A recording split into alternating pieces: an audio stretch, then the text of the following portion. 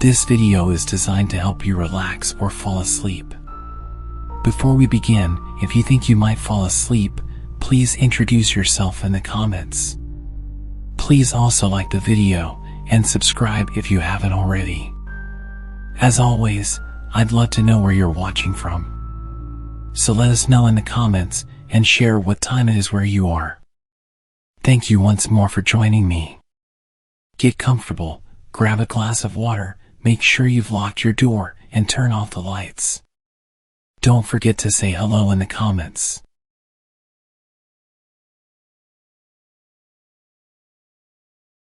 It's time to close your eyes.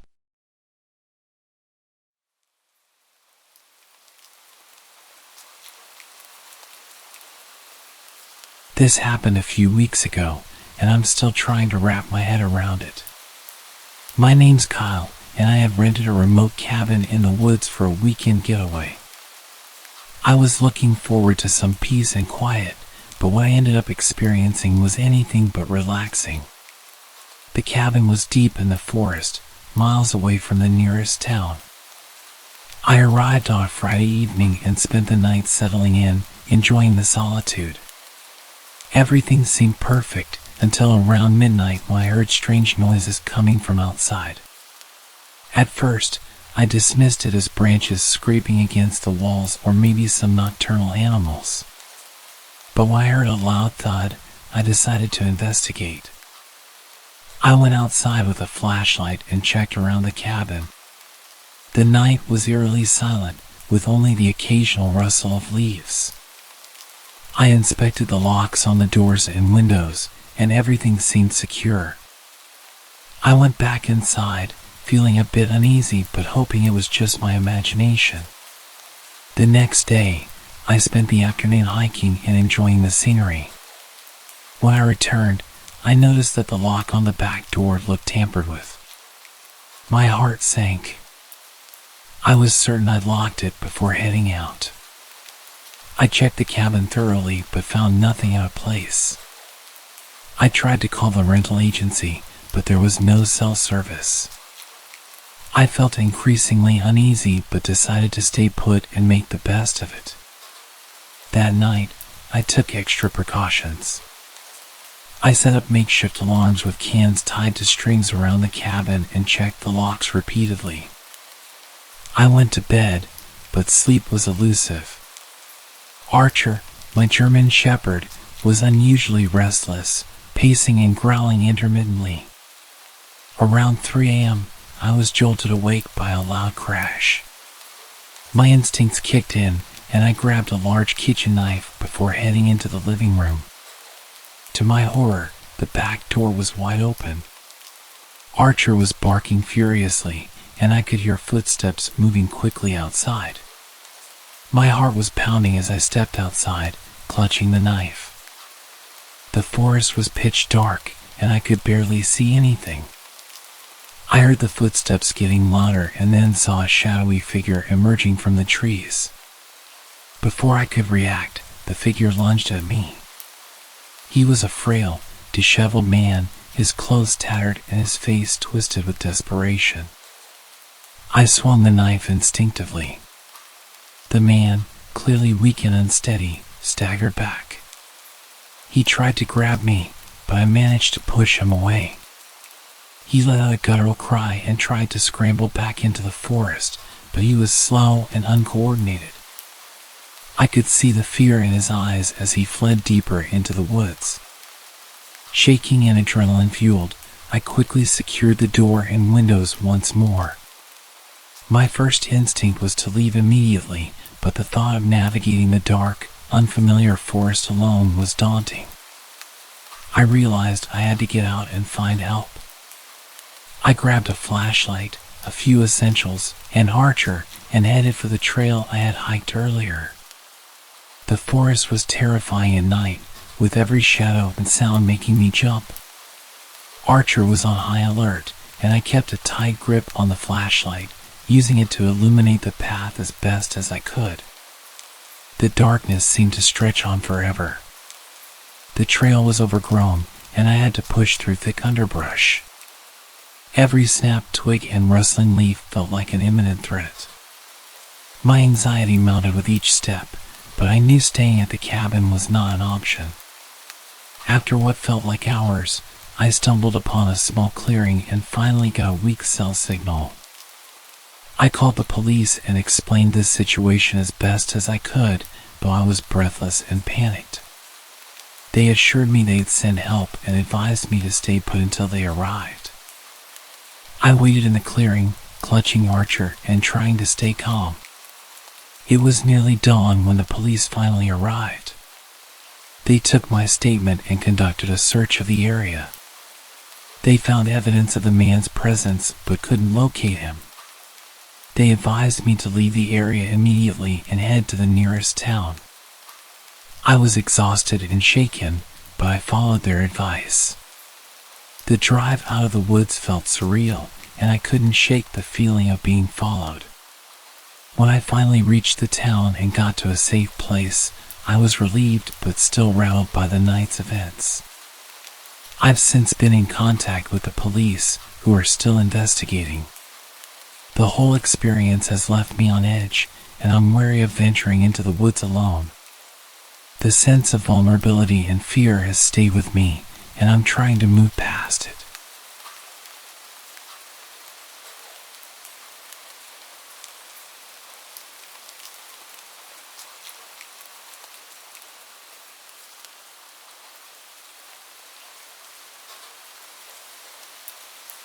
This happened just a few weeks ago, and it's left me feeling very paranoid.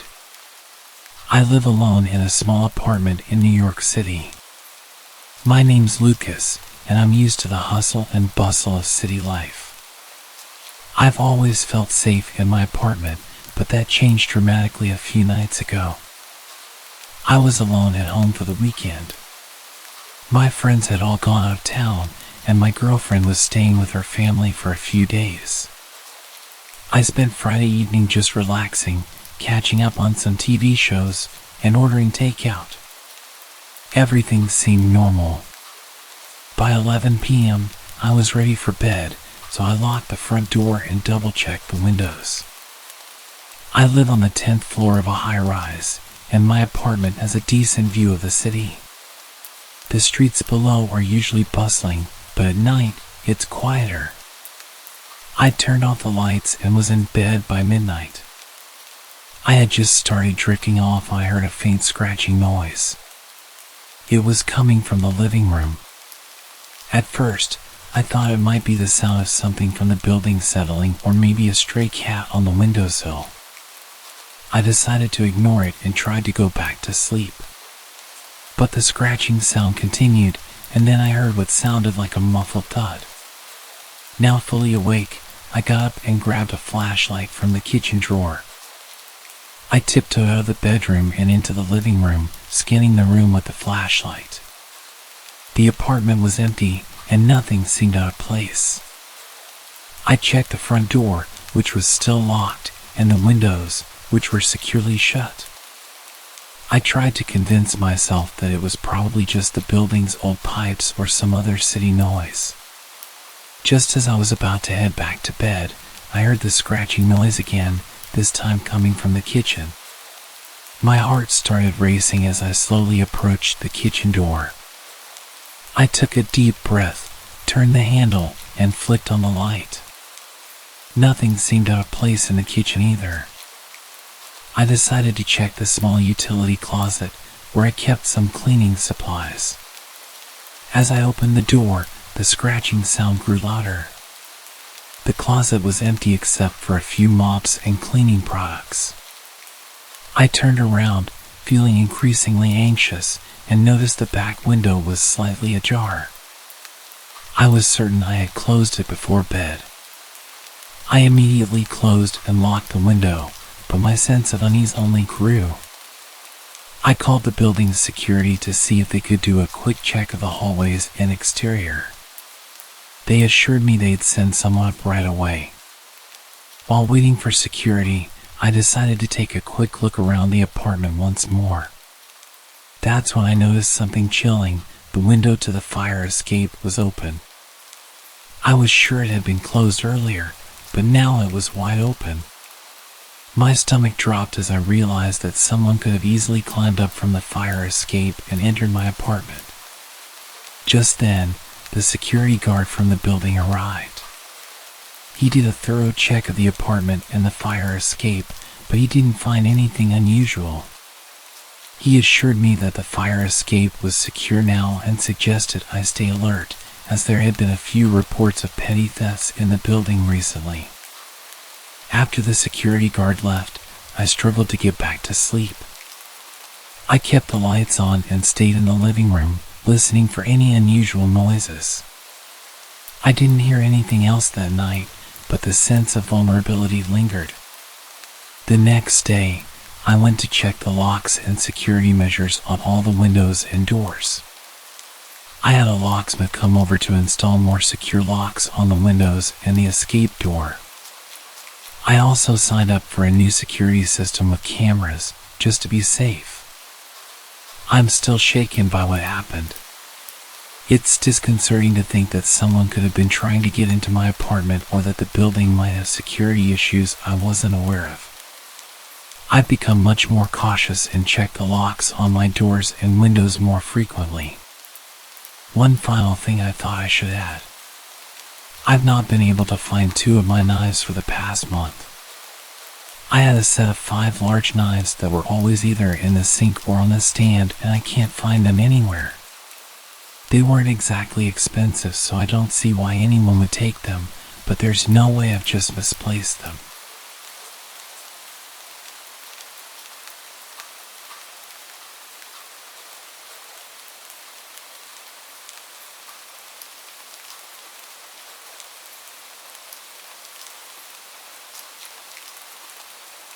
This is a follow-up to the story that I sent to Mr. Chilling last week about the unsettling night I had while home alone with my dog, Charlie. I wish I could say it was just a figment of my imagination, but it turns out there was something far more sinister going on. I'm sharing this because I need to make sense of it all and warn others. After that night, I was still on edge, and I'd been extra vigilant about locking doors and windows. I decided to have a security system installed just to be safe. The following Monday, a technician came over to set it up. While he was installing the cameras and sensors, I mentioned the strange noises and Charlie's odd behavior. He listened carefully and assured me that having a security system was a good move. A few days later, I received a notification on my phone from the security system app. It was a motion alert from a camera in the hallway. I was at work, so I opened the app to see the live feed. I nearly dropped my phone when I saw what was on the screen. A person, dressed in dark clothing, moving around my living room. They were clearly trying to be stealthy, but the camera captured their every move. I immediately called the police and told them what was going on. I was frantic, trying to get them to understand the urgency of the situation. They told me they'd send someone over right away and instructed me to stay put and not return home until they gave the all clear. It felt like hours before the police arrived at my house, though it was only about 20 minutes.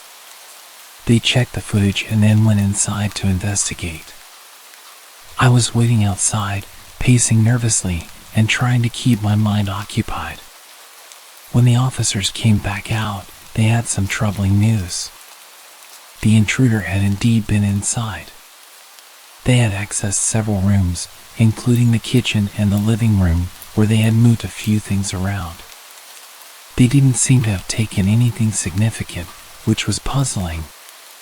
The police found no signs of forced entry, and it appeared that the intruder had either entered through a window that wasn't properly locked or had found another way inside. The police collected fingerprints and took a detailed statement from me. They also checked the entire house for any potential security breaches or overlooked evidence.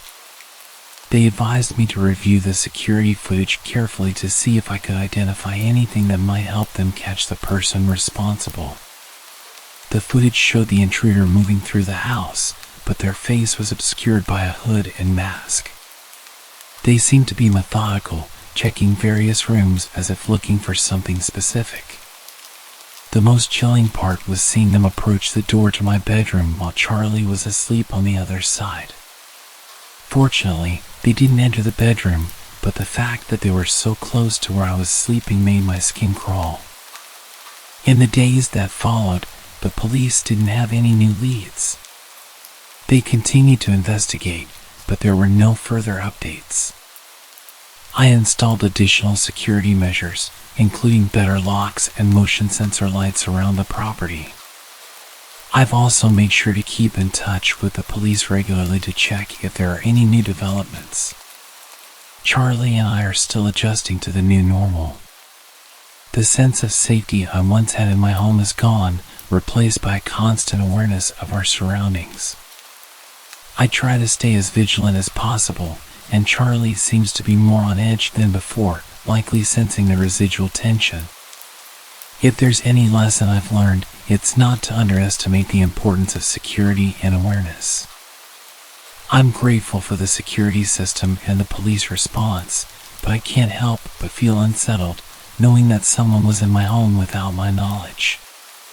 If anyone has experienced something similar or has advice on staying safe after an intruder has been in your home, I'd appreciate hearing from you.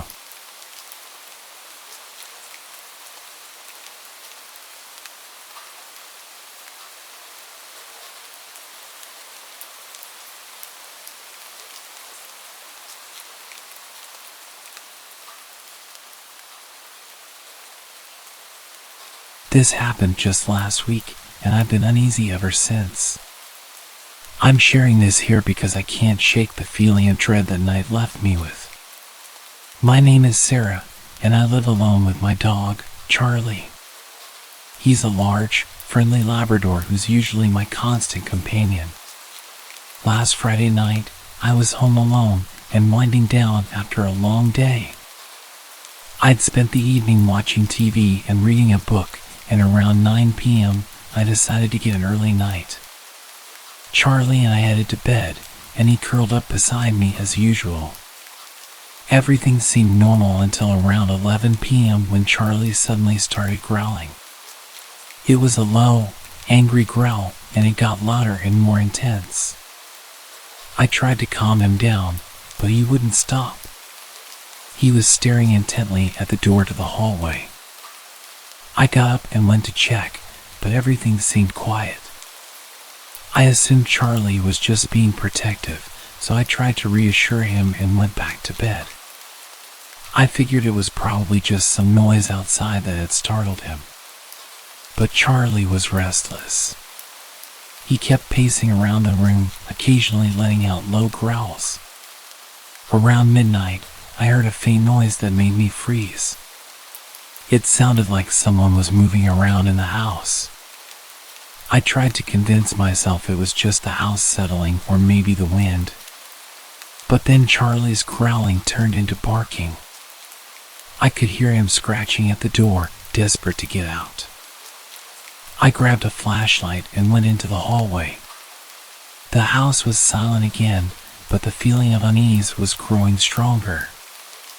I checked the front and back doors to make sure they were locked. Everything seemed secure. I then looked through the windows, but there was nothing unusual outside, just the darkness of the night. Back in my bedroom, Charlie was now whining and pawing at the door. I let him out of the room and followed him, trying to figure out what was wrong. As we walked through the house, I noticed a few small things that were out of place. A chair that had been moved in the kitchen, and a picture frame that had fallen off the wall. It didn't make sense, but I tried to convince myself it was just my imagination.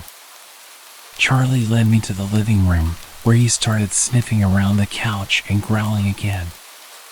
The room was dark, and the only light came from the flashlight I was holding. I scanned the room, but there was nothing obvious. The feeling of being watched was overwhelming, and my skin was crawling. I decided to stay in the living room with Charlie. I turned on all the lights and sat on the couch, trying to stay calm.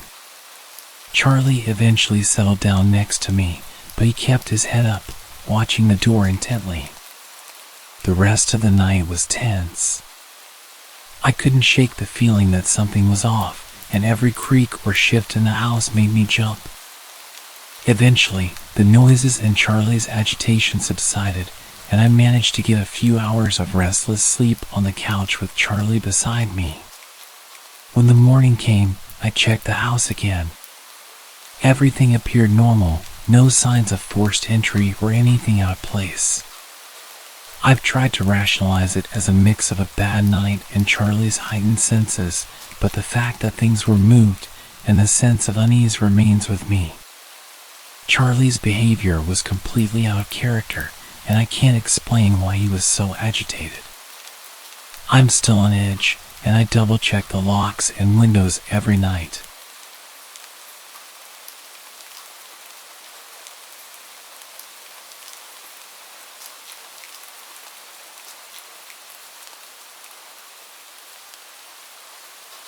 This happened just a few days ago, and I can't stop thinking about it. I'm sharing this because I need to get it out there. My name's Emily, and my older brother, Matt, and I were home alone last Friday night. My parents had gone out for dinner and a movie, and since Matt was in town for a few days, we decided to take advantage of the quiet house.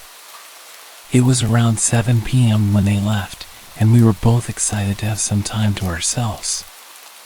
We decided to order pizza and watch movies, something we hadn't done in a while. We sat up in the living room with blankets and snacks, just enjoying the peace and quiet. The night started off perfectly. We watched a couple of action movies, joked around, and ate way too much pizza. Around 10 p.m., we heard a strange noise from the kitchen. It sounded like something metallic had fallen. We both looked at each other, confused, and Matt went to check it out. He came back a minute later, saying he found nothing and that it was probably just a pan falling from the hook or something. We laughed it off and continued our movie marathon, but the noise from earlier kept nagging at me. The feeling of being watched crept in, but I told myself I was just being paranoid. As the night went on, the atmosphere in the house started to feel different, almost oppressive. The air seemed heavier, and the usual creaks of the old house seemed louder. By 11 p.m., Matt was getting tired and decided to head to bed. I stayed up to finish the movie. It was around midnight when the TV suddenly went black. I thought it was a power outage at first, but then I noticed that all the lights in the house flickered and went out. I grabbed my phone to use the flashlight and went to check the fuse box. It was odd because the fuse box was fine. There was no sign of any problem. As I walked back to the living room, I heard the front door creak open. I froze. Our front door is always locked, and my parents had told me repeatedly to make sure it stayed locked when they weren't home. I felt my heart pound in my chest as I crept toward the door. When I reached it, I saw it was slightly ajar, but no one was outside. I pulled the door shut, locked it, and checked the back door just to be sure. Everything seemed okay. I went back to the living room and tried to call Matt to see if he was awake, but he didn't answer. I figured he was asleep and just ignored my calls. I decided to call my parents, but my phone suddenly died. It was odd because it had been fully charged earlier. With no way to contact anyone, I decided to wait in the living room. I tried to stay calm, but every little sound made me jump. The silence was unnerving. I sat there for what felt like hours until I heard footsteps coming from upstairs. My heart raced again. I knew Matt was in bed, but these footsteps sounded heavier, like they were coming from someone else. I grabbed a flashlight and went upstairs, feeling every step as if it might be my last. The house felt colder, and the shadows seemed to stretch out in every direction. I reached Matt's room and found him asleep, completely unaware of what was going on downstairs. I shook him awake and told him about the door and the noises. He seemed groggy but agreed to check the house with me. We went through each room carefully, checking for anything out of place. We found nothing unusual, but the feeling of dread was still there. We locked all the doors and decided to stay in Matt's room until our parents came home. We set up a makeshift bed on the floor and tried to sleep, but neither of us got much rest. When my parents finally got home at 1 a.m., they were confused about why the house was so dark. We told them everything that happened, and they checked the house thoroughly. They couldn't find anything amiss and reassured us that it was probably just a series of coincidences. They suggested it might have been a faulty fuse. Since then, I've been feeling uneasy every time I'm home alone. The whole experience left me on edge, and I can't shake the feeling that something was off that night.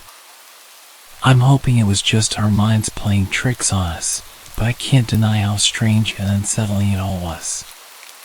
If anyone has any ideas about what might have happened, I'd appreciate hearing them.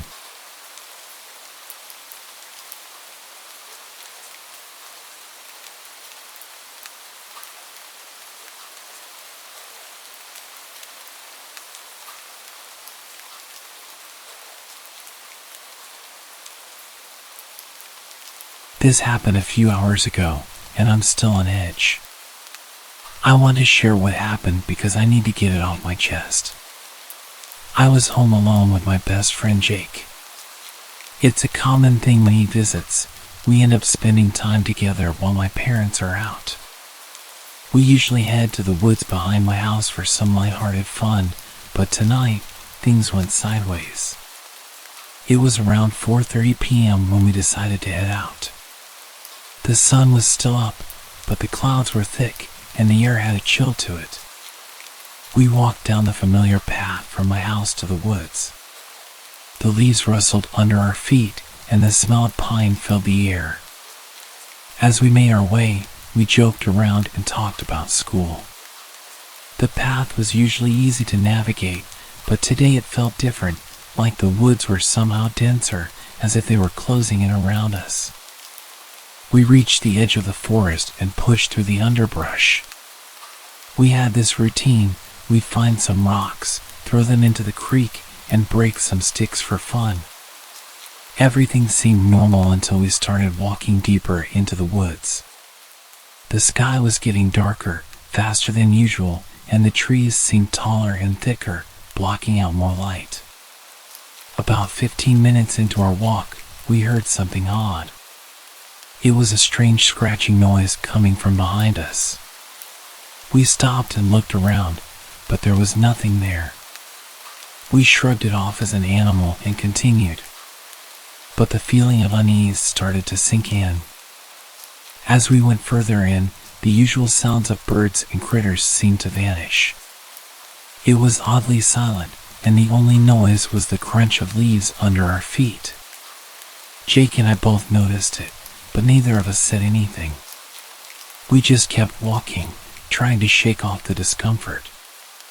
Eventually, we stumbled upon something strange. A tattered old Barbie doll lying face down in the dirt. Its clothes were faded and torn, and it had an arm missing. It looked like it had been there for years. We exchanged uneasy glances and moved on, trying to laugh it off. Our plan was to go further in than we ever had before. We figured we'd explore a bit more and then head back. As we ventured deeper, we came across the remains of what looked like a makeshift campsite. There were some burnt-out logs and a few pieces of broken furniture scattered around. It felt weird and a little unsettling, but we decided to press on. After walking for a while, we reached a spot I recognized, a bridge made from a fallen log that spanned a narrow river. It was the farthest I'd ever been in the woods. I'd seen it before, but tonight it looked different. There was something small and white on top of the bridge. As we approached, we saw it was a deer skull, perfectly clean and eerily out of place. We both felt a shiver. The skull was positioned in the middle of the bridge, as if it was placed there deliberately. Jake suggested we turn back, but I wanted to keep going. I figured we were almost done with our adventure. On the other side of the river, there was a big hill with a small house on top. It looked abandoned, with broken windows and a roof full of holes. While we were looking at the house, we heard a loud creak coming from that direction. It sounded like it came from inside the house or somewhere nearby. The noise was sharp and unsettling. We both froze, and then Jake whispered that he thought he saw a shadow move inside the house. That's when we both decided it was time to leave. We ran as fast as we could, back toward the edge of the woods. My heart was racing, and I could hear Jake behind me, breathing heavily. I also heard him scream suddenly. When I stopped to check on him, he told me he heard footsteps right next to him. It was like someone was walking beside him, but when he looked, no one was there. We finally reached the road and sprinted back to my house. As we approached, we noticed the garage door was open. We had no idea if we'd left it like that or if something else was going on. We hurried inside, locked the door, and checked the whole house. I turned on the alarm and made sure all the windows and doors were secure. It's been almost 2 hours since we got home, and we're still feeling on edge. I keep thinking about the deer skull and the noises from the house on the hill. I'm hoping this is just a weird memory, but the fear from tonight is hard to shake. If anyone has any idea what could have caused that strange feeling or those noises, please let me know. I just hope we never have to go back there again.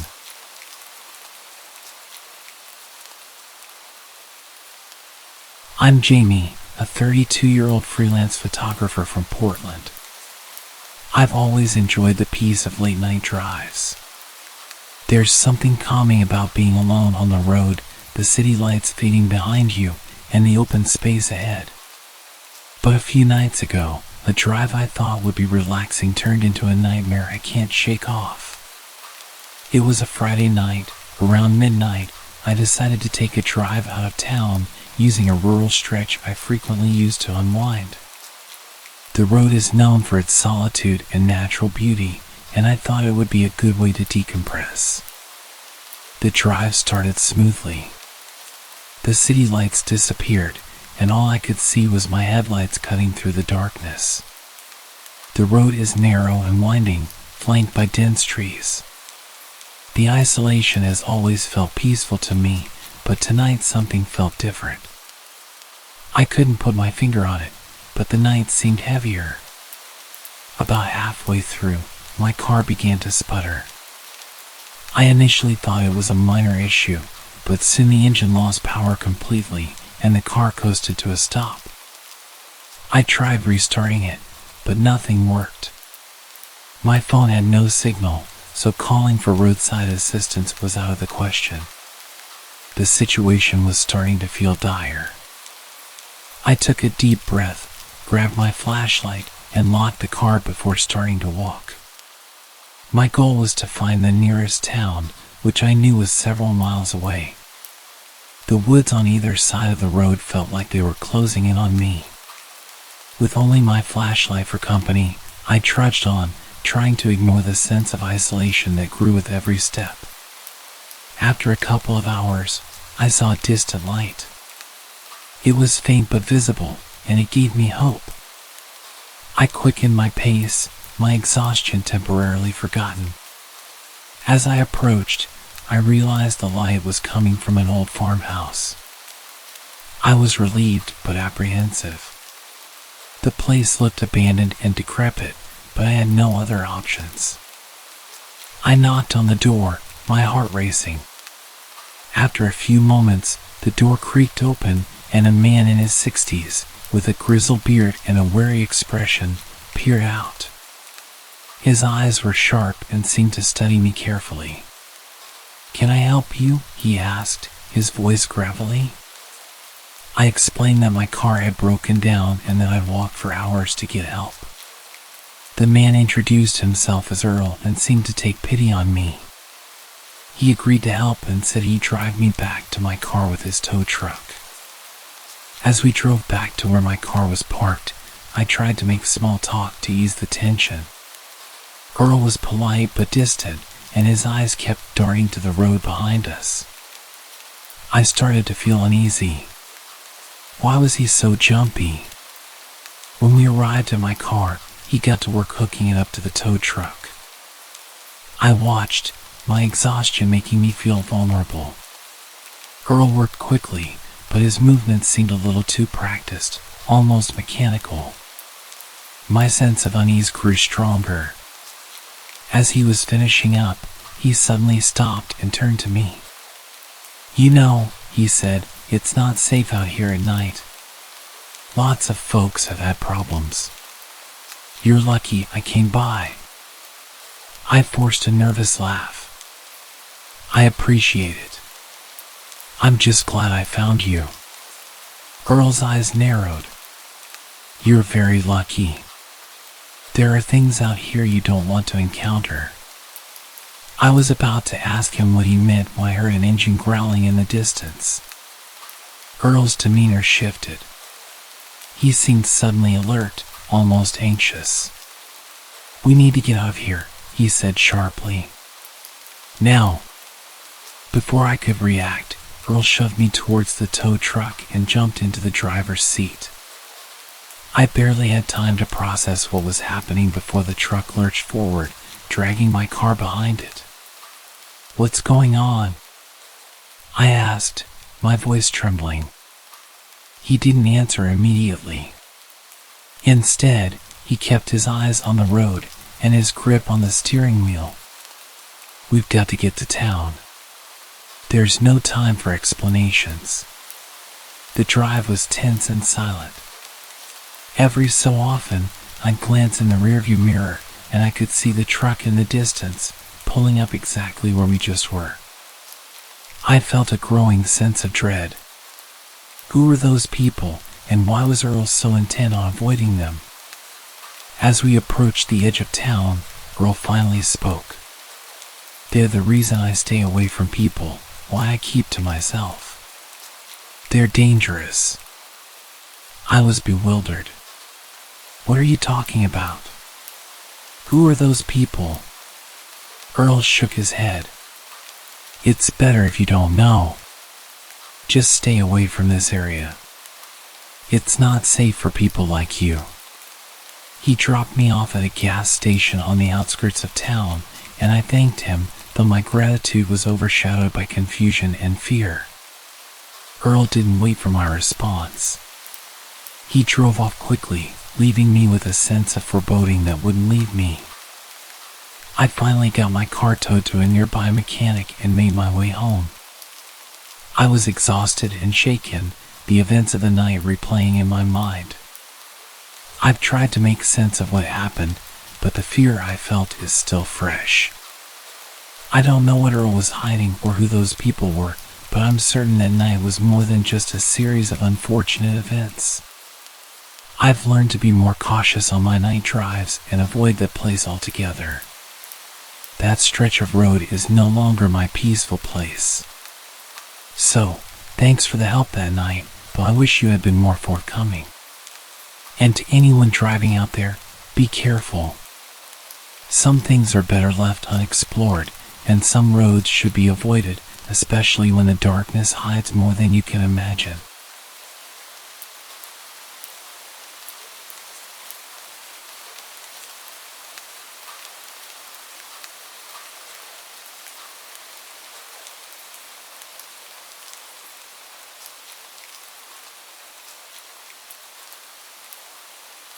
I'm Alex, a 28-year-old graphic designer living in Denver. I've always been drawn to the quiet, solitary nature of late-night drives. There's something about the stillness of the world at night that helps me clear my mind and escape from the daily grind. But a few weeks ago, a routine drive turned into a nightmarish ordeal that still haunts me. It was a Saturday night in early June, and I had been working long hours on a major project at the office. I was exhausted and needed a break from staring at my computer screen.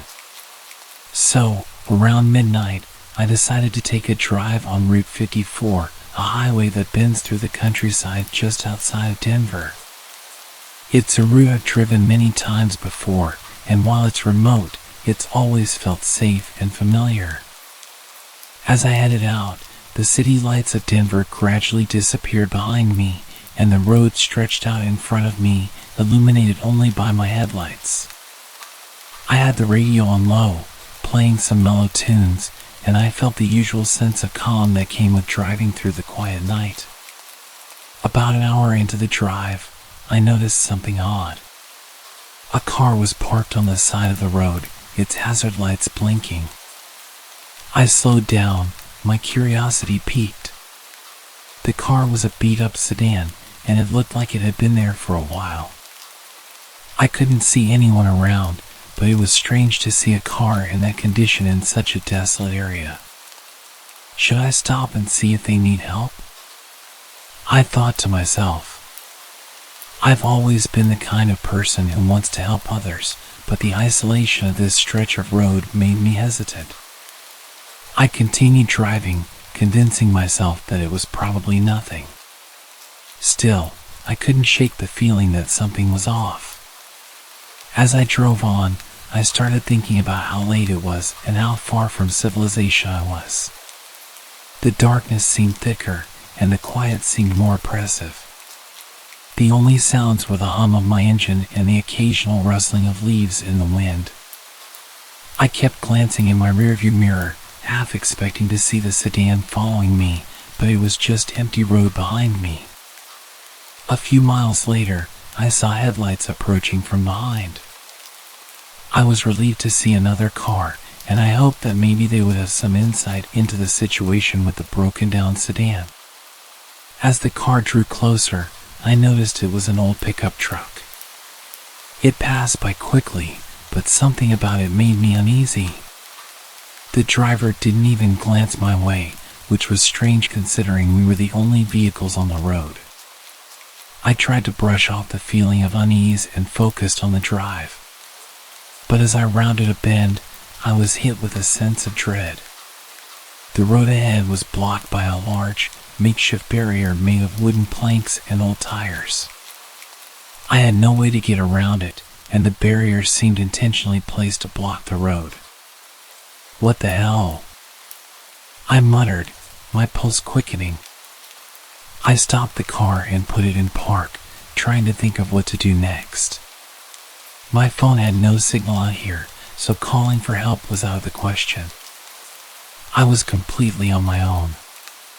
I turned off the engine and got out of the car to inspect the barrier. It was crudely built, and it didn't look like it had been there for very long. My heart was pounding as I tried to figure out how to move it. I was about to start pushing the planks aside when I heard a noise coming from the woods. It was a low, shuffling sound, like footsteps dragging through the underbrush. My breath caught in my throat. I scanned the trees, but the darkness made it impossible to see anything clearly. I didn't want to panic, but the sound was growing louder and closer.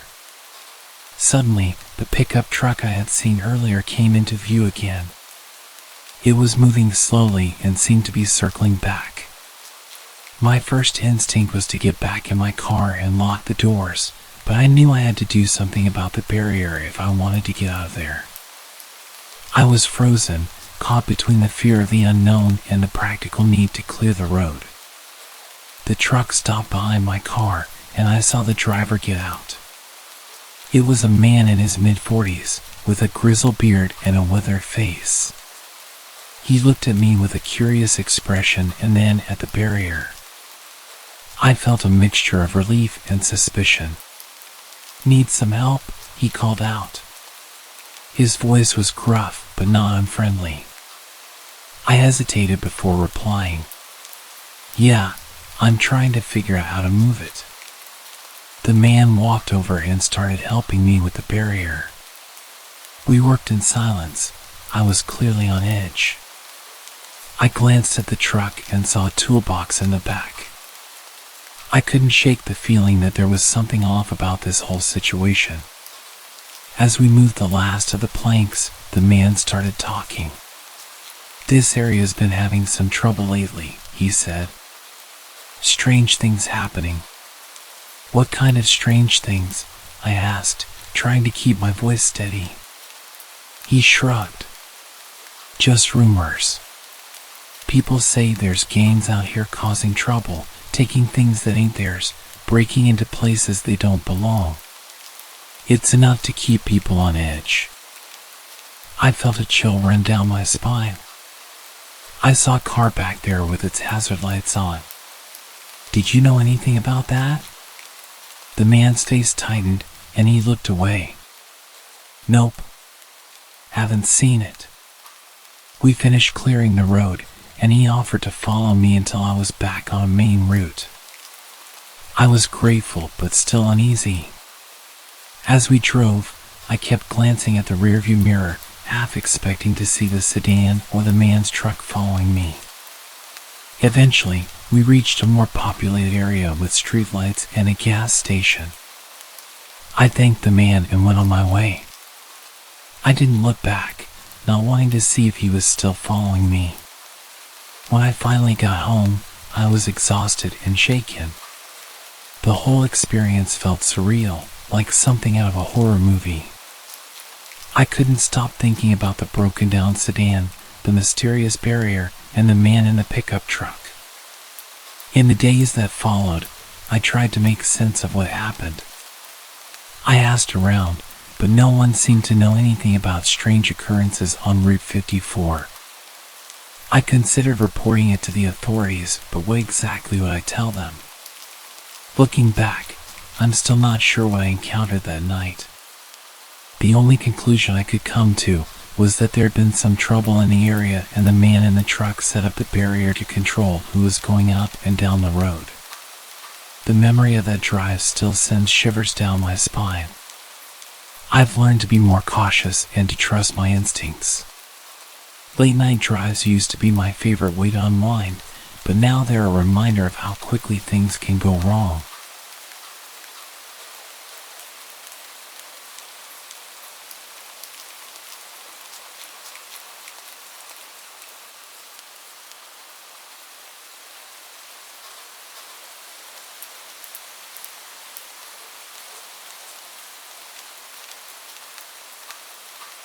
This happened back in my university days when I was on the way back from a trip with my friend. I guess I must have misread the map, or we took some kind of shortcut because we got lost somewhere on the mountain roads.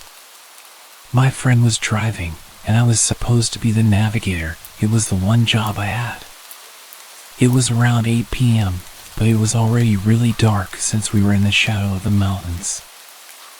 I noticed a white truck up ahead and said to my friend, if we follow the truck, we would probably get back to a main road in no time. I thought it was a pretty solid plan, considering I had no clue where we were, let alone what mountain we were on. We tailed the truck for a while, then realized we were going further and further from the main road and deeper into the desolate mountain roads. As the roads turned to dirt and became one-lane paths, the truck, better suited to these roads, sped up, and we lost sight of it. It was weird and kind of unlikely for the truck to disappear all of a sudden. There was nothing ahead of us apart from dark, dirty mountain roads. It was playing on my mind, but our priority was getting back to a main road. I was flipping through a map with a torch held in my mouth. There was no cell phone coverage. We were going further down the road when I noticed some lights behind our car. I looked in the wing mirror and noticed a white truck behind us. It was the same truck we had been tailing. I told my pal what I'd just seen, and we both watched the truck in the mirrors.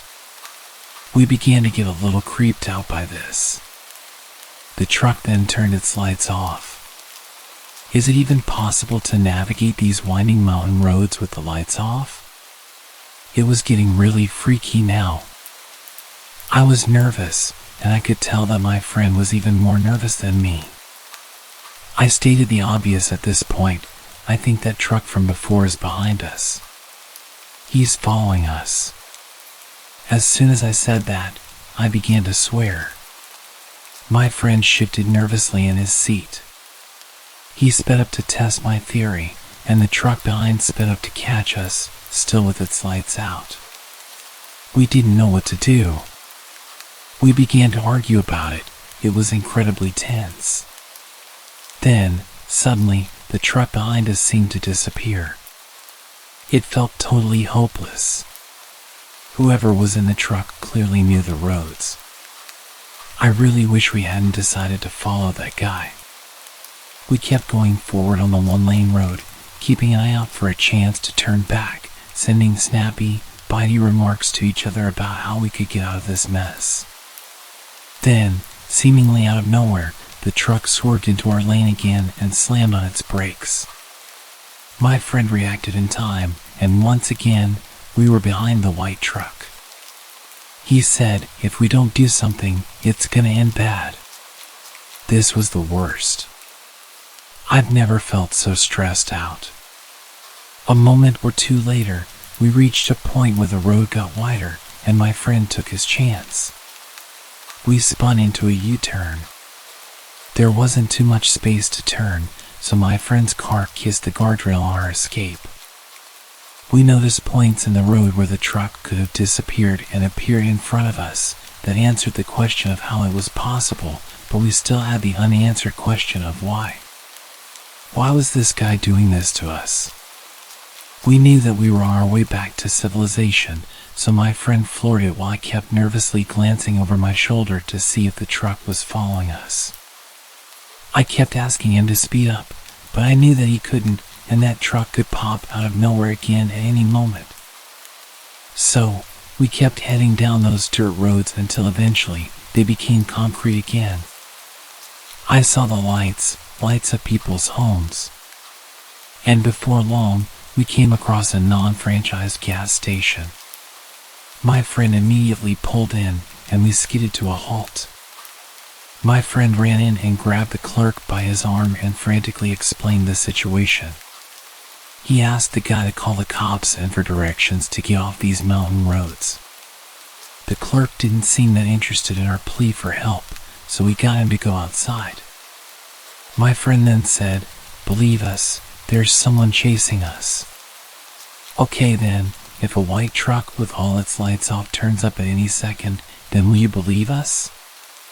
And just as he finished saying that, the truck arrived with its lights still off.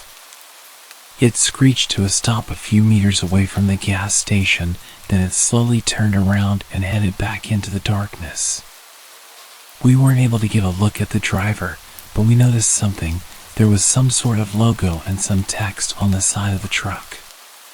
The clerk at the gas station said, "Oh, now I understand you. The guy's from the church." Maybe cult's a better word. I pressed him for more information, and it turns out that apparently the entire mountain is their territory. They own a village, and the leaders and the followers all live there together. I understand that there are cults, but I didn't understand why that truck was following us. I asked why they follow us, and according to the old fellow at the gas station, there are frequent attempts to escape by followers of the cult who change their mind. So the cult is very wary of cars getting anywhere near their village. Their reckless driving and relentless pursuits of anyone who gets close to the village is said to be the cause of numerous accidents up here in the mountains. I remember that the cult featured quite heavily on the news and in the media a few years after, but it seems to have gone radio silent since. I guess that guy who followed us was a lookout for escapees or for families trying to rescue their loved ones or something. It was a very creepy experience.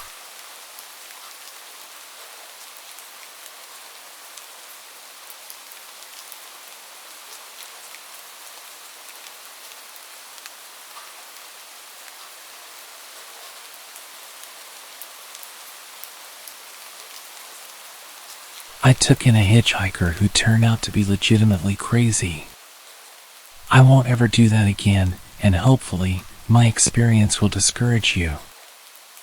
I live in a foreign country, and I don't know about your country's sanitary measures against the epidemic, but at the time, we were no longer confined. It happened in September, 2 years ago. I was driving from my parents' house to a friend's apartment near a college campus. It was an hour-and-a-half drive. We had plans to spend the weekend together after not seeing each other for months. Even though the incident is not related to my friend in any way, it just hit me how dangerous it actually was when I started telling them what happened. I remember one of them saying, "This must have been the worst 45-minute drive of my life." I laughed at it back then, but it hits me now how true it was. I left quite late that day, around 9 p.m. I remember the sun had already set, and I was going to arrive late, which I didn't like, but I was used to the road as I'd often taken it. For a bit of context, it was an hour-and-a-half drive, and I would usually stop midway in a McDonald's parking lot to smoke a cigarette before carrying on. Just remember this for later. I saw the hitchhiker not long after I left my parents' house. I had driven for about 10 to 15 minutes or so when I saw him at the exit of a roundabout. He was a tall, slender guy with one of those tiny shoulder bags worn across the chest. I thought he was a guy in his 20s who had just been dropped off by his friends on his way back from a party or something. Which was stupid because it was still too early for a party to end. But that's not the first thought I had. I immediately felt sympathy and stopped. I opened the passenger's side window and asked where he was going. I realized right away that he was way older than I thought, at least in his 30s. He had a really pale face, and the way he looked at me honestly freaked me out. The guy was going in my direction, to the town where I would stop midway to take a break. I don't know what I was thinking, to be honest. I just responded automatically. It was on my way, and he got in the car. Then I had the worst 45 minutes of my life. I don't mean to be dramatic, but it really was hell.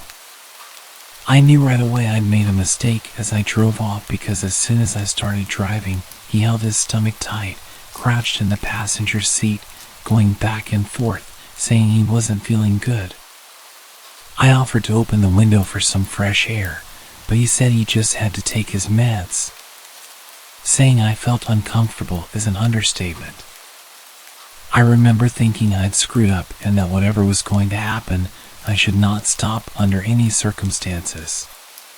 The first thing I did was to ask him if he would be okay if I dropped him off at the city's McDonald's. I think he agreed, but either way, it didn't matter because I wasn't planning on stopping elsewhere. I was already freaked out. I thought I'd pretend to focus on the road and try to appear as calm as I could, and he kept talking during this whole time. I don't remember in what order it happened exactly, but I remember he asked me if he could look at my nails, to which I responded I was driving. He apologized and said I shouldn't worry because he'd never assaulted anyone. He told me his girlfriend was mad at him, wanted to break up with him if he didn't come back. He asked where I was going, what I was planning to do tonight, and if I was planning to have a long, steaming shower. He kept going, asking if I had a boyfriend and how we liked to do it. I said that was private, and that I did not want to answer. He nodded and said that he used to be young like me until he got arrested. He insisted twice that we were followed by cars. He asked me if I smoked and I said no. He offered me a cigarette. I said it's nice, but he didn't have to. He left a cigarette on the board, took out his phone at one point, and wanted to show me a picture of him and a picture of his mom, saying she was beautiful. I took a quick glimpse, and the thing was broken. It had multiple straight black lines of broken pixels. It was reddish on the left and yellowish on the right, which made the picture really creepy. He got mad at that point because I was just taking a quick glimpse, and he started talking louder, saying I didn't give a crap about what he was saying. I straight up said, "I'm listening, I can't watch, I'm driving." He calmed down immediately, said okay, and apologized, and wanted to show me another picture. He asked if this was my car. I said it was my parents'. Somehow, I did not want him to think I was rich or had any kind of money. I'm just a young student who has no money. Leave me alone. I lied, saying I had hit a deer last week and I was trying to focus and pay attention because I didn't want to break my parents' car. I hoped he would shut up. At some point, he was just straight up staring at me and muttered, "Poor thing," then straightened up and pointed to a road sign in a panic, saying, "I meant the road sign, poor road sign." Honestly, I think at that point I was thinking if he ever tried anything, I would crash this car with both of us in it, into a tree. Because if I could not make it out, neither would he. I'm ashamed to say this, but I didn't want him to get out of this easily. He screamed that his name was Archangel Michael. He asked my name, and I gave a fake name. He kept asking if I remembered his name, and suddenly crouched himself in a panic, going back and forth again, saying I should know his name. I just said okay. To be honest, that was the only thing I would say. In the end, when we got to the city where he had to stop, he asked if I could take him to the train station.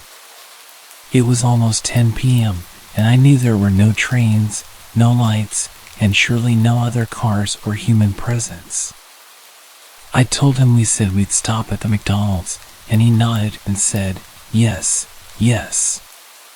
He said I was nice and put a coin on the board next to the cigarette. I stopped in the parking lot, didn't park, just stopped right there in the middle of the way where I felt the most exposed. He just left, saying, "See you later," and I drove away very fast. I never saw or heard from him again.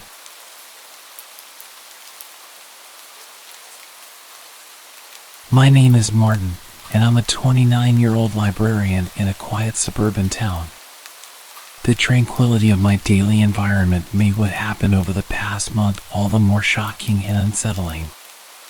I never imagined that my quiet life would be disrupted by a persistent stalker, especially not someone who initially seemed to be just another patron interested in literature. It started subtly enough with a new visitor to the library. Her name was Eliza, and she introduced herself on a busy Tuesday afternoon, asking for recommendations on contemporary fiction, which was my area of expertise. She was polite, enthusiastic about my suggestions, and seemingly just another lover of books.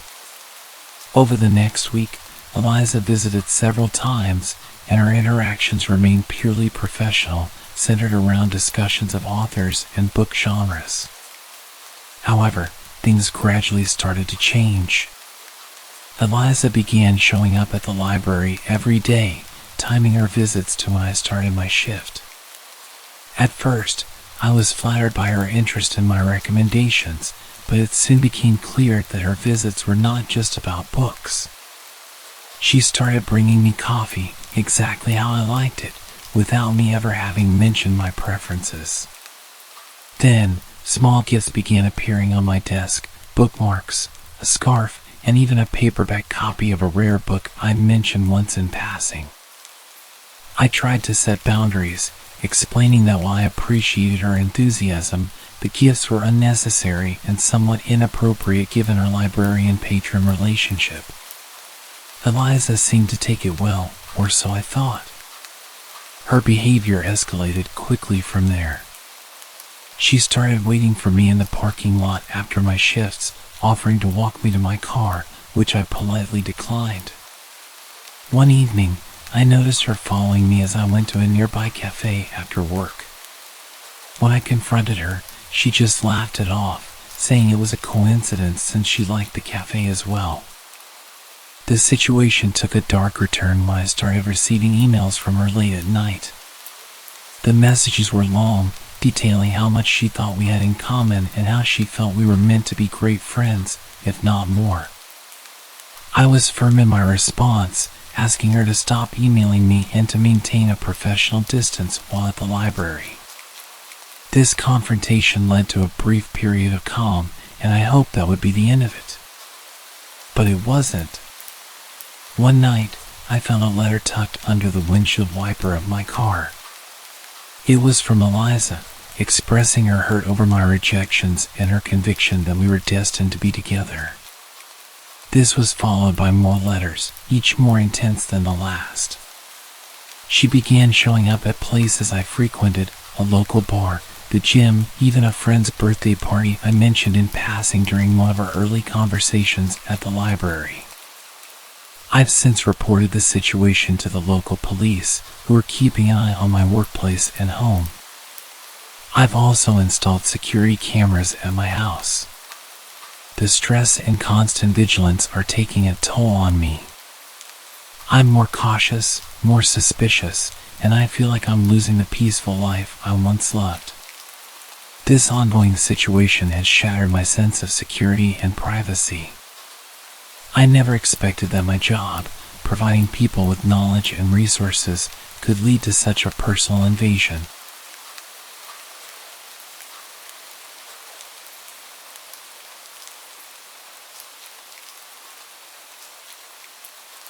I'm Rachel, and I've been dealing with something pretty scary that all started when I ghosted someone from a dating app. His name was Mike. At first, our chats were light and fun, but then he got intense real quick. He'd send long messages about how he felt we were meant to be and how he saw our future together. It was way too much for someone I hadn't even met, so I decided to stop responding and eventually blocked him. About a week after I blocked him, I was at my usual coffee spot, trying to get some work done. Out of the corner of my eye, I thought I saw someone who looked like Mike. I told myself it was just my imagination. After all, I had never met him in person, I only knew him from photos. But then, it happened again. I was shopping for groceries, and I saw someone from behind who looked just like him. I tried to dismiss it as coincidence. The town isn't that big, and it wouldn't be weird if we ran into each other occasionally. However, it started happening too often to ignore. I was at the gym, and I saw him again. This time, he was much closer, and there was no mistaking who it was. My stomach dropped. I had no idea how he would know I'd be there. I finished my workout early and left as soon as I could. The real shock came when I saw him outside my workplace. That was when I knew this wasn't random. He was following me everywhere. Each sighting made me more anxious. I couldn't understand how he found out where I would be. It was like he knew my schedule. After the incident near my work, I confronted him the next time I saw him at the coffee shop. I asked him outright if he was following me. He just smirked and said, "Isn't it funny how we keep running into each other?" It wasn't funny at all, it was creepy. I told him to stop following me or I would call the police. He just laughed and said, "See you around, Rachel." I reported him to the police after that. They took my statement but said they couldn't do much because he didn't break any laws. I started changing my routine, avoiding my usual places, and being more cautious about my privacy settings online. Despite all this, I still feel uneasy. I'm constantly looking over my shoulder, wondering if he's there. It's exhausting and scary. I'm trying to keep a record of everything for evidence in the future. It's been a wake-up call about how careful you need to be, even with seemingly harmless online interactions. My friend says that I'm partly to blame because I was leading him on, speaking to him for weeks and encouraging the deep conversations. But it's not my fault that I lost interest. Surely someone on a dating app shouldn't be surprised when I block them without explanation. It's not like we ever even met.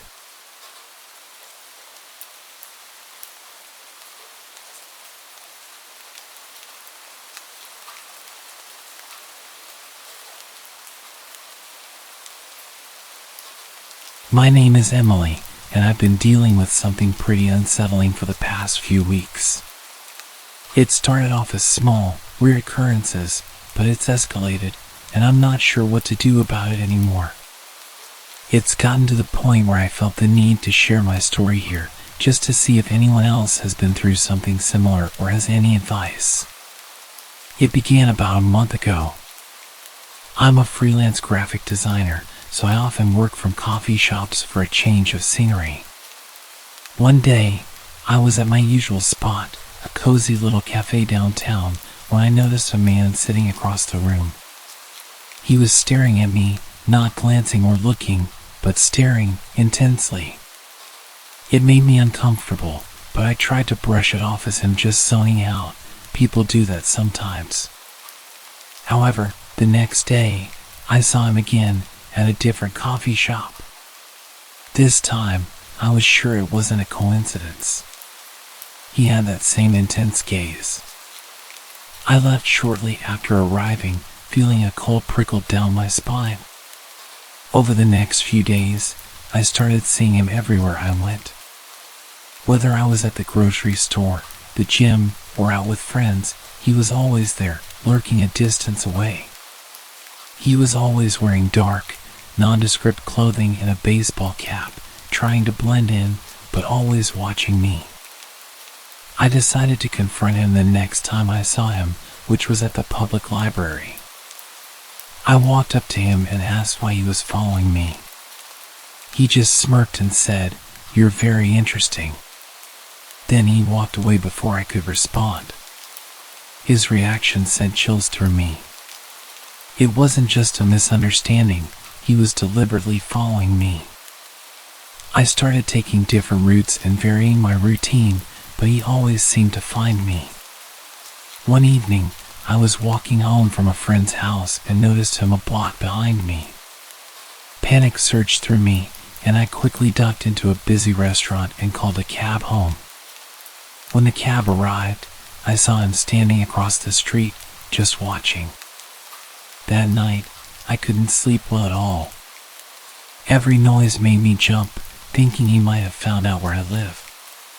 The next morning, I filed a report with the police. They took down the details and told me to call if he approached me directly, but there wasn't much they could do without a direct threat. A few days passed without incident, and I began to hope that maybe he had given up. But then, I started receiving letters, no return address, just hand-delivered to my mailbox. The letters were creepy, talking about how he enjoyed watching me, how he felt we were meant to be together, and how he knew we would be together soon. I installed security cameras at my home and changed all my locks, but the letters kept coming. Each one was more unsettling than the last, detailing what I wore on certain days and what I did. I provided these to the police, who started an official investigation, but they haven't made any progress in identifying him. It's been weeks now, and the anxiety is wearing me down.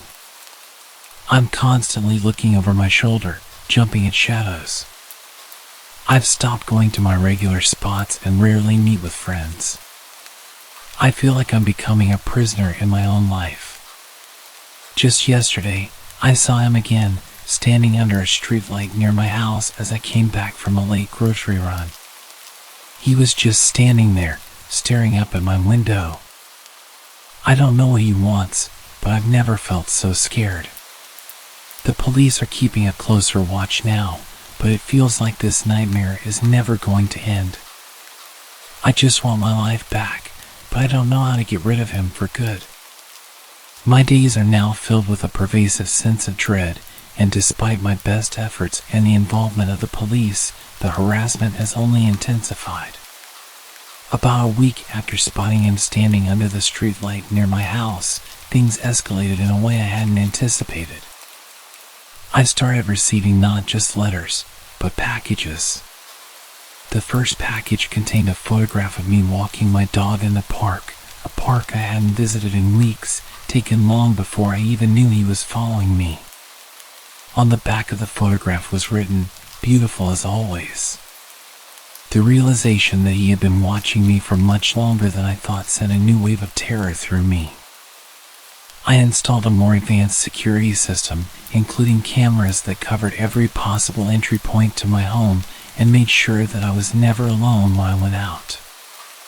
I began to rely heavily on delivery services to avoid leaving my house. Despite these precautions, the packages kept coming. One contained a necklace that I had lost months ago at a local gym, another a set of my favorite books with specific passages marked "Passages about love and destiny." Each new package felt like a violation, as if he were peering into the very core of my private life. I handed everything over to the police, who assured me they were doing all they could to catch him. They posted a patrol car near my home during the night, which provided some comfort, but it wasn't enough to stop the fear. Then, 2 weeks ago, I received a video message sent to my email, which had been hacked. The video showed clips of me at various locations over the past few months, all taken from afar with a shaky, handheld camera. His voice was overlaid on the video, a deep, distorted tone, saying, "I can see you, Emily. I'm always with you." The invasion felt so complete that I broke down, unable to understand how he could have filmed me so often without my noticing. I decided it was no longer safe to stay in my home. I packed up some essentials and moved in with a friend in a nearby city, leaving my place under surveillance by the police. My friend's house is in a gated community with strict security, which made me feel a bit safer, but the change in scenery hasn't helped much with the anxiety. I'm jumpy at every sound, and I keep the curtains drawn at all times. Despite these precautions, yesterday, my friend received a delivery meant for me. Another package, but this time to her address, which I had told no one about. It contained an old t-shirt of mine, one I donated to charity a year ago. There was a note, "You can't hide from me." The realization that he had found me even here, in a place I thought would be safe, was paralyzing. The police are now considering this stalker a serious threat and have escalated their efforts, but so far, they have not been able to identify him. I'm considering hiring a private investigator, as I feel like I'm running out of options. The thought of living like this indefinitely is unbearable, and I am desperate for a resolution.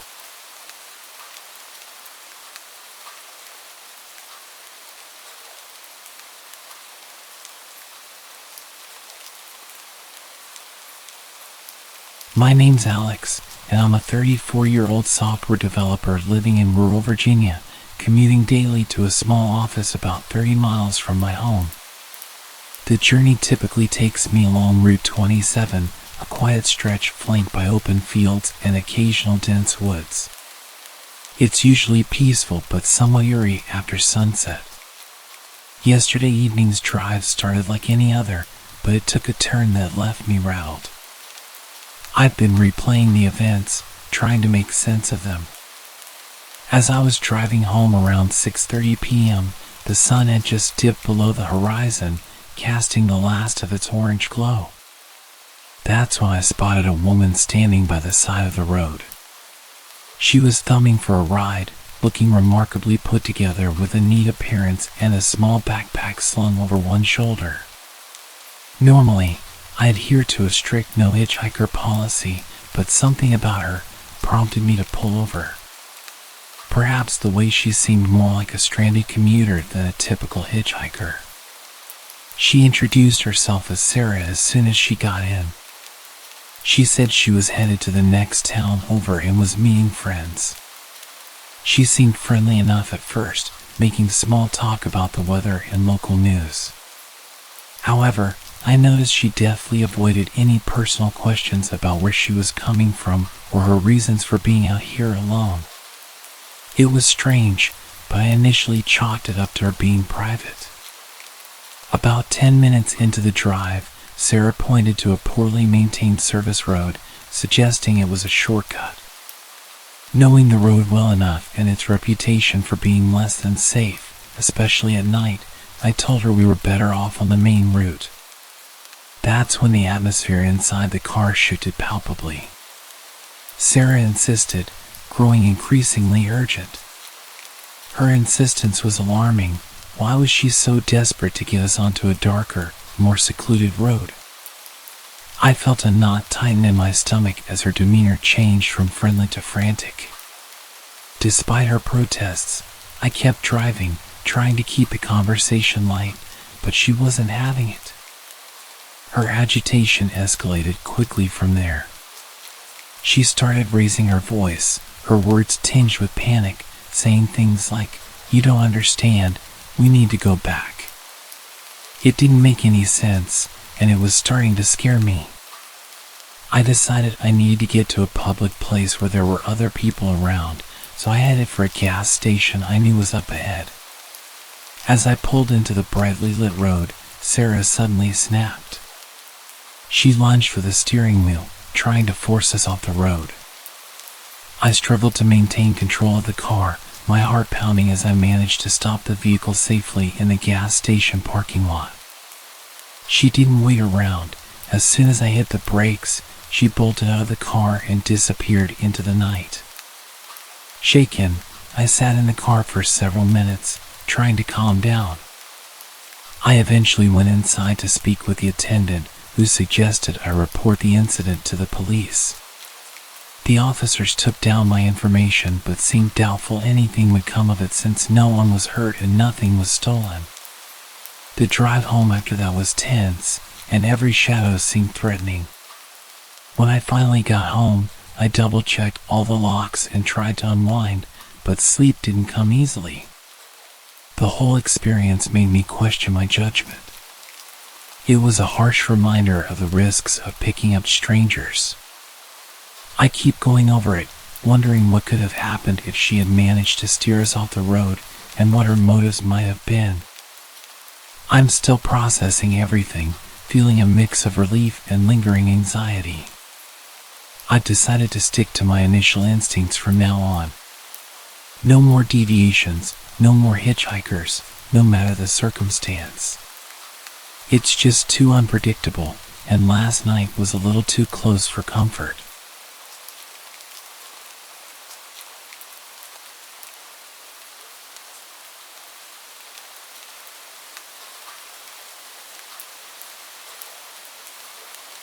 It was around 11 p.m. last night when I realized I was out of a few kitchen staples, milk, eggs, and some bread. So, despite the late hour, I decided to make a quick trip to the supermarket nearby. It's usually pretty empty at that time, which is how I like it. No lines, no waiting, just a quick in and out. When I got to the supermarket, the parking lot was nearly empty, just a few scattered cars that probably belonged to the night staff. Inside, the bright fluorescent lights buzzed overhead, and the usual pop music played softly through the store's speakers. I grabbed a basket and made my way to the dairy section first. As I turned into the aisle for milk, I noticed someone else further down the same aisle. He was a tall man, wearing a bulky jacket, which was odd given the mild weather we've been having. He wasn't looking at products on the shelves. Instead, he seemed to be just standing there, which struck me as odd. I tried not to pay too much attention and focused on finding the milk. After grabbing it, I headed over to the bread aisle. That's when I noticed the man again. This time, he was a few feet away, seemingly examining the bread, but as I approached, he didn't move or pick anything up. Instead, he just watched as I made my selection. A prickly feeling of unease crawled up my spine, but I brushed it off, telling myself he was probably just deciding on what to buy. I moved on to the eggs, and that's when things started to feel really off.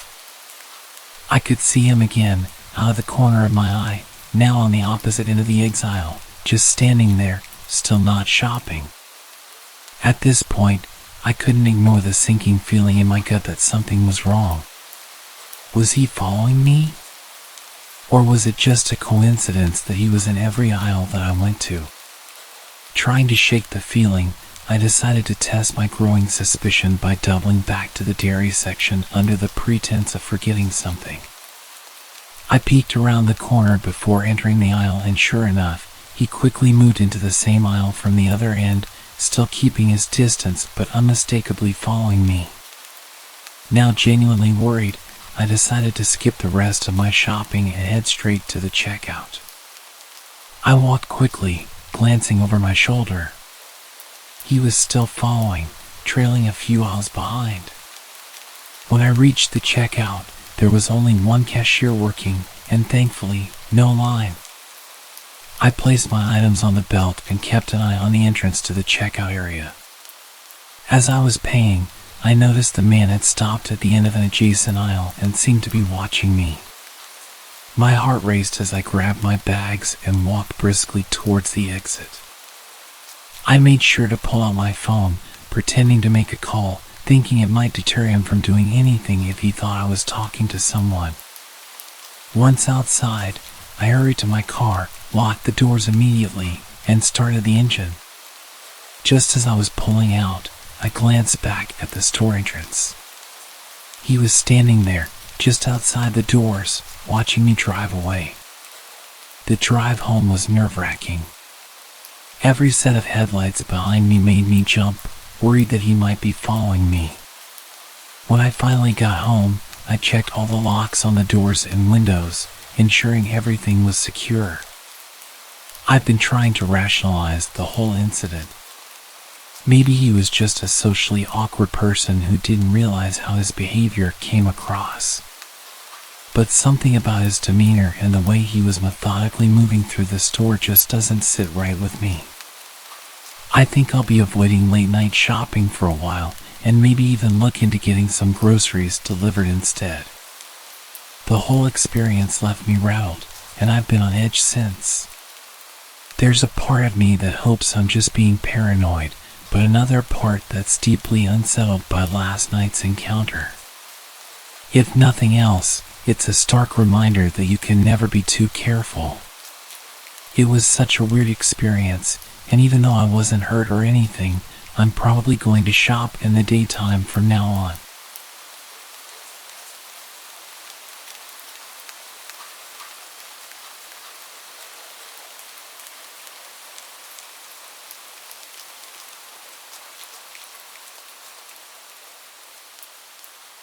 This happened just an hour ago, and I'm still on edge. I need to get this off my chest. I often hang out late with my buddy Mark, especially on weekends when his parents are away. Tonight, though, felt different from the start. We decided to explore the abandoned house at the edge of town. It's an old, supposedly haunted mansion that all the local kids dare each other to visit. It was around 9 p.m. when we started walking. The air was unusually cold for a summer night, and a thick fog was rolling in, dimming the streetlights to mere halos in the mist. The old path to the house was overgrown, the branches clawing our clothes as we pushed our way through. We were halfway there when I heard it, a faint whisper. It was so soft I thought I'd imagine it, but when I looked at Mark, his face was pale, and he'd stopped dead in his tracks. "Did you hear that?" he asked, his voice barely a whisper. I nodded, and we listened. There it was again, a whisper, but this time it called my name. Chills ran down my spine. We were alone, but it felt like someone, or something, was watching us. Trying to shake off the fear, we continued, with the mansion now looming ahead, its broken windows like dark eyes watching us. As we stepped onto the property, the air grew colder, and the whispers seemed to surround us. Mark wanted to turn back, but I convinced him to keep going. We were already there, after all. We entered through the back door. The inside of the house was worse than the outside, peeling wallpaper, dust all over the floor, and the air stale with the smell of decay. We used our phones as torches, the beams of light cutting through the darkness. As we explored the ground floor, every creak and echo made us jump. When we found the staircase, I hesitated, but curiosity pushed me forward. Upstairs, the atmosphere tightened, the whispers grew louder, and now I could almost make out sentences. Warnings. Leave, they said. Go back. Mark grabbed my arm. We shouldn't be here, he said, but I pulled away, drawn to a room at the end of the hall. The door was slightly ajar. I pushed it open, and that's when we saw it. A large figure. It was shadowy and indistinct, standing by the window. It turned towards us, and though it had no eyes, I felt it staring right into my soul. We didn't wait around to find out what it wanted. We ran as fast as we could out of the house, down the path, and didn't stop until we reached the safety of the streetlights. We're back at Mark's house, the doors locked and the lights all on. We're trying to process what happened. Mark is convinced we saw a ghost, the spirit of old Mr. Miller who died there alone. I don't know what it was, but every shadow now makes me jump, and the whispers, I can still hear them if I listen hard enough. What did we see in the Miller house? Was it just our imaginations, fueled by the ghost stories we'd grown up with, or have we stumbled upon something truly supernatural? I don't know if I'll ever go back to find out, but one thing is clear, I'll never forget the fear I felt tonight.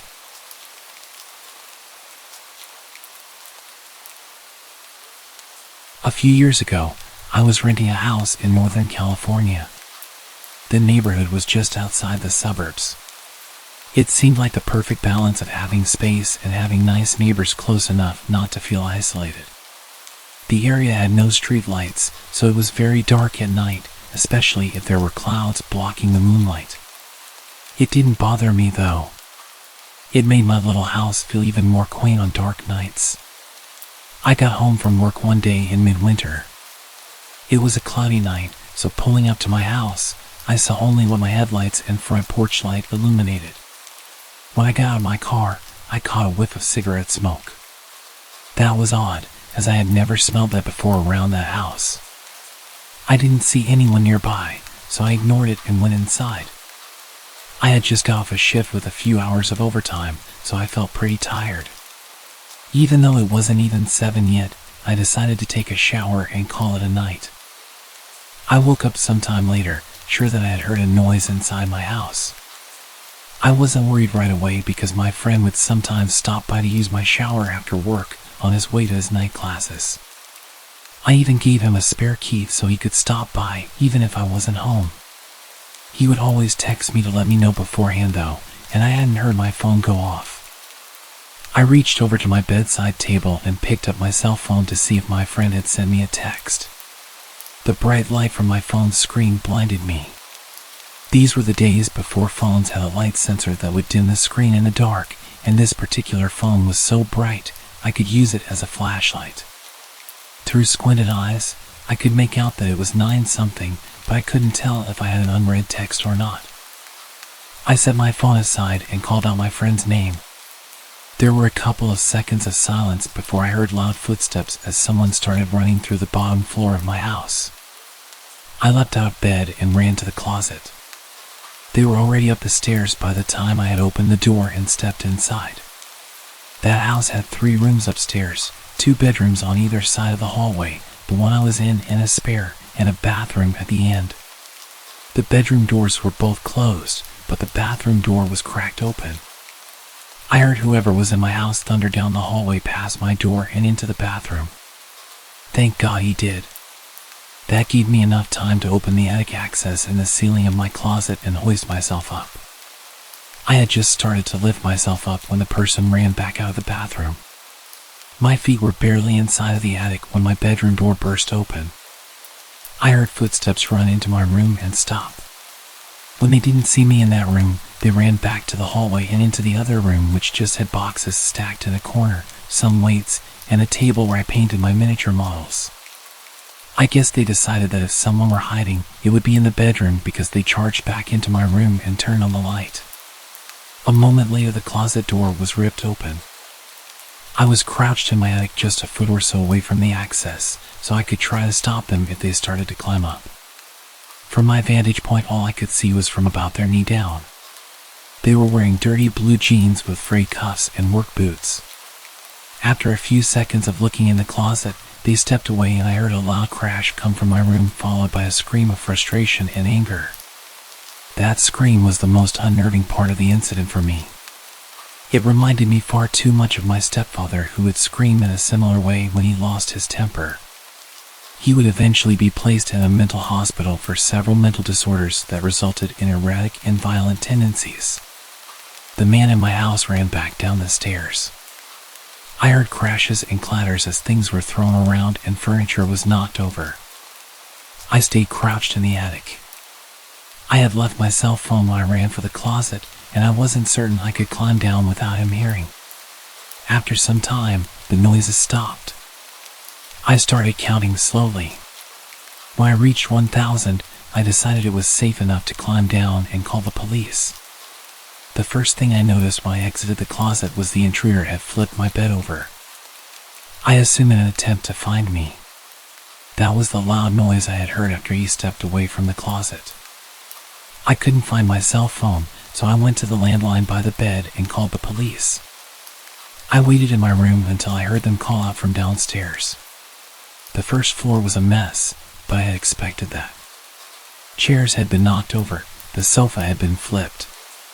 All the books, pictures, and knickknacks I had on my shelves were strewn across the floor. The cupboards in the kitchen had been opened and all the boxed and canned foods had been thrown to the ground. As far as I could tell, though, the only thing missing was a single knife out of the wooden block in my kitchen. The police checked the house from top to bottom. They found that the side door had been forced open by something like a crowbar. They also found a few cigarette butts along my fence line, along with some foil and an empty pan, which the police said people often use to smoke meth, so they think he had been watching my house for a while. I realized that he must have been out there smoking a cigarette when I got home. They collected up the evidence and told me I should stay with family or friends that night and get that door fixed as soon as possible. I opted to just not sleep. I moved a shelf over to block the broken door and spent the next couple hours cleaning things up. I would often go to the window with a flashlight and shine it along the fence line where the police found the cigarette butts and foil, but I didn't see anything. The next day I called to have the door fixed and get motion lights installed at the back and sides of my house. I ran a phone cable up into the attic and added a landline. I never wanted to be stuck up there without a phone again.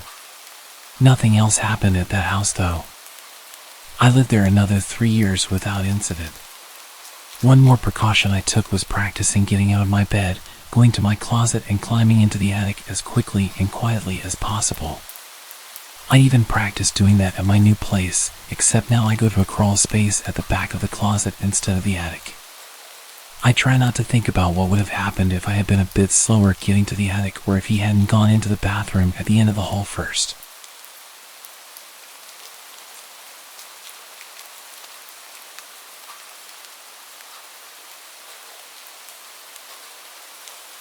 My roommate was out of the house for the week, so I had the place to myself. It was spring break, so my college classes were out. I had no plans and really nothing I needed to do. On Monday, I was basically trapped inside due to a huge storm blowing through our city. This was common around this time of year, but it still always seemed worse every time. The trees always looked like they were going to blow away, and the house would shake and creak non-stop. Knowing I wouldn't be able to sleep, I decided to just stay up. I turned on the Xbox and started up one of my video games and played for well over an hour, probably until 11 o'clock when the doorbell rang. I paused the game and got up, but then I remembered the whole storm situation. Who would be outside right now? I went over to the front door and looked through the peephole, but nothing. I opened the door. The wind and water hit me right away, but when I looked around, I didn't see anyone. I closed the door and thought maybe the wind had somehow rung the doorbell. I don't know, it sounds dumb now, but what was I supposed to think? I went back to my game, but only a couple minutes later, I heard a huge crash in the backyard, stuff tumbling over and breaking. I immediately knew it was our patio furniture and ran over to the back door. Everything was scattered around the yard, blowing around in the wind. I quickly put on my shoes and went outside, pushing each piece of furniture up against the back of the house. The wind was so heavy it would even hurt sometimes when the water would hit my face. I was rushing, going as fast as I could until I saw someone. They were standing at the edge of the backyard, watching me. I looked back at them for a moment, but then grabbed the last piece of furniture and ran inside to escape the rain. I looked at the back door as I dried off, but the person was gone. Between that and the doorbell ringing, I was a little bit nervous. I sat in the living room this time, just scrolling on my phone because I was tired of being interrupted. After a while, I struggled to keep my eyes open. I got a blanket and laid down on the couch. I didn't feel like going upstairs, and the storm was much louder up there. It took a while, but eventually, I drifted off and fell asleep. A few hours later, still well into the night, I woke up from a sudden burst of heavy wind outside, shaking the house. I pulled the blanket to the side and sat up, moving my feet to the floor as I prepared to go check if the furniture outside was still there. But just when my feet touched the floor, they were soaked. It woke me up immediately. I looked down and saw a puddle on the ground right next to the couch. Then I saw another, leading in a line across the floor. Inside the puddles were faint muddy shoe prints. I stood up and ran to the corner of the room, heart beating rapidly in my chest. After a minute of hearing nothing but the wind outside, I slowly followed the shoe prints. They led all throughout the house, upstairs and down, but I could clearly tell that they entered through the back door, which I had stupidly forgotten to lock in the rush of getting out of the rain. I locked it and pulled my phone out to call 911, but then the thought crept into my mind, what if they're still inside? I stayed quiet and moved into the corner of the house where I felt the most hidden. I waited in silence for them to arrive. When they did, they took a look around, seeing everything I saw, but nothing more. They told me it seems like a personal attack because nothing was missing, and they were clearly focused on my house in particular. However, they walked right up to me while I was sleeping and seemingly did nothing but watch me, which is super creepy but doesn't make much sense. If they wanted to do something to me, they would have done it at that moment. After some thought, this had led me to believe that whoever it was had actually come from my roommates. They saw me, then looked around the whole house, and then left, doing absolutely nothing. So if this was a personal attack and my roommate was there, I think things may have gone a lot worse than they had.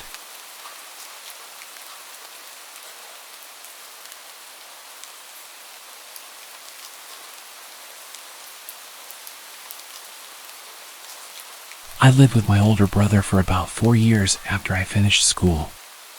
We shared rent on an apartment together since neither of us could afford anything on our own. But during the 4th year, my brother started making better money, and he planned to move out once the lease came to an end. I wasn't making a lot, so I knew I couldn't afford to pay for the apartment alone.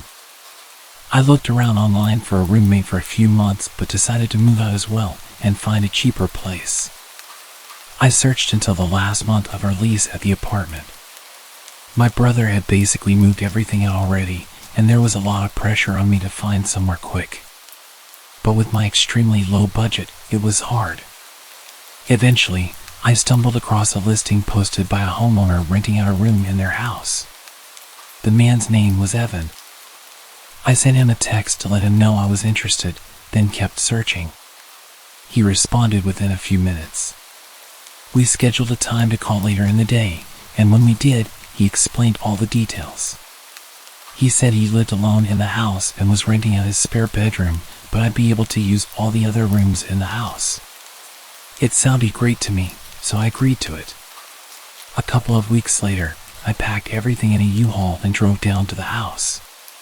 Between this time, we'd been texting and calling, and he sent me a bunch of pictures, but I hadn't had the chance to view it in person yet. I got there around noon, parking in the driveway. The house was definitely small, but it looked nice from the outside. Evan was standing in the garage, waving me over. He gave me a quick tour, then helped me unload all of my stuff into my room. Evan seemed like a regular man in his mid-30s, which was almost 10 years older than myself, but I didn't really mind. He didn't hold conversations very well, and was somewhat shy. Anyway, we finished moving everything inside, and I dropped the U-Haul off. I Ubered back to the house, and by then, it was almost 8 p.m., and I was really tired. Evan was on the couch, watching TV, so I told him I was going to bed early, and I went to my room. All in all, it seemed like a decent place, and I was happy with it. I unpacked some more, then set up my bed, and by 9 o'clock, I was finally ready to sleep. I walked over to my door to lock it and turn off the lights. But as I reached my hand out, I saw the knob on the door was empty. As in, there was no lock on it. Confused, I opened the door. The lock was on the outside of the door. I stepped into the living room and asked Evan why the bedroom door locked from the outside. He looked confused and said he never noticed that, but he would switch it around tomorrow. I shrugged and said okay, then went back to my room. I was tired and not too worried about it, but it was definitely an odd find. I got in bed and fell asleep. In the middle of the night, I woke up. I heard someone moving around in the kitchen, which I assumed was just Evan getting water or something. I closed my eyes again. A minute later, I heard him walking back down the hallway, but as he was passing my room, he stopped. I opened my eyes and looked at the door. He was standing out there quietly for maybe 15 seconds before I heard a click. He locked my door. My stomach dropped, and I felt my face go cold as Evan walked down to his room. As soon as I heard his bedroom door shut, I got up quietly and went over to the door. I tried the handle, and it wouldn't budge. I stood in shock for a few seconds, coming to the reality that this man I just met has now locked me in a room. My fear started to turn into anger, and I called out for Evan, telling him to open the door. It only took a second before I heard Evan run out of his room and over to my door. I heard him place his hand on the door, but he paused for a few seconds before he unlocked it. I swung the door open right away. What the hell was that? I confronted him. Evan was stumbling over his words, saying he just wanted to make sure he was safe because he didn't know me well enough. I understood that concern, but locking someone in a room was not a smart way to go about it. I told him that I was going to pack up and leave in the morning. I stayed up all night on the couch in the living room, waiting for the U-Haul store to open at 9 o'clock. I looked into the hallway, seeing Evan's bedroom door was still closed, hopefully meaning he was still asleep. Then I drove straight there and drove the U-Haul back to the house. When I went inside, Evan's bedroom door was open. Evan? I called out. I walked over to his room and peeked my head inside. His room was empty. I moved my eyes around the room in disbelief, seeing as things were only getting weirder. I backed out and got straight to moving my stuff. I powered through 2 hours of moving boxes and taking apart my bed. I only had 2 boxes left, and I ran inside and picked up another, then rushed to the front door until Evan appeared in the doorway. "Move," I said. He stared at me emotionless. After a few seconds, he stepped aside. I hurried past him and shoved the box in the U-Haul. The last box was half full of random food I kept from my old pantry at the apartment. I decided to just leave it. Evan was freaking me out, and I wanted to get away from him as soon as possible. I started closing the back of the U-Haul before Evan interrupted. "You forgot this." He held out the last box. "Oh yeah, thanks." I grabbed it from him and climbed back into the truck. I felt him watching me as I stacked the box, and when I turned, he had his hand on the door. He started pulling it down, trying to close me in. I was able to stop him before the door was even halfway down. I shoved him to the ground, but he got up and ran. Not into the house, but off into the trees, away from the property. I didn't know what to think, but I didn't care. I quickly shut the back door and drove away. My brother was nice enough to let me stay with him until I found a new place. I don't know what happened at that house, or what would have happened, but there was definitely something very wrong going on.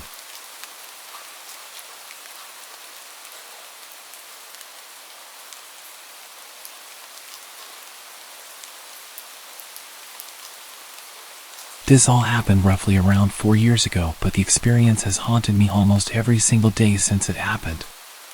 I'll start off by saying that at the time I was pretty young. I was single and very keen to have my first experience with someone. I spent a while looking through dating apps, talking to a few people, until I finally came across a guy who seemed interesting. We had a lot of things in common, so I thought it would be a good idea to meet up with him, since we had been talking for almost a month. Now, even though I was only young, I wasn't naive or stupid. I was, and still am, a very cautious and paranoid person. But for some reason, I made what possibly could have been one of the worst decisions of my life. I invited him to come spend the night at my place. My parents were away for the weekend and I had the place to myself, so it seemed like the perfect opportunity for him to come over. He lived around 3 hours away from my place, yet he was eager and almost desperate to visit. So he set off as soon as he finished work, which was around 11 a.m. The whole time he was driving to my place, I had the sickening sense of impending doom. Almost as if something was going to go very, very wrong. I almost texted him multiple times to tell him that I wasn't interested anymore, but I hesitated as he was only 10 minutes away by this point. I jumped up as I heard his car pull up, and I expected to be greeted by a smile once I opened the door. But he pushed his way through, and continued to stare at me blankly, all whilst my 2 French bulldogs snarled and growled at him, which they never do to anyone. Things instantly seemed extremely odd. He followed me quickly to my bedroom and didn't waste any time in aggressively undressing me. I hesitantly went along with it, as this was my first experience with someone. He was almost 6 years older than me, so I was pretty tense. Fast forward to a couple of hours later, he suddenly asked me if he could sleep in my room, which confused me as it was only 5 p.m. But I told him it was fine, and I would continue to watch movies by myself downstairs. After about an hour, I heard what sounded like furniture being moved around, and the sound of him talking. So I made my way upstairs and opened my door, only to find him crouching in the middle of my room and breathing extremely heavily. When I asked if he was okay, he motioned for me to get on the bed. He sat me on his lap and proceeded to place a blindfold over my eyes, putting his hands around my neck lightly. I was already feeling extremely uncomfortable, and it worsened as he tightened his grip around my throat. He asked, "Does anyone know I'm here? Do your friends know who I am and what I look like?" I instantly answered, saying that my sister and friends knew he was here. This was a complete lie because I don't have a sister, and my friends were unaware, but something inside of me forced me to say it. After minutes of awkward silence, he stood up to gather his things. I noticed that in his backpack, he had tape, rope, and handcuffs. At first, it didn't concern me as I knew he was into that stuff, but looking back, I think it was intended for something much worse. All of a sudden he said, "I think I'm going to head home. I have a long drive, and I'm rather tired." I didn't hesitate to let him out of my door because I was already extremely uncomfortable. As he left, he failed to even look at me or say goodbye. He raced off down the street as soon as he got into his car. I ran back to my room to see if he had left anything, because he'd left in a hurry. I found a note on my desk with the words, "Being nice is what saved you." At the time, I had no idea what the note meant. Now that I think about it, I seriously think that he had very ill intentions toward me. I'm still angry at myself for letting a stranger into my home, which was obviously a big mistake. I immediately blocked him on all of my social media. I am just so lucky that I made it out alive. All I know is that he is now somewhere back in America. I don't really know why he was living in the UK at the time that I met him, but all I can say now is that I am glad that he is many miles away from me.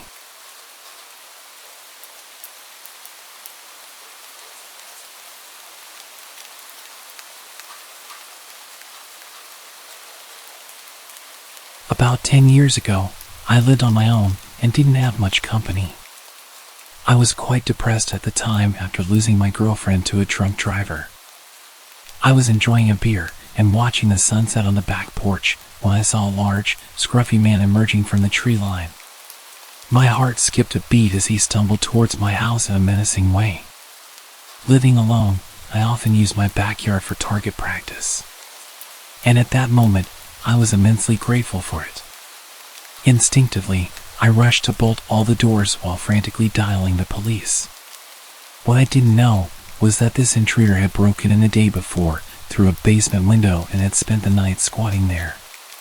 He had left the basement door unlocked, and at this point, he'd made his way inside the house and was making his way up the stairs towards me.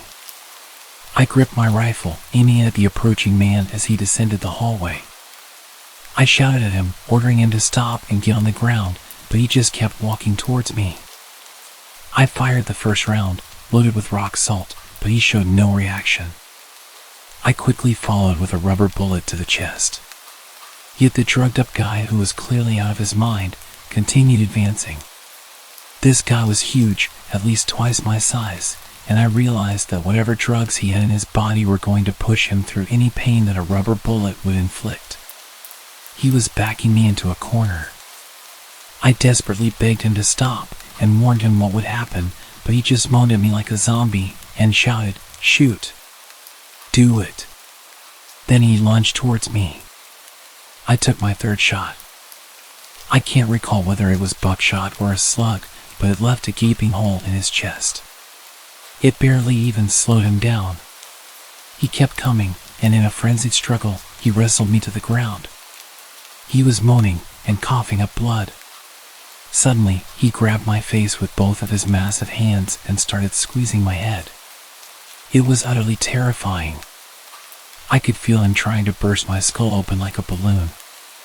I don't know how long it actually lasted, but it felt like forever. Eventually, the injury finally caught up with him, and he died on top of me. I was laying with him crushing me for a few minutes. My energy was completely drained, and I could barely breathe with his weight on top of me. His body was pushing my rifle into my chest, and it was causing me serious pain when I tilted his body to the side. I was completely drenched in his blood, and I can still remember the overwhelming smell. I'd completely forgotten that I was still on the phone with the operator, who had heard our entire exchange, which more or less amounted to me pleading, "Stop, or I'll shoot," and the man menacingly taunting. The police arrived soon after, and the incident made it to the local papers. There was a criminal investigation, but eventually, I was cleared of any wrongdoing. It turned out that the intruder was wanted for murder of an elderly couple in Baltimore and had somehow made his way 50 miles up the road into a rural area.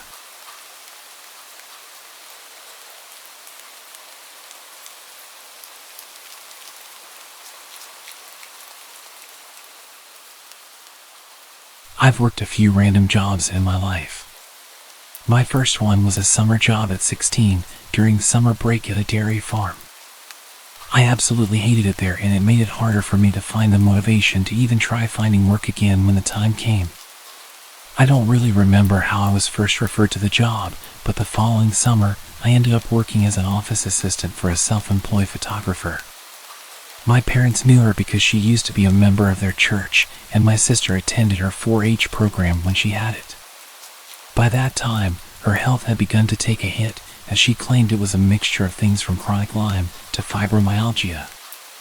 I had also been warned by my parents that she was a little off. She was very religious and claimed to have had real encounters with demons, even participated in some exorcisms.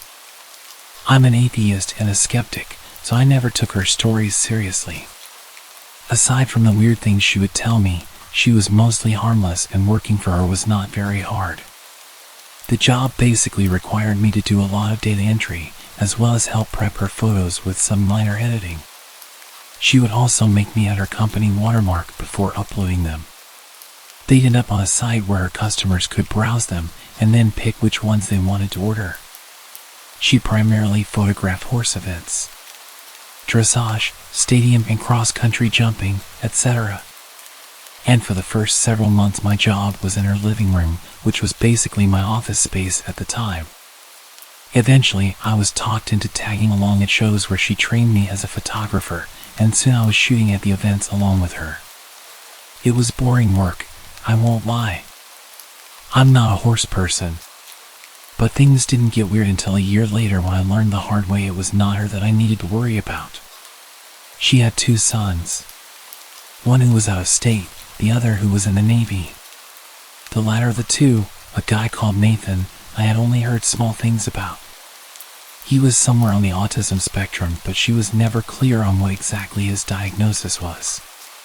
When he finally returned home and I met him for the first time while working in her living room, he seemed like a nice guy. A little odd, but not concerning. He was obsessed with movies, and being a bit of a movie buff myself, whenever he would venture to the living room to strike up a conversation, it would almost always be about whatever movies we were into or were excited to watch. I should point out here that I was 18 and he was in his mid-30s. At some point, he got it in his head that I was interested in him, though he never said anything directly to me. I had to find out about it from my parents. My mom worked as the secretary at the church, and Nathan somehow found out. I can only guess my boss had told him.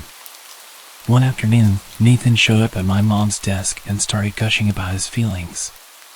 He talked about how much fun I was, how he loved talking to me, how he was planning to take me to the movies and take me to his church, and all these other plans he had for me. My mom was beyond uncomfortable, as was the pastor who happened to overhear it. And when I got home that night, she told me what had happened and suggested I make sure not to lead him on.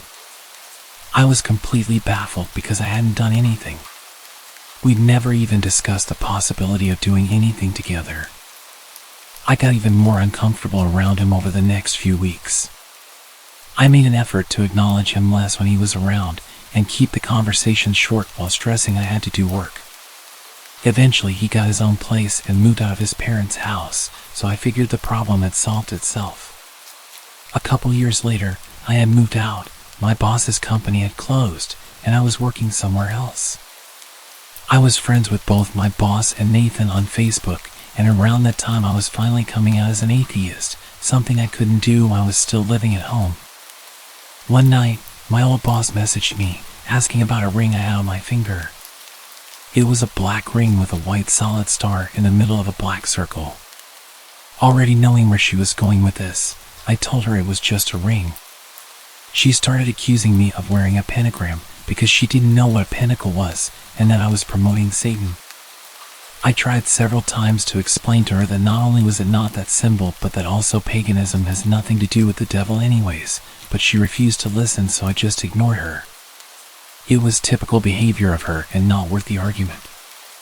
The next morning, I had a message from Nathan telling me I needed to come to his church with him.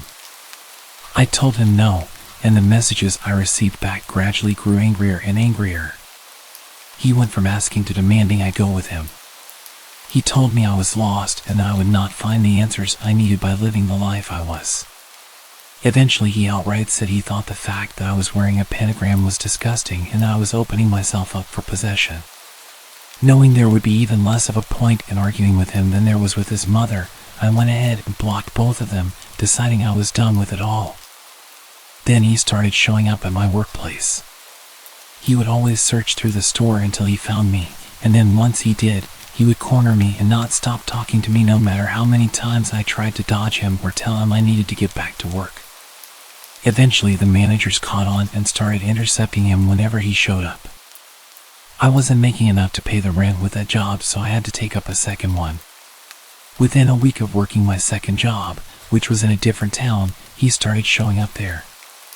This time I told the managers who he was, and after that, every time he showed up, I was allowed to hide in the back room behind a locked door while they sped his order along and got him out. One of those many encounters, while I was hiding in the back, one of the managers was back there with me, inputting employee time punches into the computer when the both of us heard Nathan shout in our direction. I know you remember me." That was the last straw for them, and they told him his business was no longer welcome there. He stopped showing up at my other job as well for a while. Fast forward to a few years later, I was getting used to not having to look over my shoulder every shift or check the parking lot for his truck. Then one day, he reappeared. He was browsing a section I was walking past when he spotted me and got this deer in the headlights look. I made a beeline to the break room because just seeing him made me scared. After that, he started showing up regularly. I would always find ways to dodge and avoid him, but he would still eventually spot me and know I was still there. I was debating whether or not to tell the managers, because at this point it had been a while since he had done anything, and saying something just because I was nervous didn't feel right. Call me a coward or an idiot, but that was my thought process. What happened next made me regret not speaking up. It was bound to happen eventually, but one night he managed to catch me while I was at the customer service desk. He approached me and said hi, and I immediately started to look for someone to signal over so I could make a break for it. But before I could say a word, he said something that made me feel sick. "How's your little girl doing?" "She's 3, right?" I looked at him, horrified. I had him completely blocked from all of my social media. I had his number blocked. I was living at a new address, and I had not seen or spoken to his mother since she confronted me about my ring.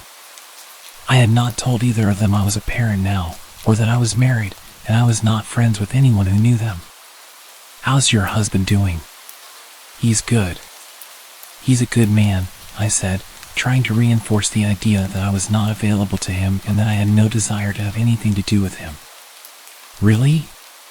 Where does he work?" At this point, I felt like I was going to pass out. Thankfully, another employee approached, and I got the hell out of there. As I was leaving, he called out behind me. "I'll see you again. We'll talk. We'll go out and do something together." "We will." I reported him to the managers, telling them everything about the encounter, including all the information that he should not have had. They were able to pull up his face on CCTV, and while I have not heard anything, I'm guessing one of them finally managed to approach him because I haven't seen him since. This has been going on for 10 years and I want it to finally be over.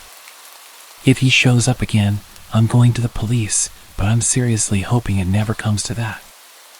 I just want him to stop. I haven't seen him since the incident with my managers. I think he may have gotten scared off. Turned out one of my coworkers used to work with him too at a different job, and she also made a complaint about him to the managers. I don't know what they did with that information afterwards, but I know he hasn't shown up since. It sounds like they plan to call the cops if he sets foot in the store again. With 2 employee complaints of stalker-like behavior, they refuse to ignore that.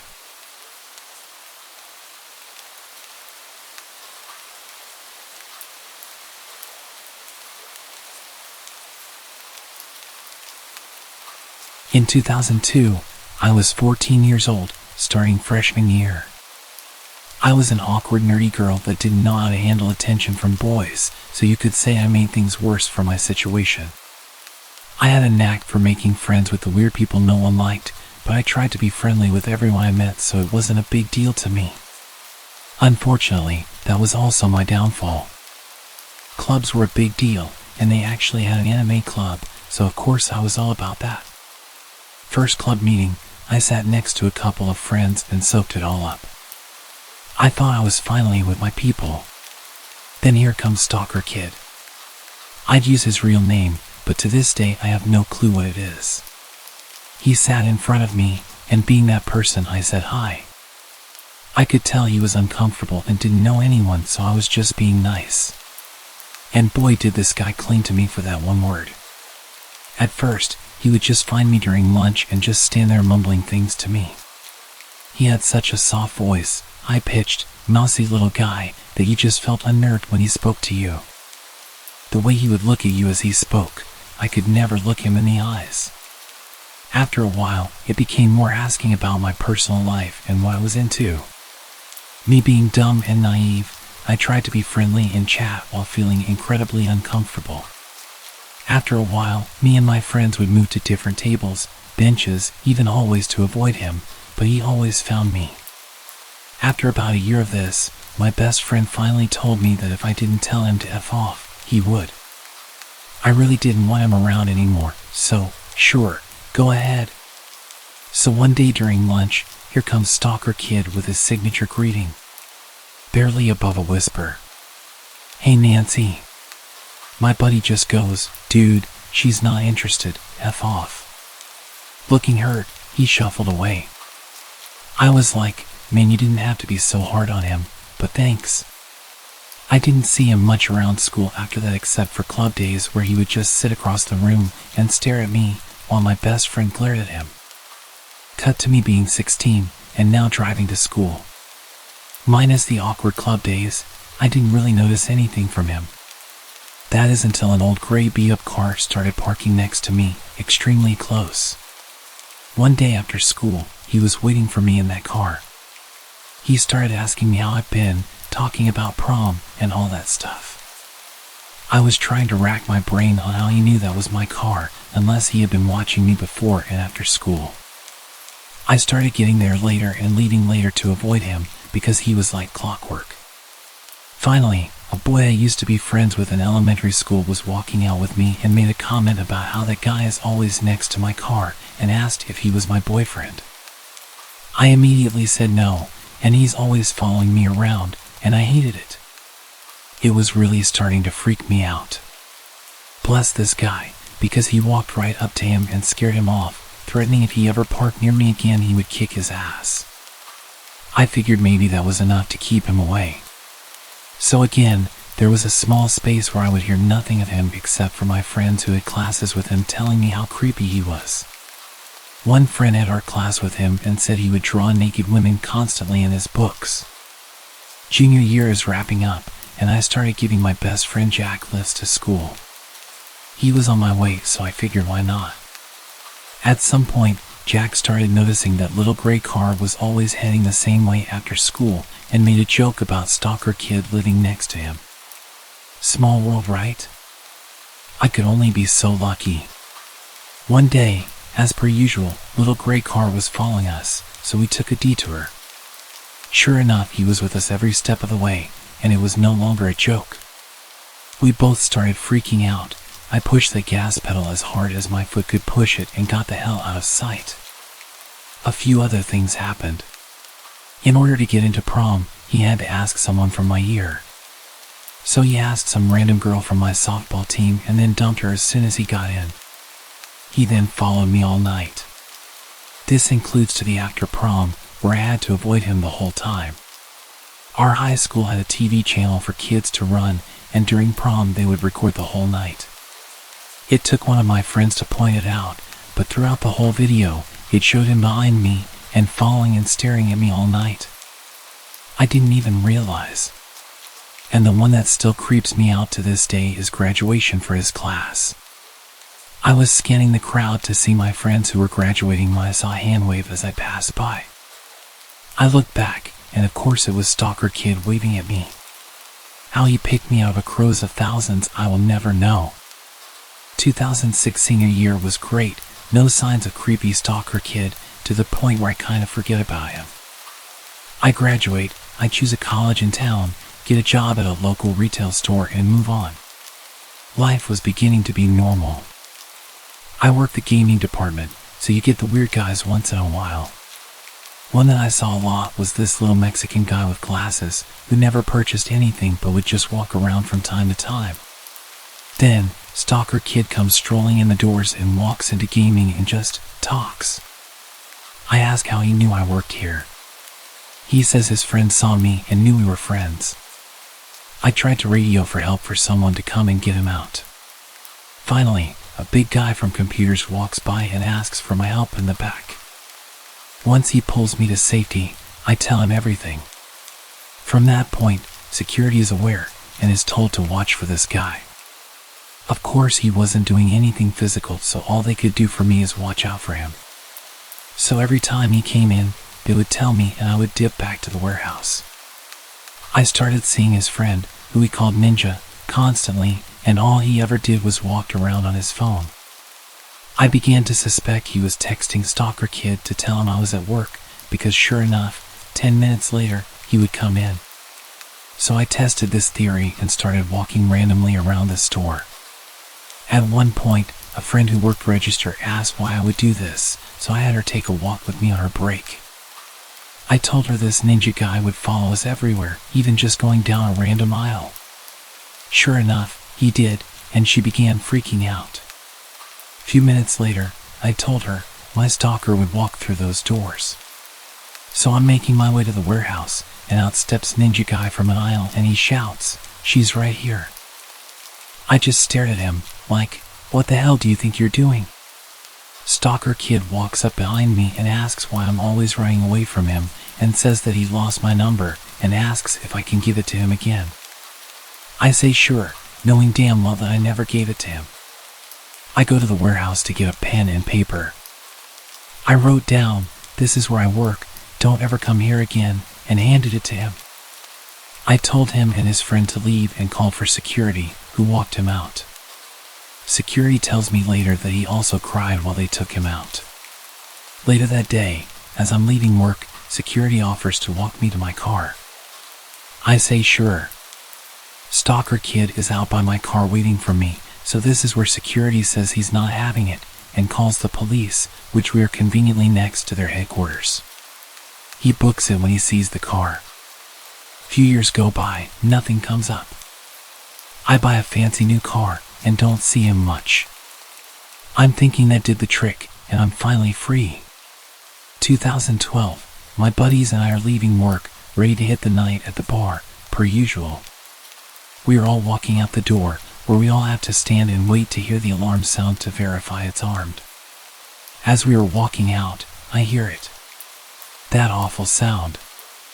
"Hey Nancy." I cringe, grab my friend's arm and turn. There he is leaning on his car, waiting. My friend recognizes him and asks what he wants. Guy says he just wants to talk to me. He said he didn't ever see my car, so he didn't think I worked here anymore. His other friend is sitting in the back seat of his car just staring at me blankly. I start to think the worst. If my friends leave me here, something tells me I'm not coming into work the next day. Or ever. I'm terrified that he's had years of time to think about our last encounter where I wrote my number down and made him cry. I grab my friend's arm tighter. My friend kicks off, pretends to be my boyfriend, and rips into him. My friend is about 2 feet taller and much bigger. They get into it, and I'm just standing in the parking lot, and I'm just begging for my friend to kick his ass. He spooked Stalker Kid so bad that I'm pretty sure he pissed himself before getting in his car and booking it. Ever since, if he comes into the store, my friend stares him down from his office. Years later, I've moved on, gotten married, and moved out of town. Recently we've moved back to start a business, and to this day, I still feel myself looking behind me at stores on the off chance that I randomly bump into him. He caused me to have anxiety, mental and emotional pain, fear, and trust issues for a decade. Even after moving on, I still feel the effects today. And I never even knew his name.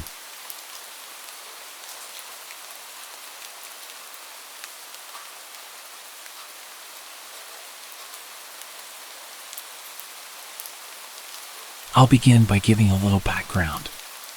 At the time this happened, I was a 16-year-old girl working at a chain coffee place while in high school.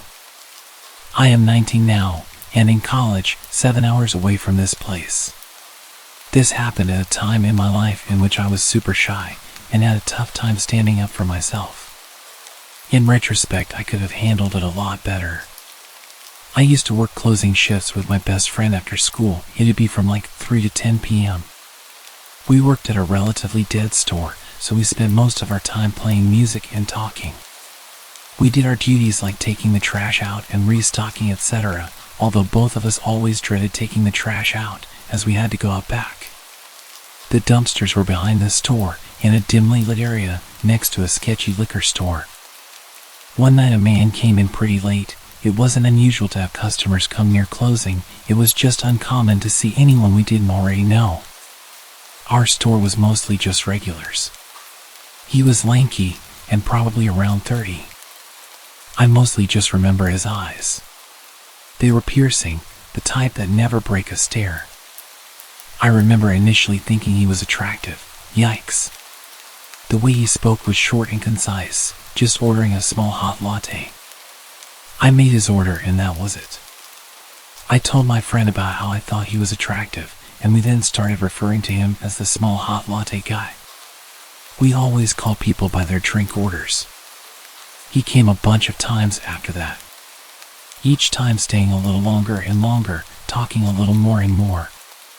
One day he came with a woman, presumably his girlfriend. I remember I felt a little weird, like she was staring at me, or like they had spoken about me beforehand. She glanced over at him and said, "Wow, she is pretty."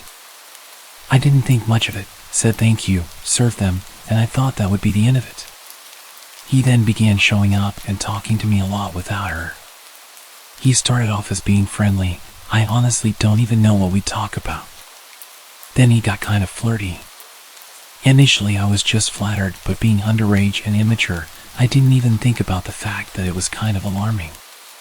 He began to stay for a while. Sometimes he would bring a laptop or a notebook. I could feel him staring at me and listening to our conversations. But at that point I wasn't getting creepy vibes from him, as my coworker and I had dealt with our fair share of creeps. He began by just giving little snacks or drinks.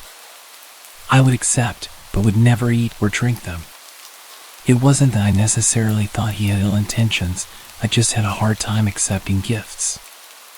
I remember one night he brought me a book about one of his favorite artists. I reluctantly took it but had tried to decline before. I remember telling him about one of my favorite musicians and sent him a link to a performance I really liked. He started being kind of sexual while still talking about the song. He then began talking super suggestively, and I would laugh it off and decline when he asked to send pictures. I began talking less and less and told my friend about the situation. She agreed that it was getting creepy and said I should maybe change my schedule. I told her I'd be fine, I'm stubborn. He'd still come every week at closing time, and he'd even stay in his car till we closed. Meaning he'd watch me go to the back to take the trash out. It was time to take out the trash and lock up, so we got ourselves together. I was opening the door while juggling like 3 bags of trash and saw something on the ground. I was confused at first, but then realized what I saw. It was flowers and a note. I felt sick to my stomach and looked around the parking lot. I didn't see his car. I threw them away immediately and told my friend I didn't want to read the note. She read it and told me I had to. It was something to the effect of, "I've never felt so connected to someone. You're breaking my heart. Please don't do this. I'm sorry." Looking back, I honestly didn't lead him on, but initially I felt as if I was in the wrong. Nonetheless, we turned the corner to take the trash out and both prayed the parking lot was empty. It was not.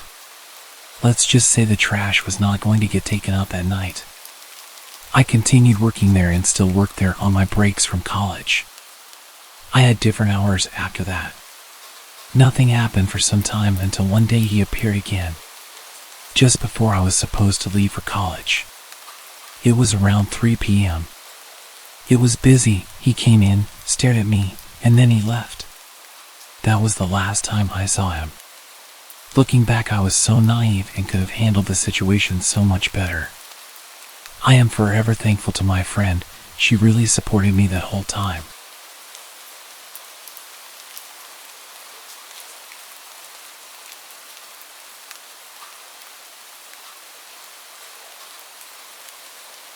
A year ago, I used to post my entire life to Snapchat. It was my go-to app for sharing bits of my life with friends and family. But then something happened that made me reconsider my online presence. One day, out of the blue, I received a friend request from an unfamiliar username. I didn't think much of it at the time and accepted the request without a second thought. It was just another random person, or so I assumed. Months passed, and I forgot about that peculiar friend request. My life went on, and I continued sharing snippets of my daily activities on Snapchat. Little did I know that someone was watching very closely. It started innocently enough, with an unexpected snap. I opened it, thinking it was probably a friend sharing a funny meme or a cute pet photo. But as the image loaded, my heart almost stopped. It was an eerie, edited version of an old Snapchat story I had posted months ago. Floating love hearts surrounded the image, and the caption read, "Can't wait to see you." The chill running down my spine was hard to ignore. How did someone get access to my old stories? Who was behind this?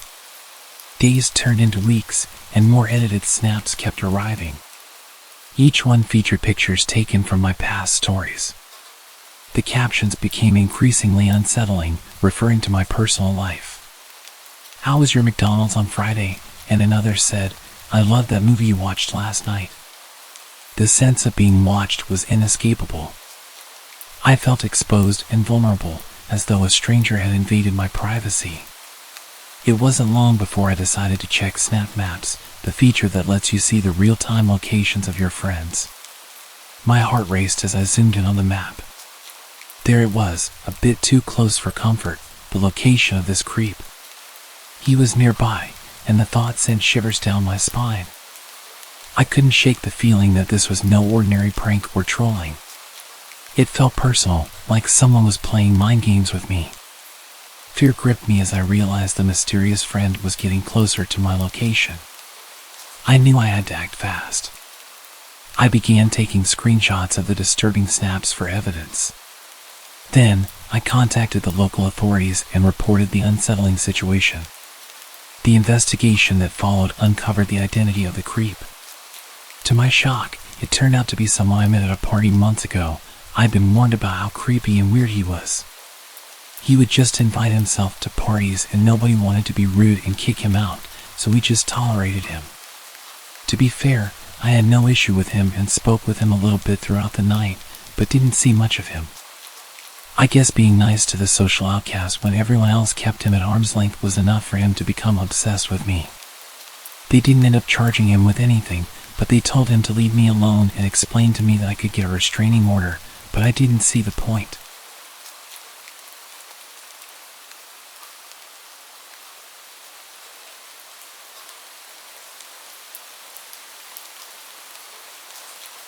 This happened a couple of months ago, December of last year.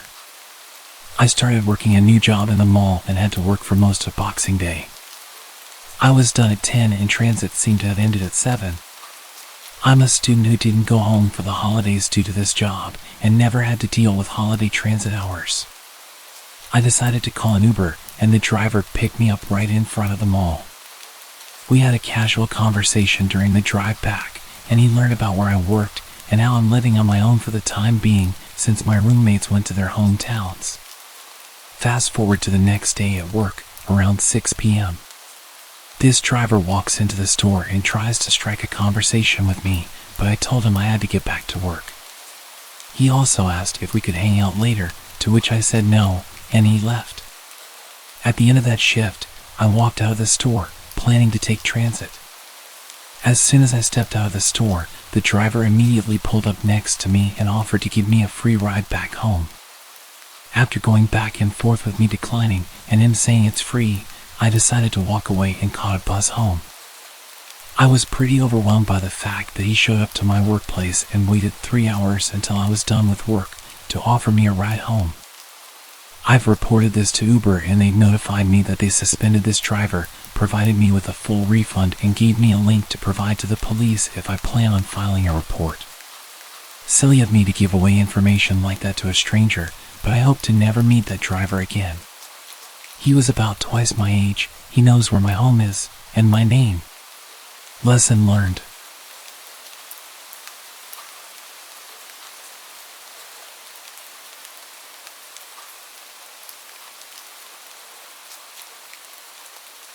To preface this, I love to drive. I'd love to go on drives for hours to nowhere, with no destination in mind, just me, my music, and the road ahead of me.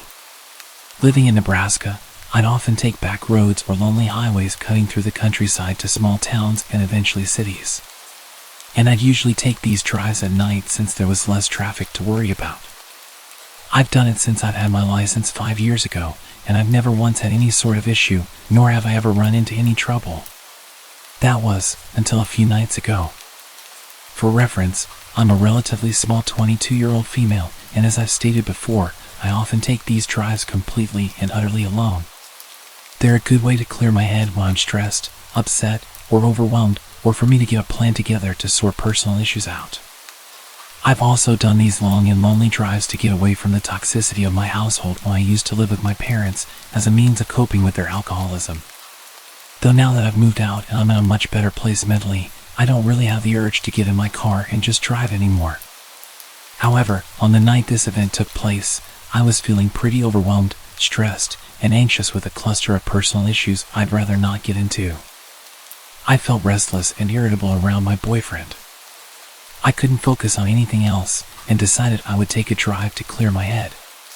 My boyfriend was understanding and told me to be careful and to not be gone for too long since it was getting pretty late. I agreed, gave him a kiss goodbye, and left. I drove around our city for about 30 minutes, but I was still feeling on edge about everything transpiring in my personal life, so I decided to drive further north down those familiar, dark, winding one-lane highways. I kept the car at a steady 65 miles per hour, taking the turns at a slower pace in case a deer jumped out around the bend. I kept driving and was just admiring the vast empty darkness of the snow-capped fields and barren trees. It was honestly a bit creepy being all alone with no cars in sight in seemingly the middle of nowhere. The few houses miles back from the road were lightless, and the dead cornfields withered away, snow started to cover them entirely. It was like something out of a horror movie, and I half expected to see a ghost pop up in my rearview mirror or see someone clamber out from the patches of trees dotting the horizon. The only light came from my headlights, and even then I still strained to see through the inky darkness of the night. By now it was just after 11, and I told myself that once I made the familiar roundabout that would either take you to a small town or back up towards the city, I would head back to the city and home. That roundabout was still maybe 15 to 25 minutes away, but other than my imagination picturing the worst, I wasn't really all that concerned. I mean, I was by myself. I didn't have any other motorists to worry about, right? Wrong. As I'm rounding another bend, I notice a vehicle with its hazards flashing maybe a quarter of a mile or something away from me. It was some sort of sedan, dark-colored, and was angled to where only part of it was on the shoulder while the rest was jutted onto the road, like they had to pull over in a hurry but didn't quite manage to do that. The driver's side door was flung wide open, and as I slowed my vehicle down and angled it towards the opposite side of the road to pass, I could make out what looked like maybe blood on the inside of the open door. I didn't see anyone on the road or in the car, and I was the only motorist in sight. In this part of the country, cell phone reception is pretty bad most of the time. But more often than not, you couldn't get reception no matter how hard you prayed, which was definitely the case when I took a glance at my phone to see if I had any service. So, a lone female on the road, at night, pulling up near a vacant vehicle that looks like someone had been attacked on the inside, with no cell service. Now, I'm no dummy. I've watched countless episodes of investigation, discovery, and criminal minds, and read far too many true crime books to know that this had bad and danger written all over it. But there was still a small part of me that worried something terrible had happened to whoever was in that vehicle, and I thought I needed to help. These roads don't get a lot of traffic at night, and temperatures were well below freezing. If someone were hurt or in trouble, there was no one and nothing else to help them. Still, I erred on the side of caution. I was still driving my car, though a bit more slowly, and as I approached the vehicle I rolled down my passenger window a bit, shut off the music, and called out, "Hey! Anyone there? Are you okay?" I didn't hear a response. I worried they were passed out somewhere, but I wasn't about to get out and look for them. I told myself I'd call out one last time, and if I didn't hear anything I would leave, and the moment there was reception I'd call it in. And if I did hear someone, well, I'd figure out my next course of action then. So, again I shout, "Hey! What happened? Are you okay?" There was silence for a while, and then I heard rustling in the shadows of the trees, followed by a rough voice responding to me. I was relieved at first, and was about to say something in response or possibly even stop my car and get out, when I noticed three things nearly simultaneously. As I inched my way past the front of the sedan, I noticed there was no damage to the hood or anywhere else on the vehicle, which I found to be strange considering the blood on the inside of the door. In my rearview mirror, I caught a glance of someone coming out from behind the sedan, and they were making their way towards my car, fast. The person didn't have any blood on them, nor did they appear injured in any way, and they were wearing a mask, not like a face mask for COVID, or a ski mask or anything normal, but one of those masks you would see in the Purge movies. And they were holding something in their hand. I don't know what it was. I couldn't get a good look, but from its length and shape my guess was maybe a tire iron or a crowbar or something. I don't mean to tell you that I slammed on the gas as soon as I noticed those things, and drove like a bat straight out of hell. My heart thundering in my chest and my entire body shaking. My window was still rolled down in my haste, and the music was still shut off, so I could very clearly hear someone, definitely a man, shouting at me, though I had no clue what they were saying. I just knew I had to get out of there immediately. I stole one last look in my rearview mirror as I drove away, mostly to see if they were getting in their sedan to follow chase or if they had stopped.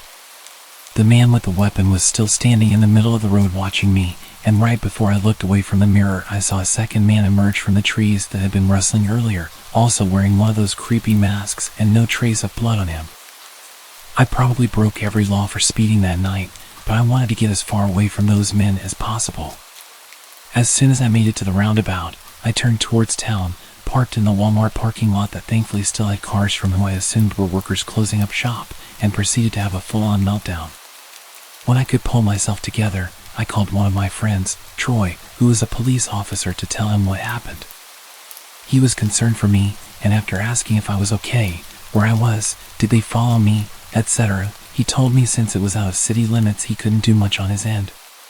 But he could get in contact with the local police or sheriff in that jurisdiction to take my statement and check it out. I agreed, thanked him, and while I waited for police to show up, I called my boyfriend. Through my hysterical sobs, I managed to tell him what happened, not even 10 minutes ago. He was, as you could imagine, really concerned for my safety, and wanted me to either come home immediately or drive down himself to take me home. I told him the police were on their way to take my statement, so I couldn't leave and that I was okay, but I stayed on the phone with him until I saw the familiar police cruisers pulling into the lot. I gave the police my statement, and they assured me they would go back to the spot to take a look and that they would try to catch the guys who did it. But with no cameras and no description of the men, I wasn't sure they'd be able to. I didn't even get the license plate number, though at the time of my panic, the thought never came to mind until the police were asking me if I got it. All they had to go off of was a dark-colored sedan and two guys with masks. After I gave my statement, I went home and stayed curled up close to my boyfriend the whole night, listening to every sound the house made, in fear it would be those guys arriving any minute to finish whatever it was they started. Since the incident, I haven't heard back from police about whether or not they have any leads, and I'm not sure they ever will. I'm just thankful I'm still here and that I didn't stop my car or get out. I'm not sure what would have become of me if I had. I still have so many questions that have no answers. What were they doing? Was that blood on the inside of the car, or just a ruse to get more attention? If it was really blood, did they hurt someone else? What would have happened to me if I had stopped my car? Needless to say, I won't be going on any more late-night drives, and I hope I never cross paths with those freaks again.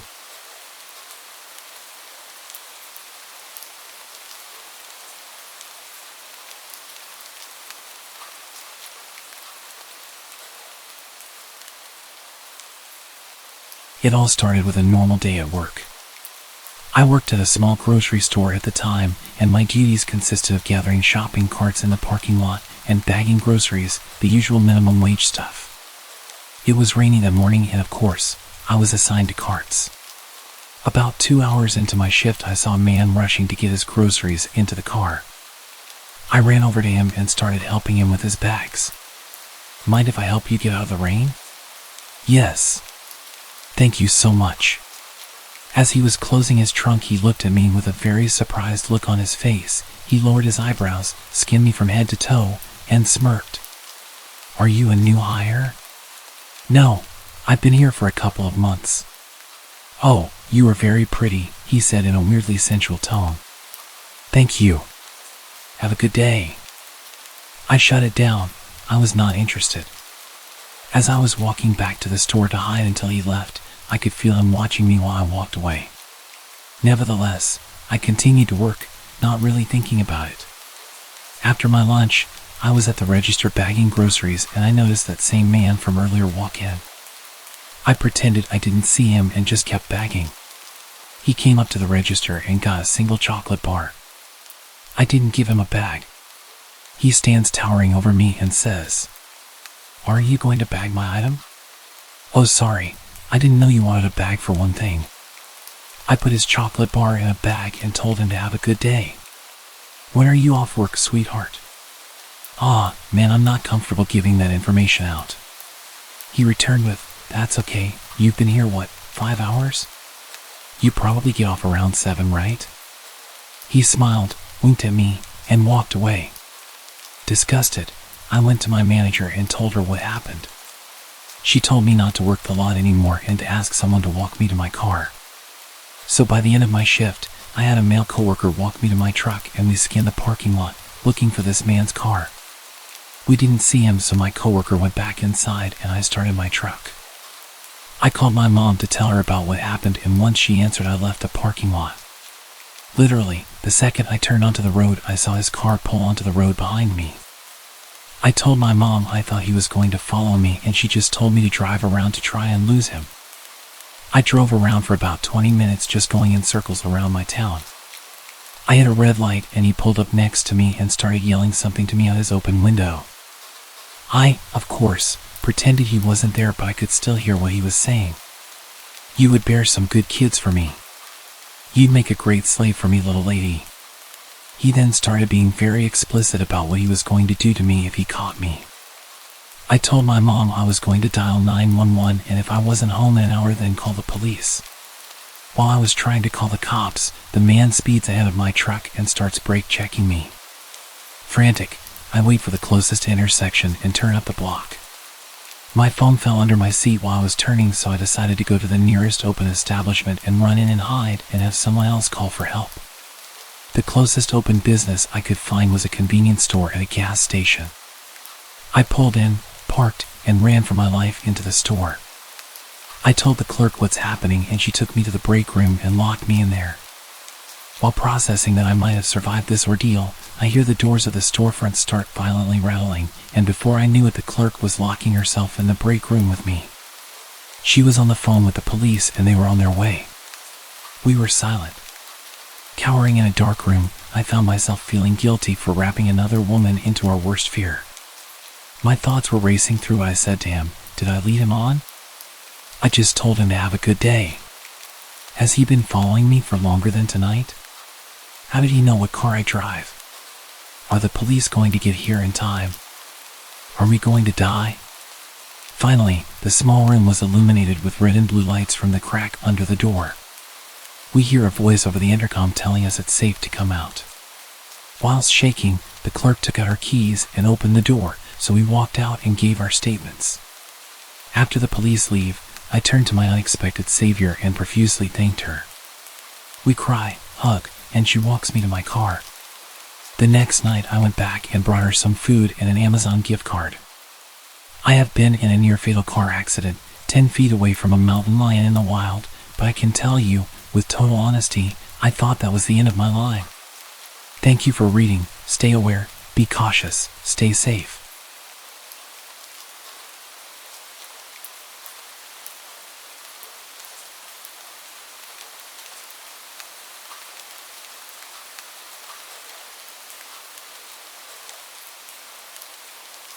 This encounter would have happened a little over 10 years ago.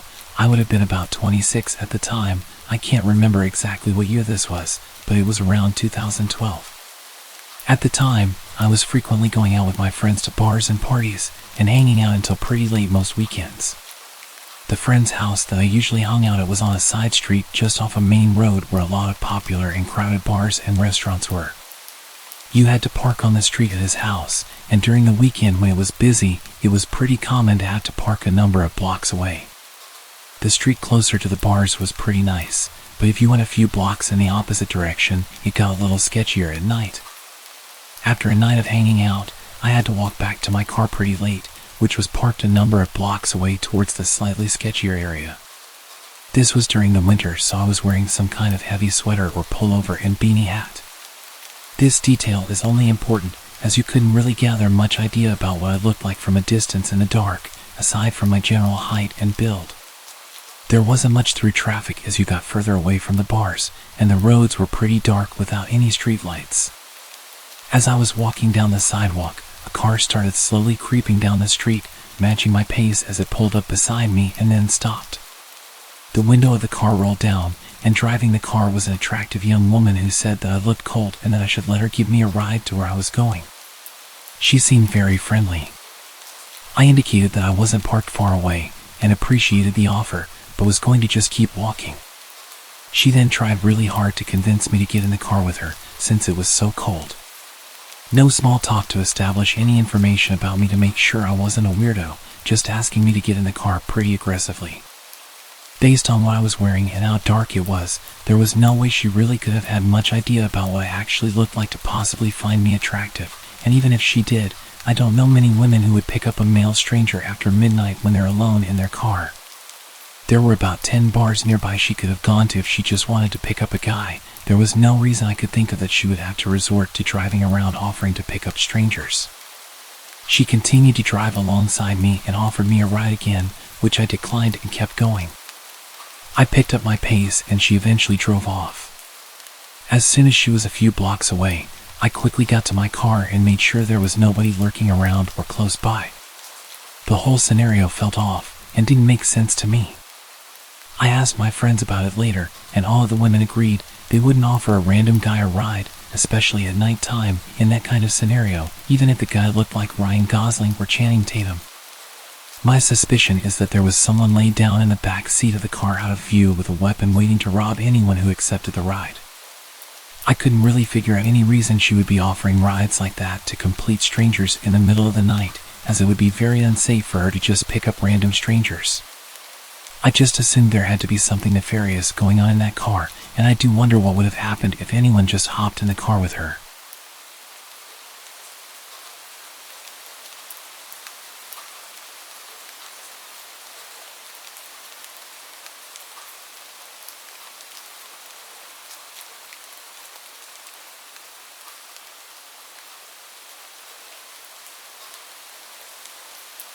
Back when I was 18 years old, I was house-sitting with a girl I was studying with.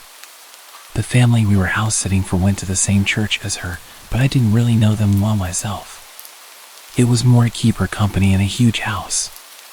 This was 1997 when the average teen like me didn't have a cell phone. During that week, there was a short break in the school calendar, which is why this family was away, and why the streets in the area were quieter than usual. My apartment as well as the house we sat for was not far from the university. My apartment was actually a 3-minute walk from it, and the house a further 5 minutes by car. So being a student neighborhood, it was particularly quiet this week. The first weird thing that happened during the week I was at this house was that I dreamed I was driving through a dark forest on a hilly dirt road with no lights anywhere except for those from my car's headlights. As I started to go down a hill, the headlights suddenly cut out and everything went dark. The car slowed down to a stop and died. I woke up.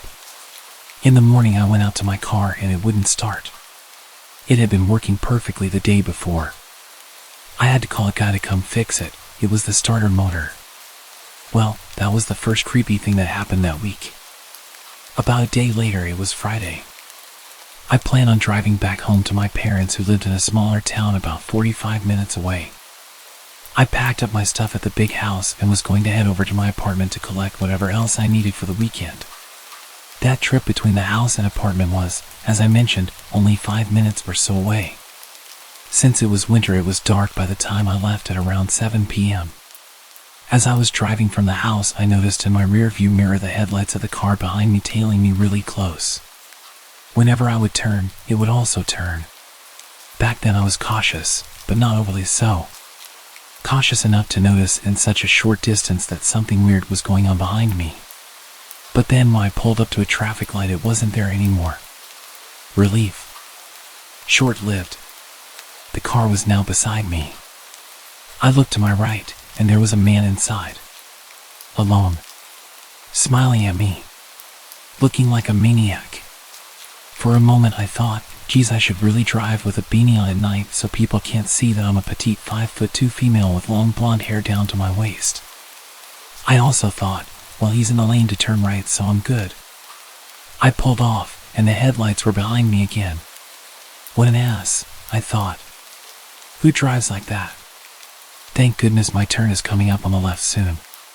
After another minute or two of this tailgating, I slowed down, strategically didn't indicate, and made a sudden sharp left into my driveway, opened the automatic gates, and shot inside. The gates closed behind me. I gave out a sigh of relief, thinking that the drama was over.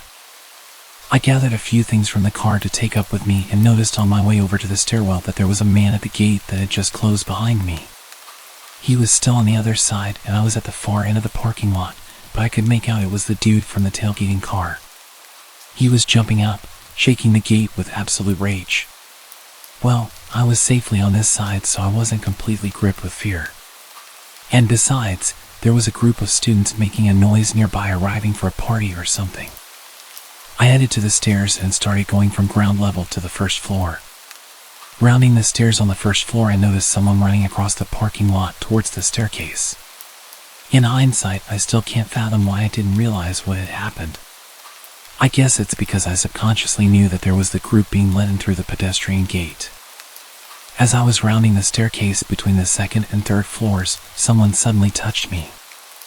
I spun around. The guy.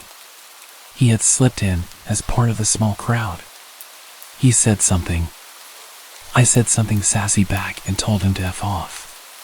Then I turned my back on him to continue up the stairs. I lived on the third floor. He grabbed me from behind and held my back against his chest with his left arm around my neck. I felt something being held against my right side. Aw, crap. A knife. He led me down. I remember thinking that the light was broken on the bottom level. This can't end well. But I was calm. I resisted slightly, and he tightened his grip. I felt like I wasn't getting enough oxygen. I started to become a dead weight. He started to drop me. I was groin level. I elbowed. It connected. He dropped me but spun around to face me. He ripped the front of my button-down top. Then he stopped. He looked at someone behind me. Someone taller than him. His eyes went wide. He turned and ran. I screamed. Then I too turned around to see who had come to help. There was no one there, but people came out of their apartments after that. The police were called. This was the second time they were there that night. Turns out the other weird thing that happened was that my dad had already called the police and they had come past an hour before.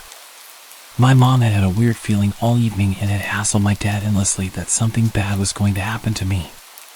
She had been right. As it turned out, they caught him.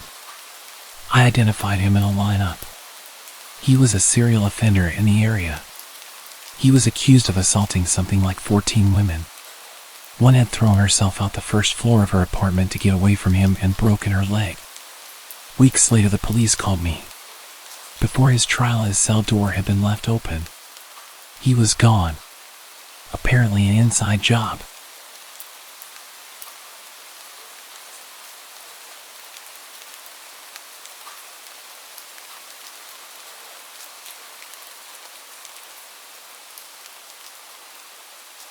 I've had a few creepy things happen to me in my life, but this one still makes me think about how things could have gone wrong very quickly. I'm a 20-year-old female, and this story takes place back when I used to live in southern Indiana, in a seriously remote area. It was a weekend night, and my best friend and I were heading home after a graveyard shift at a local waffle joint. She decided to pick up her dog from her house so we could spend the night at my place. That's important later. We started heading into the rural countryside where I lived, and to get to my house, you had to travel down a long, narrow dirt road. About a mile in, we spotted a truck's headlights. As we got closer, we realized it was a nice truck, probably from around 2018. I can't say I know much about cars, so cut me some slack. The truck was parked sideways, blocking the entire path. Confused, I got out of the car and asked if the driver was okay. He looked hopeful when he saw me at first and said, "I'm just waiting for a friend to come get me. My truck's stuck." He smiled at me, but I noticed his pupils were nearly completely dilated. He glanced back at my car, saw that I had someone with me, and noticed the dog sticking its head out the window. His smile quickly faded, and he remarked, "Pit bulls are mean and nasty." With that, he turned around and got back in his truck. I returned to my friend and said, "Put this in reverse and use whatever hood race skills you have to get us out of here." We reversed my poor 95 Caddy, which really shouldn't have been driving on a dirt road, and made our way back to the main road, feeling relieved. We took a different route home. But then, to our surprise, the same guy was parked on that road, standing off to the side, smiling and staring into our headlights. We were on the verge of panicking and floored the gas pedal the rest of the way home. I don't know how he got there before us or what his intentions were, but I'm thankful I wasn't alone, being a pretty naive college girl at the time. Even though the presence of the pit bull probably saved us from that man, the dog actually ended up randomly snapping at my friend a few months later, causing her serious injuries. It had been a good dog its entire life, and I know she was a good owner, so I guess it's just an instinct thing with pit bulls. They can snap at any moment.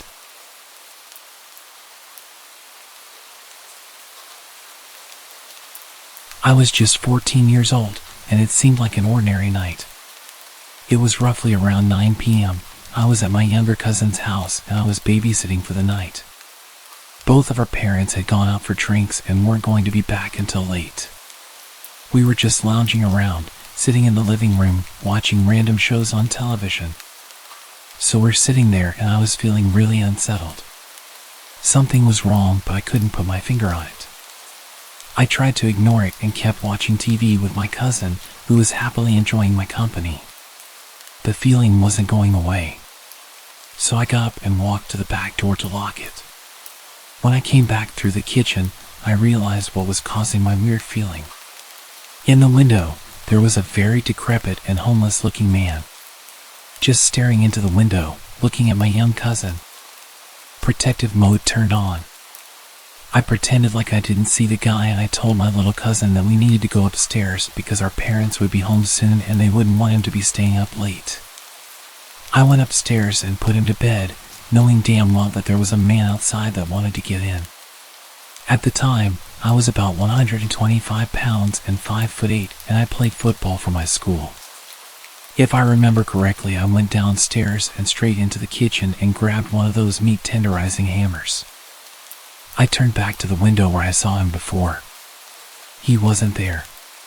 So I ran back to the front door and checked that it was locked. Both the deadbolt and the knob were locked. I ran back upstairs with my meat tenderizer and went into my cousin's room and sat down in front of the door. He asked me what I was doing, and I said that he didn't need to worry about it and that he should keep his head low. I called the cops and then my dad and uncle. Cops said they would take half an hour, and my dad and uncle were 45 minutes away. All of a sudden I hear a window shatter and the sound of heavy boots walking around on the tiles. I told my cousin to stay calm and hide under the covers. I whispered to him that he needed to stay silent. I could hear the guy walking around downstairs. It was horrifying. I gripped that damn meat tenderizer and waited. About 5 minutes pass, and then I hear the boots walking upstairs. At this point, I was having a freaking heart attack. My cousin's door is no more than 10 feet from the stairs. I heard him opening the doors to my uncle's room, then the bathroom. My cousin's door was next along the hallway. I was shaking with adrenaline at this point. Suddenly, he decided to walk back downstairs, and I heard him open the door to the basement. 15 minutes later, the police showed up and burst into the house. They came up to our room, and I told them that I heard him go into the basement. They rushed down there and caught the guy without much fuss. It turned out the guy was loose from a mental hospital from the city about 20 miles away. He had the mental age of a child and had broken into a few other houses in the area. I had nightmares for months afterwards.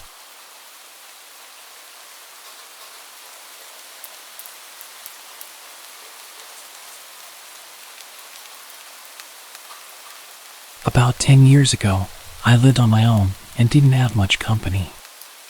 I was quite depressed at the time after losing my girlfriend to a drunk driver. I was enjoying a beer and watching the sunset on the back porch when I saw a large, scruffy man emerging from the tree line. My heart skipped a beat as he stumbled towards my house in a menacing way. Living alone, I often used my backyard for target practice.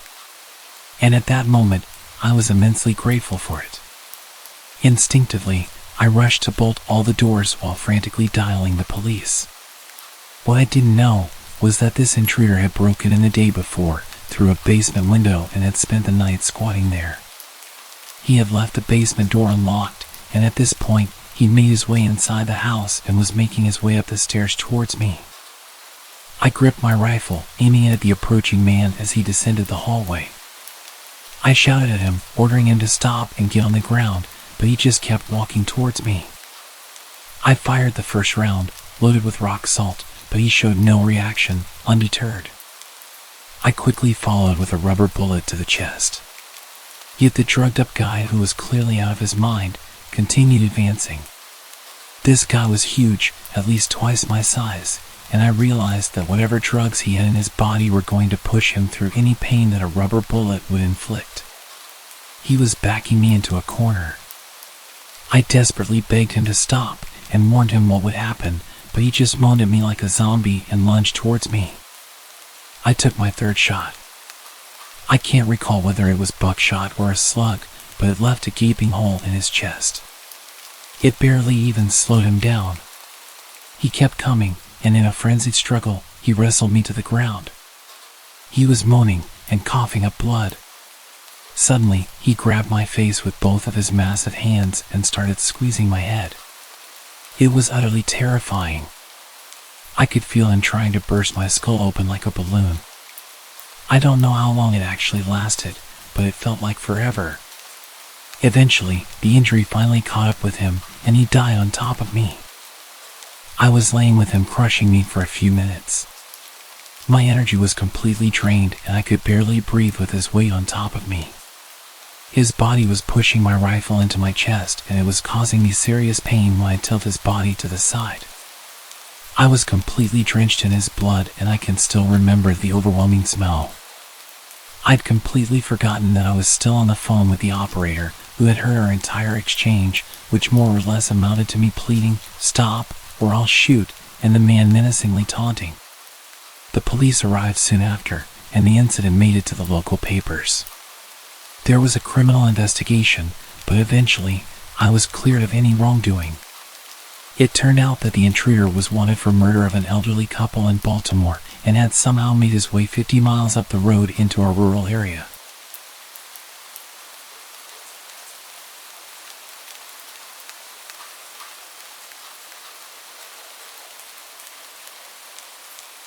I was 18 and chilling in my friend's apartment alone.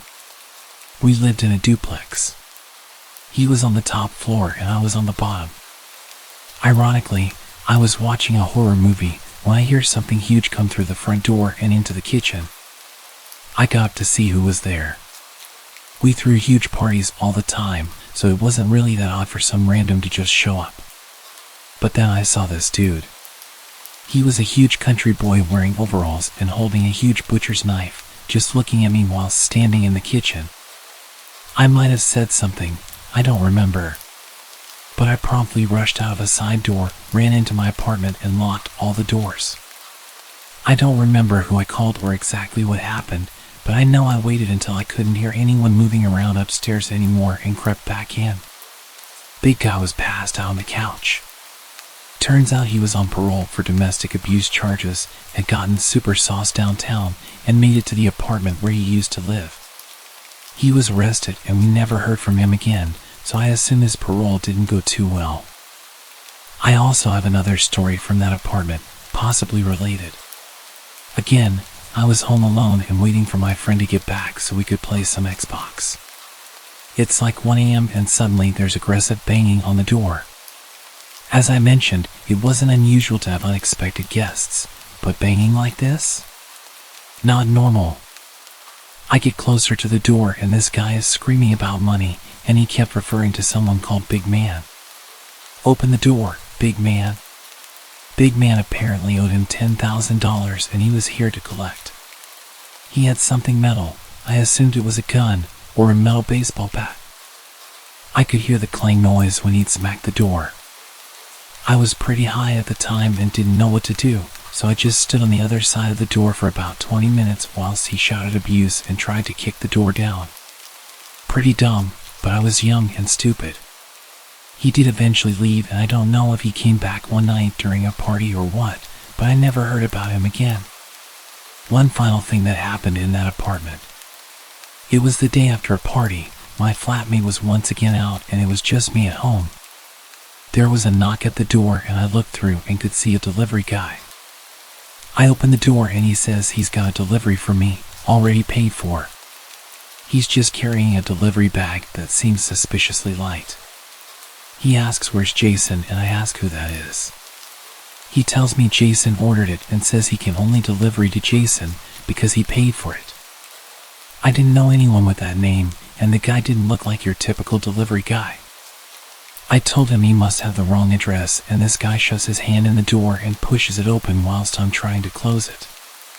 We have this intense standoff where I'm trying to tell him that Jason doesn't live here and he insists that I let him in to check. He gives me this serious stare and tells me it's just Jason he needs to see.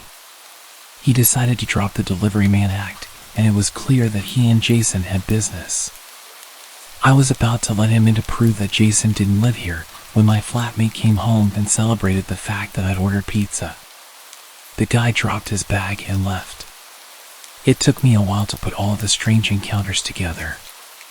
The guy on parole who'd broken in originally was probably the guy that owed people money and had people showing up to get him to pay. We both moved out a few weeks later. That place was too much trouble.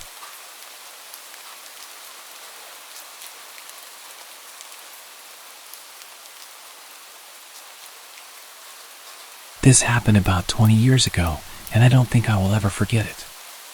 Back in those days, I was an apprentice hairdresser for one of the top 5 ranked stylists in Japan. Training in that profession at that level was very strict, and beauty standards were a bit different.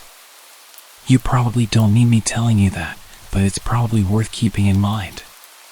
Back to training, it was long, and the time off between sessions was pretty much non-existent. We were expected to be at training even during national holidays. I'm not sure if that was strictly by the books, but as impressionable young stylists, we couldn't be seen refusing training. I think I had about 3 or 4 days off for summer. I took them all at once, and a lot of my friends and coworkers used that time to head back to their hometowns and see families. Since I lived really close to where I was studying, I didn't want to use my time off just hanging around at home. I could do that any time. So, I accepted an offer from one of my seniors to visit his hometown. It was really late by the time I finished work, and we managed to get to my senior's hometown at around 2 a.m. The satellite navigation system told me that we were about 15 minutes away from arrival. The roads were dark and empty. We were the only ones on the road that late. He lived in the middle of nowhere, so that could have been a reason. I remember seeing empty fields on either side of the road. I kind of regretted coming already.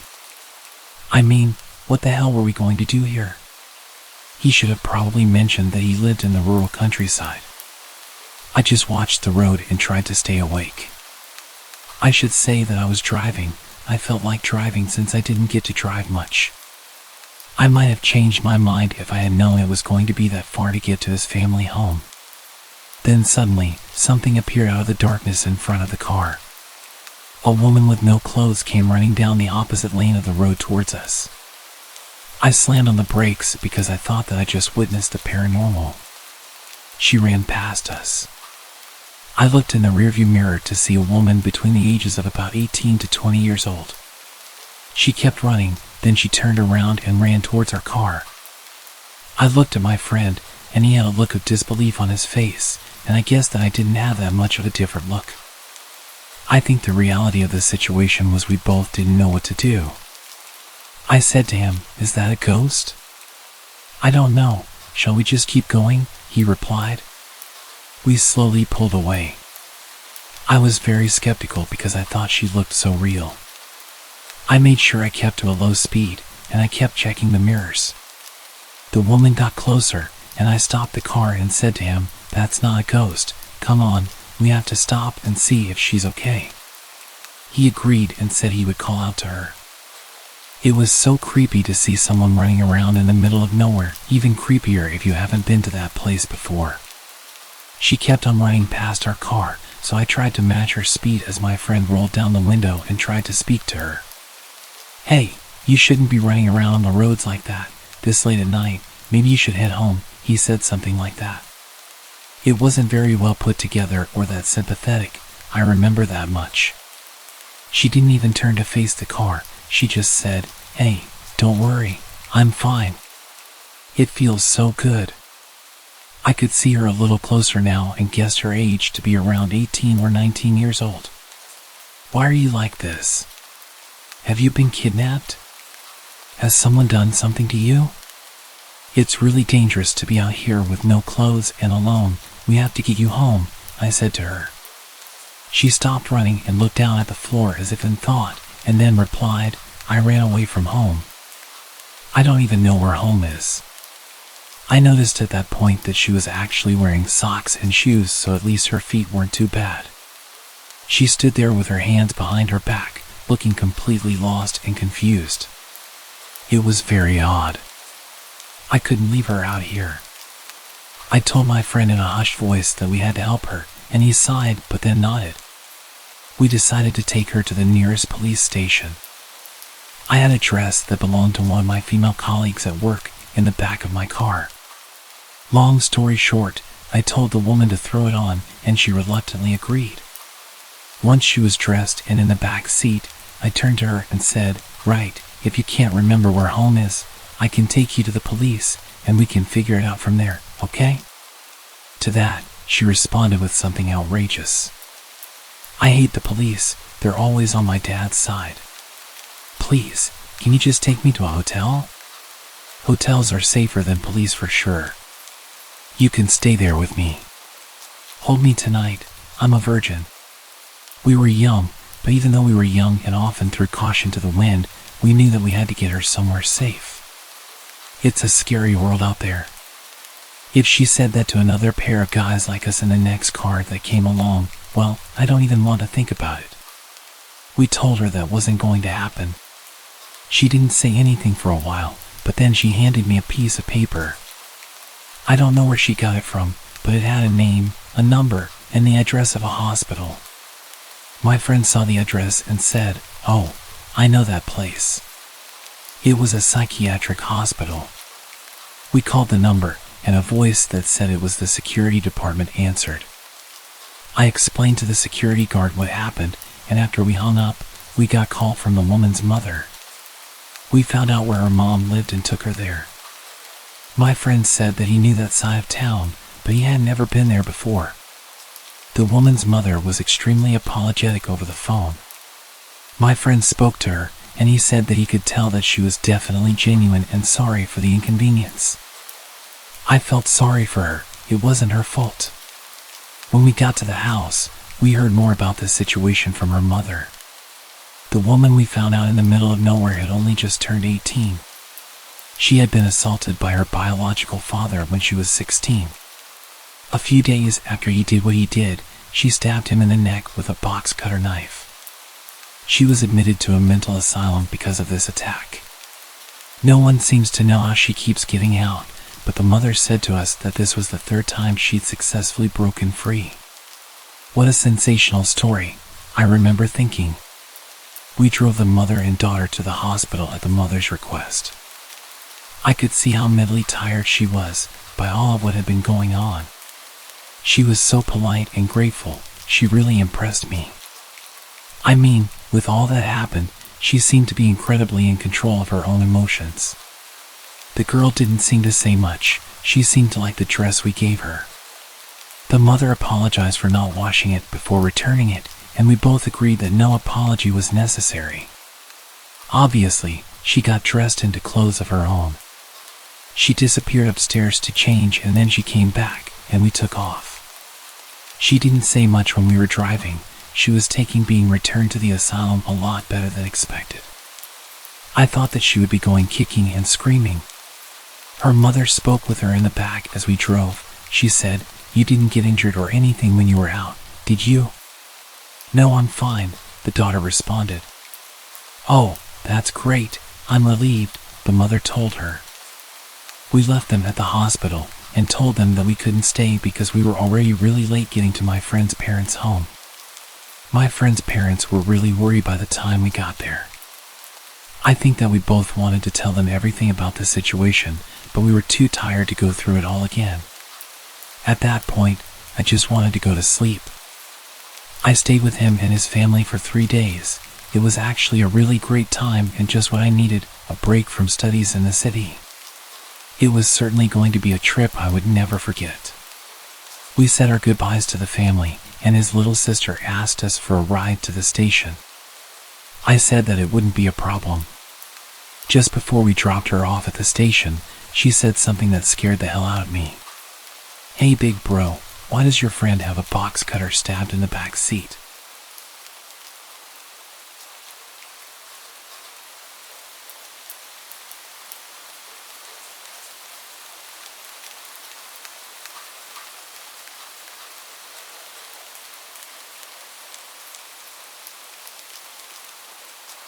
So, a quick backstory.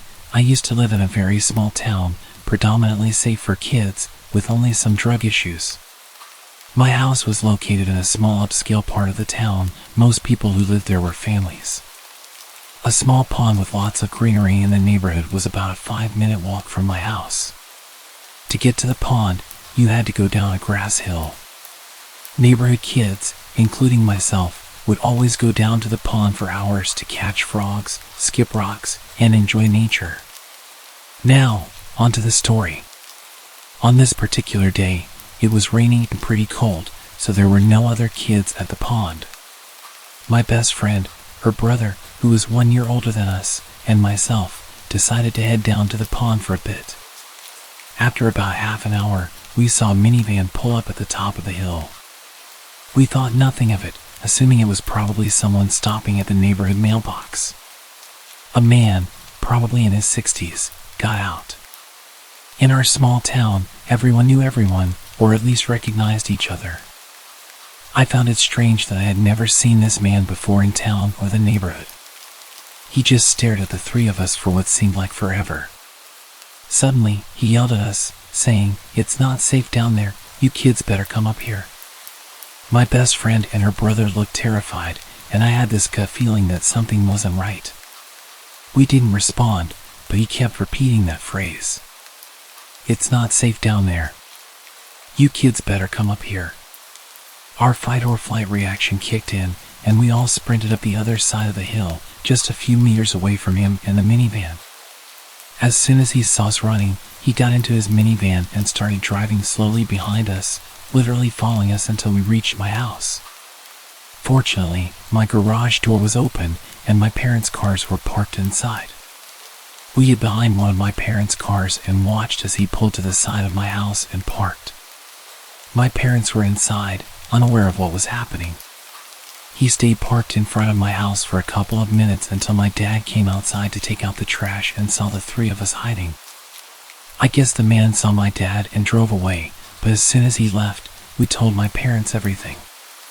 Even now, 12 years later, my parents still think we were being overdramatic and that the man was genuinely concerned for our safety because of the weather. Nonetheless, we weren't allowed to go back to the pond anymore. I understand why they think this. The three of us tended to exaggerate things and be dramatic. However, I knew from the strange feeling I had when I first saw him at the top of the hill that something was off. To this day, I still believe he was planning something, but maybe it was just my childish imagination.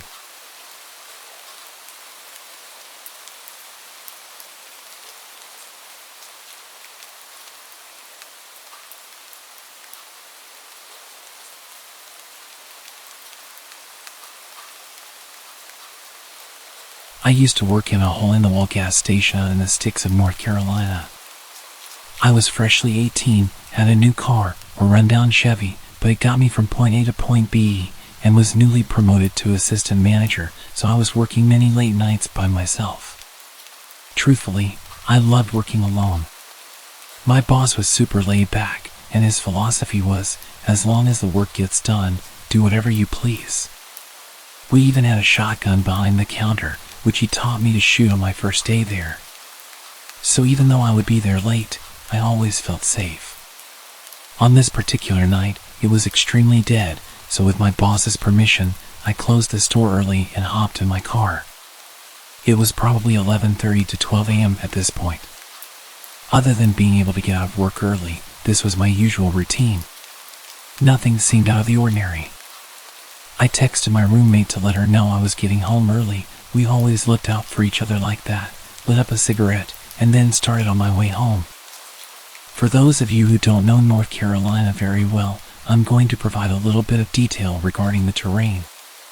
From where I worked at the gas station to where I lived, I had to drive down the back roads. These roads consisted of very dense woods on both sides. Sometimes, the woods would seem so thick that you really couldn't tell where you were, especially at night. This could be intimidating to those who don't know the area, but honestly, I was more worried about deer jumping out in front of me, which was a common occurrence in this area. I'm driving down the road, blaring Nirvana, my favorite band at the time, and just being a typical 18-year-old grunge kid who had newly discovered the freedom of being an adult and getting off work. When all of a sudden, I see something in the middle of the road, probably 75 to 100 feet ahead. At first, I thought it was a deer, but it looked too small. So I started to gradually slow down, ultimately coming to a stop. I have to wear glasses when I drive. I mainly need them at night, but my eyesight isn't terrible enough for me to make it a habit. I grabbed my glasses and put them on. Now being able to see much more clearly, I almost shat myself at what I saw. It was a woman. An older woman, wearing what looked like a nightgown of some kind. Her hair was in disarray, she had her hands behind her back, and she was just standing there, in the middle of the road, just staring at me in my car. Let me remind you, we are practically in the middle of nowhere. There are trees as far as my headlights can shine, and it's midnight. I'm naturally paranoid, so all sorts of questions were running through my head.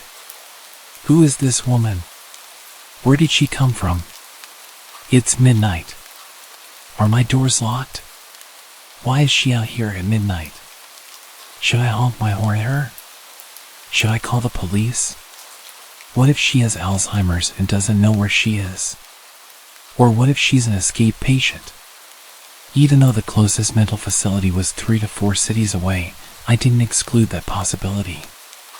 I thought about calling the cops, but I got my phone and of course, there was no cell service. This encounter went on for a while, just sitting in the middle of the road, mentally questioning what was happening. It's now way past midnight. She's still standing there, just staring at me with this zoned-out look, hands behind her back as if she's observing me. I'm starting to get tired of this, considering that I had to be up early for work the next morning. So I honked my horn at her. I didn't expect what happened next. This woman's face turns from being spaced out to complete rage. And she raised her arms up. It looked like she was holding something in her hand. She lets out this horrid animalistic scream and charges at my car. As she ran closer, I realized she was holding something sharp. It looked like a kitchen knife or a piece of jagged glass.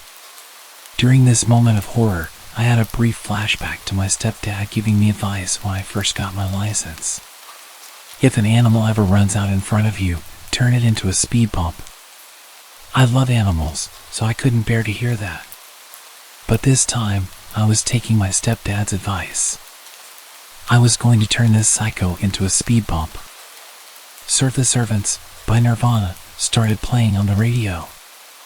I mention this because the song has much to do with the aura of the moment.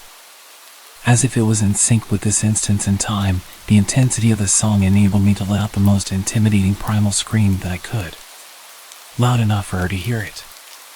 The window was open because I had been smoking, and I hit the gas. She was running towards my car like she was going to jump on my hood. I guess she realized I had the utmost intent to hit her, in which at this point, the woman zigzags away from my car and runs off into the woods. Still in fight mode, I didn't question where this woman went.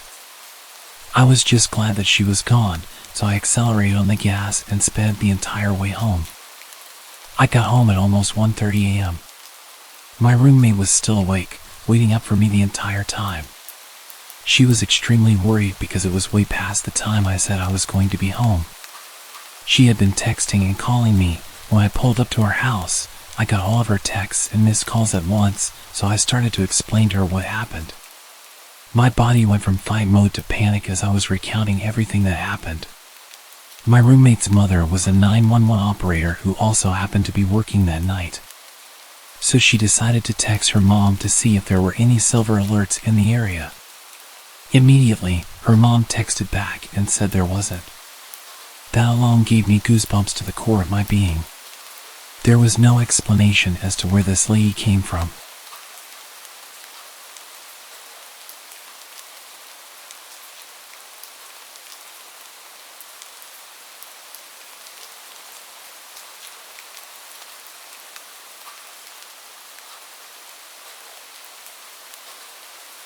I used to work in a residential care facility, and for a number of years, I worked with a woman named Kajiri. She was generally okay to work with, but she could be intense. The sort of joking flirtation that often found its way into high-pressure environments was common throughout the whole team, but when she directed it at me, it didn't seem so jokey. It took me forever to realize, because I usually didn't notice someone flirting with me until someone else pointed it out 6 months later. But when she started trying to give me jewelry and chocolate bouquets, I finally started to pick up on it. In between things being normal and actually maybe not really normal, there was a long escalation of text messages, comments that made me uncomfortable, personal space violations, dropping by my house uninvited, hanging around on my shift hours after hers had finished, unwanted touching, etc. As mentioned, I can be slow to catch on. Once I realized what was happening, I put as much distance between us as possible. I stopped answering calls and texts, locked down social media, spoke to other colleagues and had them running interference. A lot of interference, actually. At the time, it kind of became a joke, but looking back, it was all kinds of messed up. She even parked outside my house sometimes, and I'd sit in the back room with the light off so she'd think I wasn't home.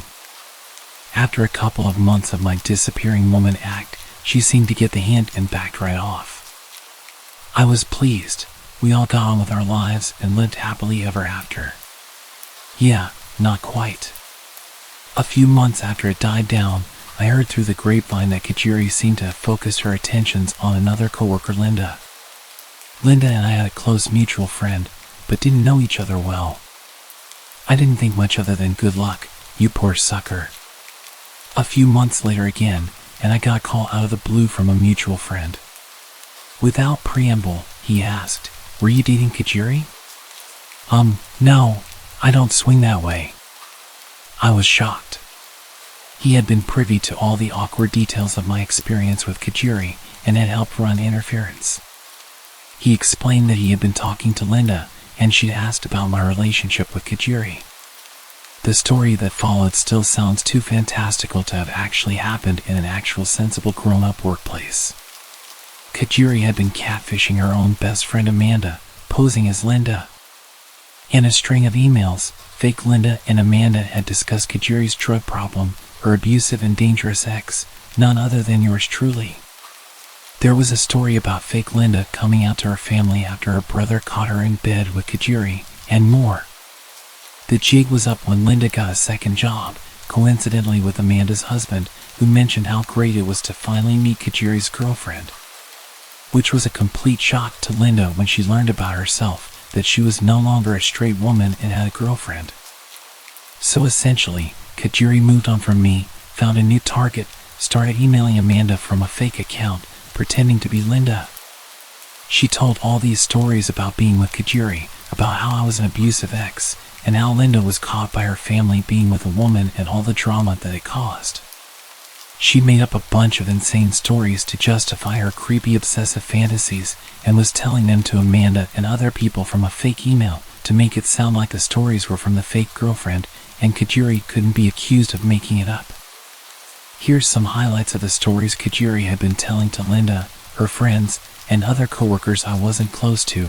She picked her audience very carefully. That Linda and I had physically fought at work over Kajuri. That I had an orgy in the staff office on a night shift with Kajuri and 2 male coworkers. That Kajuri and I had broken up after I cheated on her with another male coworker, not one of the orgy ones.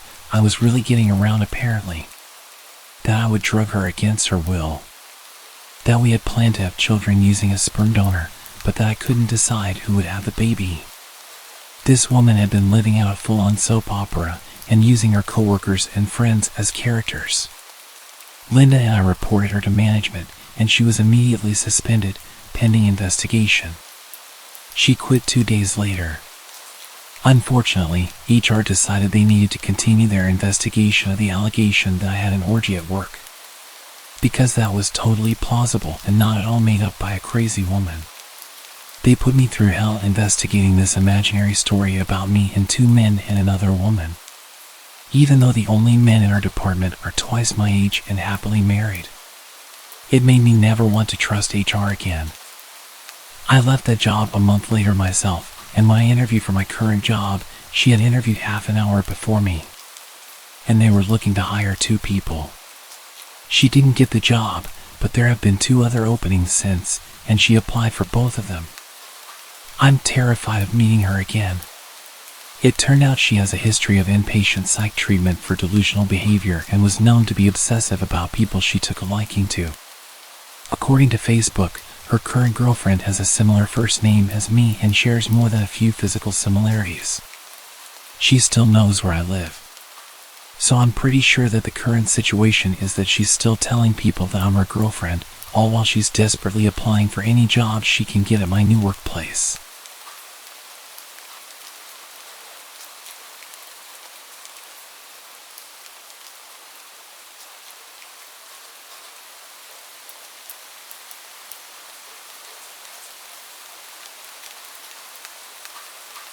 Okay, so I wasn't conventionally nor classically pretty.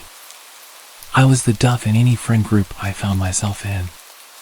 I never worried about being hit on, disrespected, or kidnapped. Safety concerns were never an issue for me when going out because I was never the one anyone wanted to get to know or be around. I was just too plain. It was always me who had to look out for my friends, male and female alike. I used to go to a local bar almost daily. I didn't drink alcohol there, I just ordered a regular Coke and waited for my ride home. It was my usual hangout spot after work, so I sat, chilled, and minded my own business. A few weeks ago, I had just finished work and was sitting at my regular spot, sipping my drink while working on a new pendant I was making. I had started wire wrapping crystals into jewelry. I didn't expect anyone to strike up a conversation with me, knowing I basically blended into the walls, despite the staff knowing me and paying me slight attention and being nice to me. But this weird guy I'd never seen before came over and sat at my table across from me. I was surprised and engaged in a small conversation that I can't even remember how I started, but he began asking me a few questions about myself that seemed normal and flowed together, so I didn't think much of it. Again, being plain, I didn't think anyone would take interest in me.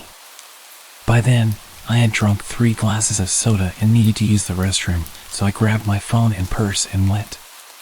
When I returned a few minutes later, I resumed working since none of my stuff had been touched. I called a waitress over, asked for a new drink, and she nodded. It had always been engraved in me that you never leave your drink unattended.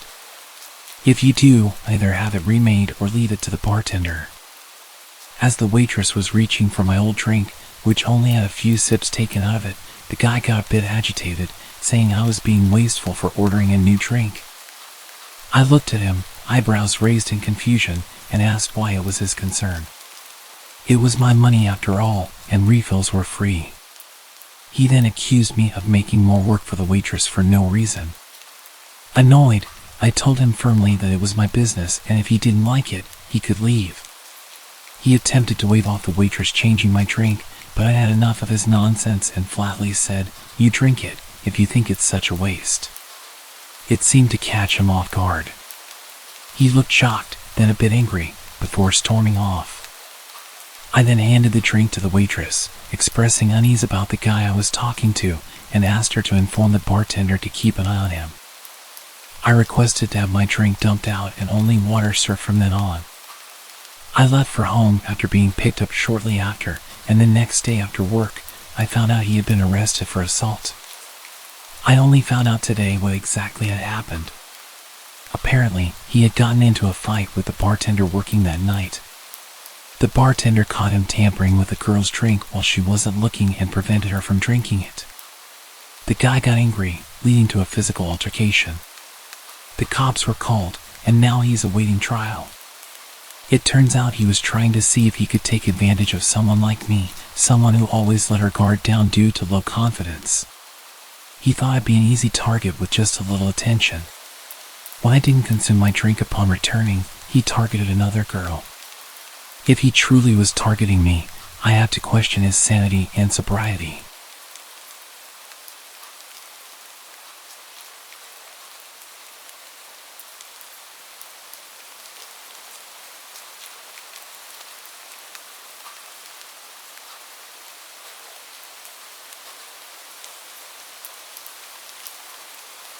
On a bitterly cold winter night, I found myself in the kind of situation that would chill any parent to the bone. My 2 young kids sat shivering in the back seat of our car as I tried to keep my composure. We were stranded on a snow-covered road in the middle of nowhere, far from the nearest town. The car's engine had sputtered and coughed its last breath a while ago, and my phone had no signal. Desperation clung to the cold air as I tried to reassure my children that help was on the way. I had called a tow truck, but it seemed like hours had passed since then, and the icy darkness was unrelenting. Just as I was losing all hope of being rescued, a set of headlights appeared in the distance, slowly growing brighter. Relief washed over me as a man pulled up in a pickup truck. His frosty breath covered his face in the cold night air. "Looks like you folks could use some help," he called out. His voice was friendly, but something about the situation had my guard up. I was hesitant, but the thought of my children suffering in the cold pushed me to accept his offer. "Yes, thank you," I replied, trying to hide my unease. "We've already called a tow truck, but it's taking a while." The man didn't waste any time. He opened the hood of my car and started tinkering with the engine. His hands moved deftly, almost too quickly, and I couldn't shake the feeling that something was off. As the minutes turned into what felt like an eternity, the man turned his attention to my children. "You know, it's pretty darn cold out here," he said, looking towards them with a warm smile. "Why don't you let them sit in my truck? It's nice and toasty in there." I hesitated, glancing at my children. They were practically blue from the cold, their teeth chattering uncontrollably. "No thank you, we're okay," I stammered, trying to muster some courage. But the man was persistent, insisting that it was the best thing for them. "It won't be long, just until I get this fixed up," he said, his smile never faltering. "I've got hot chocolate in the truck, they'll love it." The children began to whine, their tiny voices filled with misery. I felt a lump form in my throat. "All right, just for a little while," I relented, my heart pounding in my chest. As my son and daughter climbed into the stranger's truck, I watched anxiously from a distance. Minutes turned into what felt like hours as the man continued to work on my car.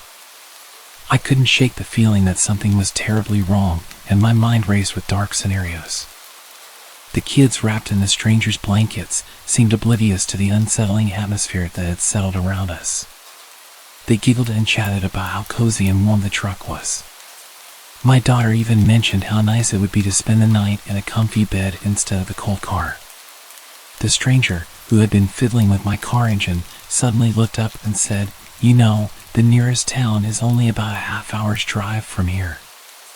I'd be more than happy to take your kids there, get them a warm meal and a place to sleep for the night." It's not safe for them to stay out here. My heart raced as my children's faces lit up with excitement. They began pleading with me to let them go, their voices filled with innocence and trust. "Mom, please, it'll be fun," my son exclaimed. Despite the freezing cold that still gripped me, a chill of a different kind ran down my spine. I absolutely hated everything about this situation. I needed to protect my children, but letting them drive away with a stranger obviously wasn't an option. But neither was freezing to death. They weren't helping the situation at all. I hated how naive they were, and I hated how they would ignore my attempts to give them a serious stare when I was trying to communicate to them that we were in a bad situation. The stranger's insistence, coupled with my children's growing enthusiasm, created an agonizing dilemma. I mustered all the politeness I could and replied, "Thank you so much for your offer, but the tow truck should be here soon and we'll be on our way. We wouldn't want to trouble you any further." The man's expression changed. His eyes narrowed as he glanced at me with a hint of frustration. "Ma'am, I'm just trying to help. It's not safe for your kids out here in the cold. I promise, I'm a good guy." The standoff continued, my heart pounding in my chest as the tension thickened. The stranger's insistence clashed with my maternal instincts, and I felt a growing urgency to protect my children from whatever threat might be lurking behind his seemingly kind offer. As the minutes passed, the kids continued to shiver despite the warmth of the stranger's truck. I couldn't ignore their discomfort any longer. Trying to sound as composed as possible, I said to them, "It's time to get back into our car. The tow truck should be here soon." The children reluctantly agreed, and we climbed out of the stranger's truck, thanking him for his help. As we made our way back to our car, the man's eyes followed us. He seemed disappointed but didn't insist any further. I hurriedly bundled the kids back into the car, and we locked the doors. Just as we settled in, the distant sound of a tow truck's engine reached our ears. The tow truck arrived, its lights cutting through the darkness like a beacon of hope. The driver, a burly man with a kind face, jumped out and got to work on my car.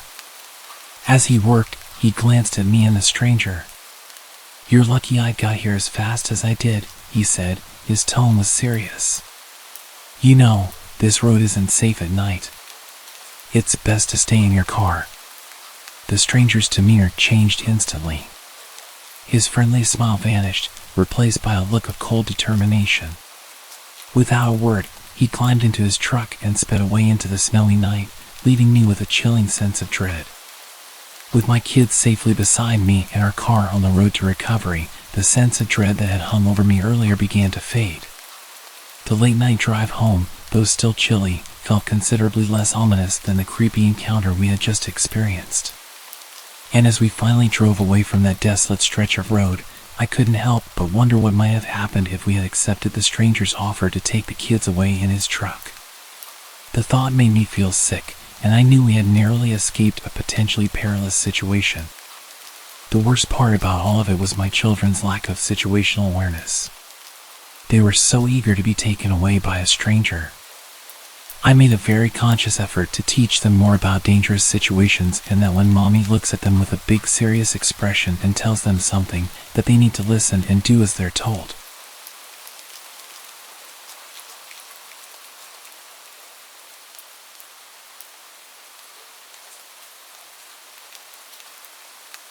I had been chatting with this girl online for weeks, and she seemed like the perfect match for me. So when she suggested we meet at hers, which happened to be in the middle of nowhere, I couldn't resist the adventure. My GPS had guided me through the labyrinth of back roads, with the promise that I was nearing her location. But as I rounded yet another bend, I found myself in the middle of a seemingly abandoned junkyard. Rusty old cars and worn-down buildings loomed in the darkness. The place was only lit by my car and the moonlight. Confusion turned to fear as I realized this was the wrong place. Panic set in when the harsh glare of headlights suddenly appeared behind me. A group of burly men, their faces obscured by the shadows, blocked my way and surrounded my truck. One of them, clearly the leader, approached my window. His eyes were filled with suspicion. "What the hell are you doing here, boy?" This is private property. My words tumbled out in a rush as I explained my predicament, that I was supposed to meet someone nearby, but my GPS had led me astray. They exchanged glances, their suspicion turning into a sinister grin. Sure, the leader said, but you see, we've been having some trouble with trespassers lately. Can't be too careful, you know? His companions chuckled ominously.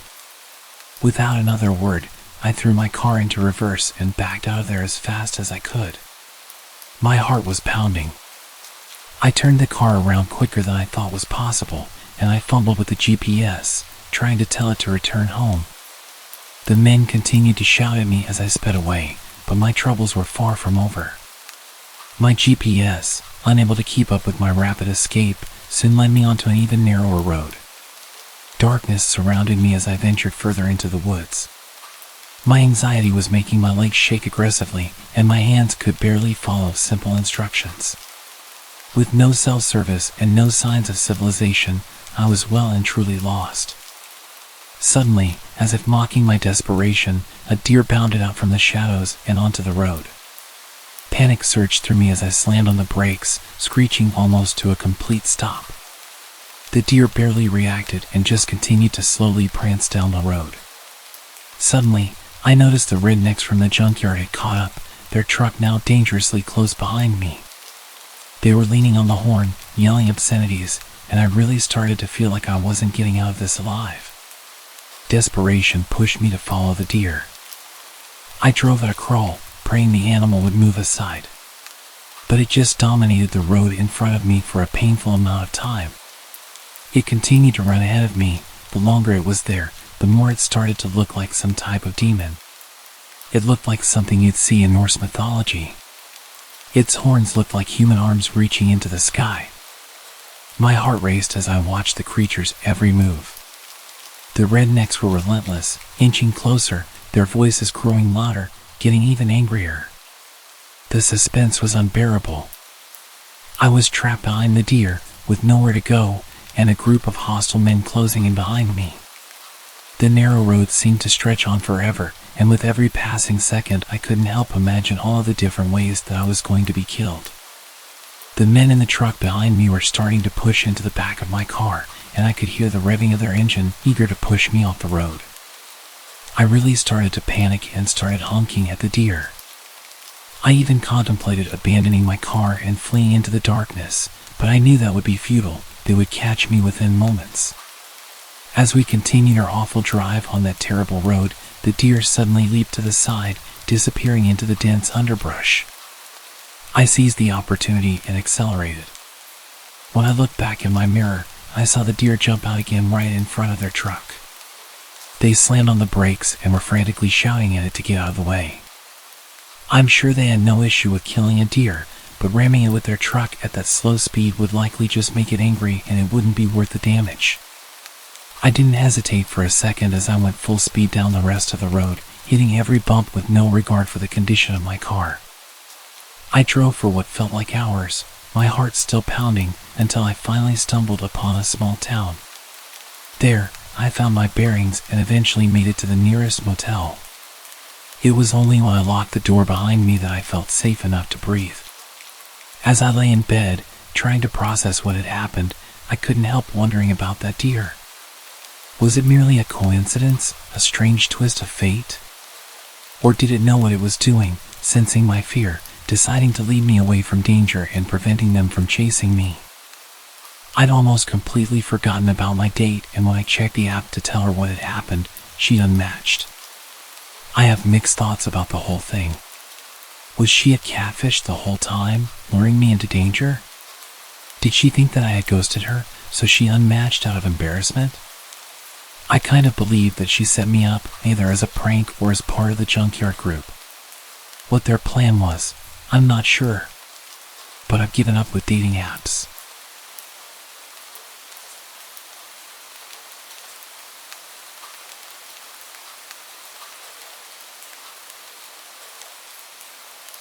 A few years back, I'd just gotten my first bike. As a young female rider, I often attracted unwanted attention. People couldn't help but notice me as I cruised through the streets. It was exhilarating, and I loved the feeling of the wind and the freedom of the open road.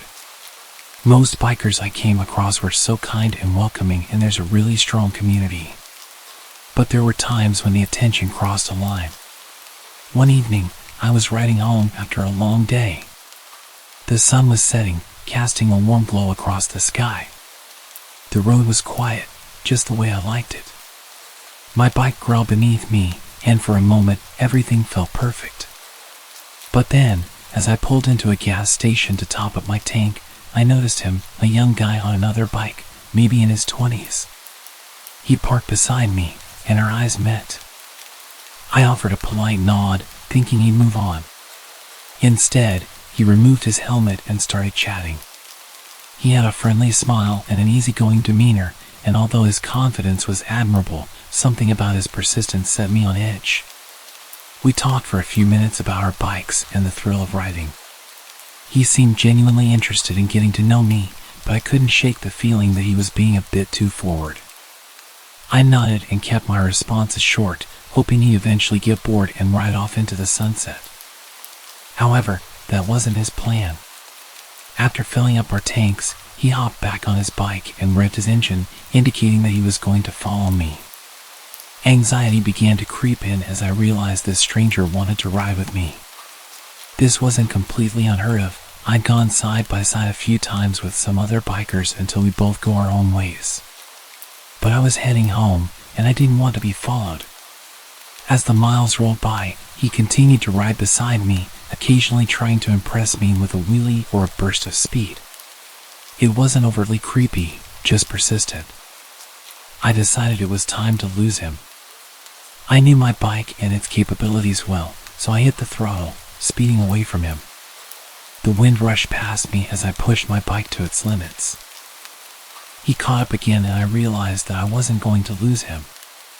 I decided to pull over, and he pulled up next to me. He was so proud of himself. He took off his helmet and had a massive grin on his face as if we'd been playing a fun game. I told him I was heading home now and that I'd see him around. He continued smiling at me and told me he'd make sure I get back safe. I really wasn't in the mood. I kind of snapped and told him directly that I was good and didn't need an escort. Just as I started to leave, I gave him a wave. One last attempt to make it clear that I was saying goodbye, leave me alone. He'd rested his helmet down, so it took him some time to get ready. I managed to get some serious distance this time.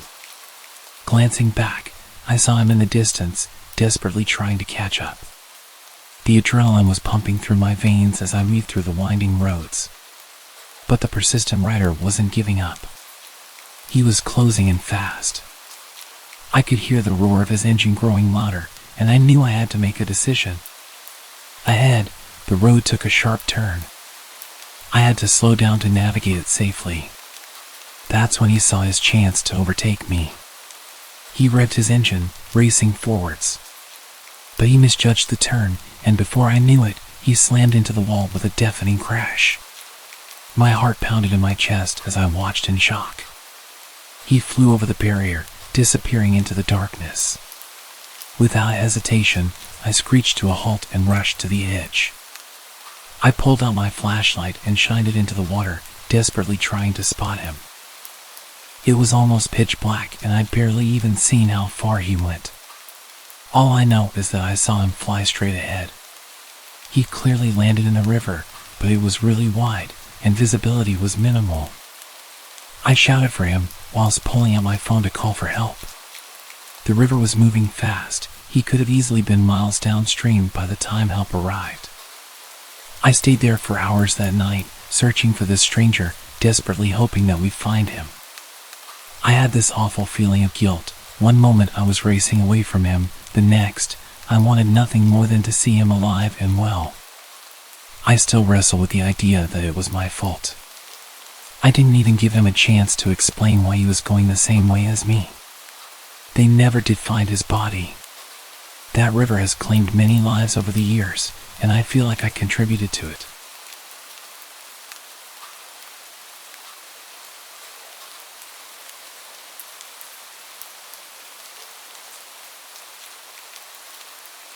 This all went down in the summer of my 8th grade year.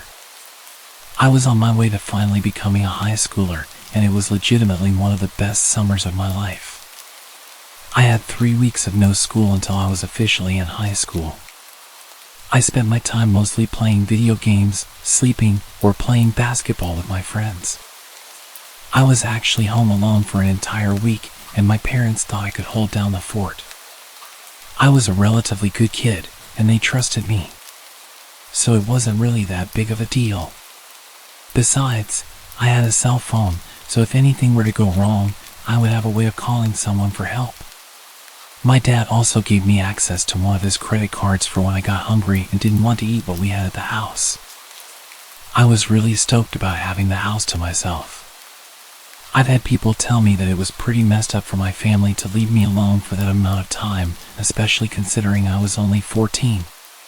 They didn't expect anything bad to happen, and neither did I. It was a rare occasion that they were gone for so long. This wasn't something they did often. As a matter of fact, I still live with my parents now, and I've just turned 19. Ever since that day when everything went down, I haven't been home on my own for more than 24 hours at a time. It was a Friday night around 11 p.m. when I heard my phone go off. I received a text message from an unknown number, and all it said was, "Hey." I messaged them back and asked who they were, and they immediately became passive-aggressive, upset with me for not knowing who it was. I apologized to them, thinking it was someone I was close with. I had just gotten a new phone a few months prior and lost all my contacts, so I explained that to them, and they still seemed pretty upset. They started harassing me, and I ended up thinking they were just pranking me, so I turned my phone on silent and continued playing my PlayStation. I'm not sure how long later, probably around 10 minutes or so, I heard a knock on my bedroom window. I thought I was just hearing things at first, but I still decided to check and see who was out there just in case. I moved my blinds to the side and looked out the window, but I didn't see anyone. I wasn't convinced. I knew I heard a knock and was starting to become very paranoid. I looked through some of the windows throughout my house to see if I could spot anyone, but again, there was nobody. I can't deny the eeriness I felt. It was like something was about to happen, something really, really bad.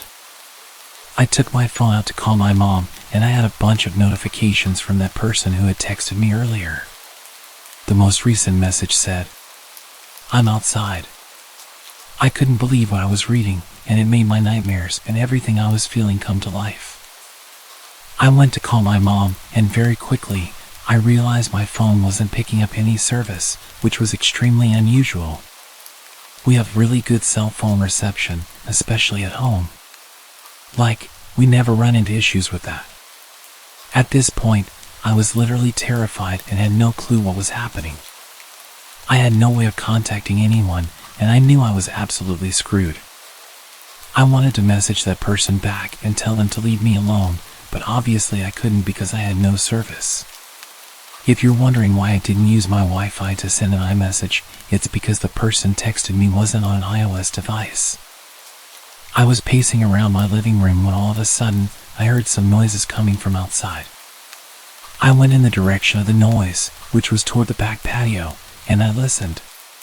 Someone was screaming for help at the top of their lungs. My heart began thumping out of my chest, and my initial reaction was that it was a setup. However, being brave in the moment and considering I took boxing classes for years and knew how to fight, I wanted to stick up for myself and whoever was potentially being hurt.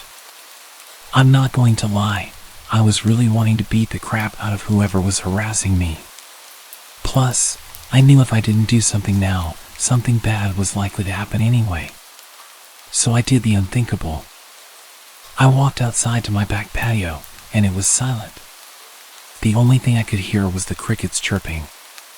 I waited for a second until I yelled out to whoever was there. I told them I was going to mess them up and acted a lot tougher than I felt. Almost right after that, there was an extremely bright light flashing at me from afar. Our house sits on quite a bit of land, and we have a huge backyard with tons of trees. Whoever it was pointed the light at me, clearly trying to piss me off. The light then began moving all around toward the house for a minute, then it turned off. Within an instant, the screaming picked back up again. It was the same voice pleading for help. I knew it was now or never. I ran back inside, into the garage, grabbed my old baseball bat as a weapon, and made my way back outside toward the woods, heading directly where I first saw the flashlight. My heart was fluttering at this point as I wasn't sure what to expect. As I got closer and closer, my anxiety about doubled. I couldn't believe that I was in this situation, and I had a sudden realization that what I was doing was pretty stupid. Right while I was about to turn around to go back inside, somebody from the woods that I couldn't see said something to me. It was so dark that I couldn't see anything. All I could see were the dark silhouettes of all the trees around me.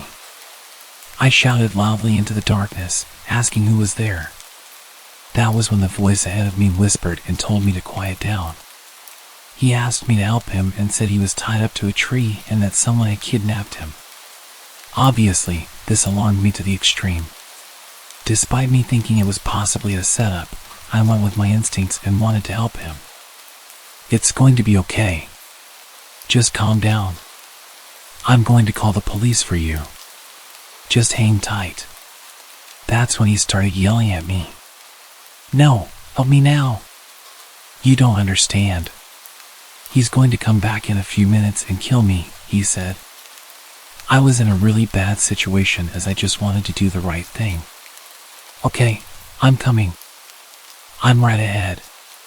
Just keep walking straight. I can already see you. My heart was beating at an incomprehensible rate now, so much so that I'm surprised I didn't pass out. All the thoughts crossing my mind set me into a panic, and I was fully into the woods at this point. I looked ahead after walking for maybe 20 or 30 seconds and saw a dark shadow that looked like a person about 30 feet away. Hey man, is that you? I asked, but he didn't reply. I sat in silence for a moment while I tried to piece together what the hell was happening. If that was him, or even if it wasn't, I was in some deep trouble because the man I was looking at definitely wasn't tied up to a tree. He was standing up straight and very much alive. In only a moment's time, the person started running at me. It was at that exact moment I started backing up. Slowly, I eventually snapped out of it and booked it all the way to my house. Somehow, I made it inside before he caught up to me. I shut and locked the sliding glass door behind me, and he was standing right there, pulling on the door, trying to get it open. He was a very tall but slender-looking man with a wolf mask and a big-ass hammer. I barely hesitated and ran to my room. I know what you're thinking right now too. Why didn't I just defend myself with the bat? Well, originally, that was my plan, but things happen. I don't know. I was absolutely terrified, and you would be too if you were in that same situation. I was pacing back and forth in my living room, trying my luck with my phone again, but still, I had no service. I started having some sort of manic episode and began screaming and punching my couch. I was extremely angry and sick of being the victim. I almost ran out there and beat him myself, but I chose a different approach. I waited patiently, and sure enough, after only a minute, he was knocking on my front door. I ran over to the door and told him to see what happens if he stepped even a single foot in my house. He wouldn't be walking out if he did, that's for sure. He then started laughing. I just kept quiet and went back to my room. The knocking grew louder and louder, and eventually, he started screaming. I had no idea what he was saying, but I think he was mocking me. A few minutes went by of this, and that's when I heard my living room window shatter. I got myself ready and hid behind my open bedroom door, just waiting for him to walk in. The footsteps got closer and closer as he walked into a few different rooms. Now he was heading to mine. I gripped the bat tighter and said a little prayer. He walked in, and I was able to hit him in the head with the bat. He fell straight to the ground. I hit him a few times while he was down as well, to make sure he wasn't getting back up anytime soon, and I ran. I ran down the road about 5 or 6 miles to my friend's house, and when I finally got them to answer the door, I briefly explained what happened, and they let me use their phone to call the police. A few police officers were sent to my house, and a few officers to my friend's house as well. I then called my parents, and they rushed home. They were over 2 hours away, so it was going to be a while before they made it back. I told the police exactly what happened, and it turned out I had killed the intruder. I didn't know if he was dead until the police officer told me. I was worried I was going to be in trouble, even though I didn't do anything illegal. It was self-defense. The police took me in for questioning, and since I was a minor at the time, they had to bring my parents in as well. Yes, I killed a man as a teenager, and everything about it has completely changed my life. I've been numb, I've been scared, and I've been anxious. I can't tell you how many nightmares I've had about this whole thing. It's all over, and this was years ago. Sometimes it feels like it only happened yesterday, and I relive the whole thing, the blood, the screaming, and more importantly, my lost innocence.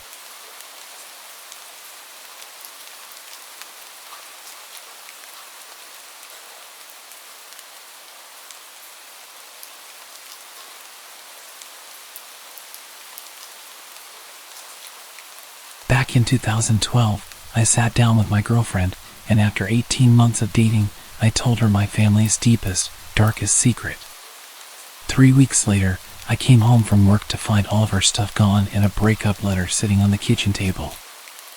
I learned not to talk to anyone but my sister about it, but I also feel like if I don't get this stuff off my chest from time to time, it'll just eat me alive from the inside out. I've survived this long by talking to therapists, but at this point, I view therapy like atheists view confessional booths, a nice novelty but inconsequential. The internet, on the other hand, is an altogether different beast. I can remain anonymous, and strangers online can give their opinions. And just like it allows me to say things I'd never tell a person face to face, it allows you to give me your full and unfettered opinions, as brutal as they may be. But I'm okay with that, and that's why I'm writing this. Because I don't want absolution, I want judgment.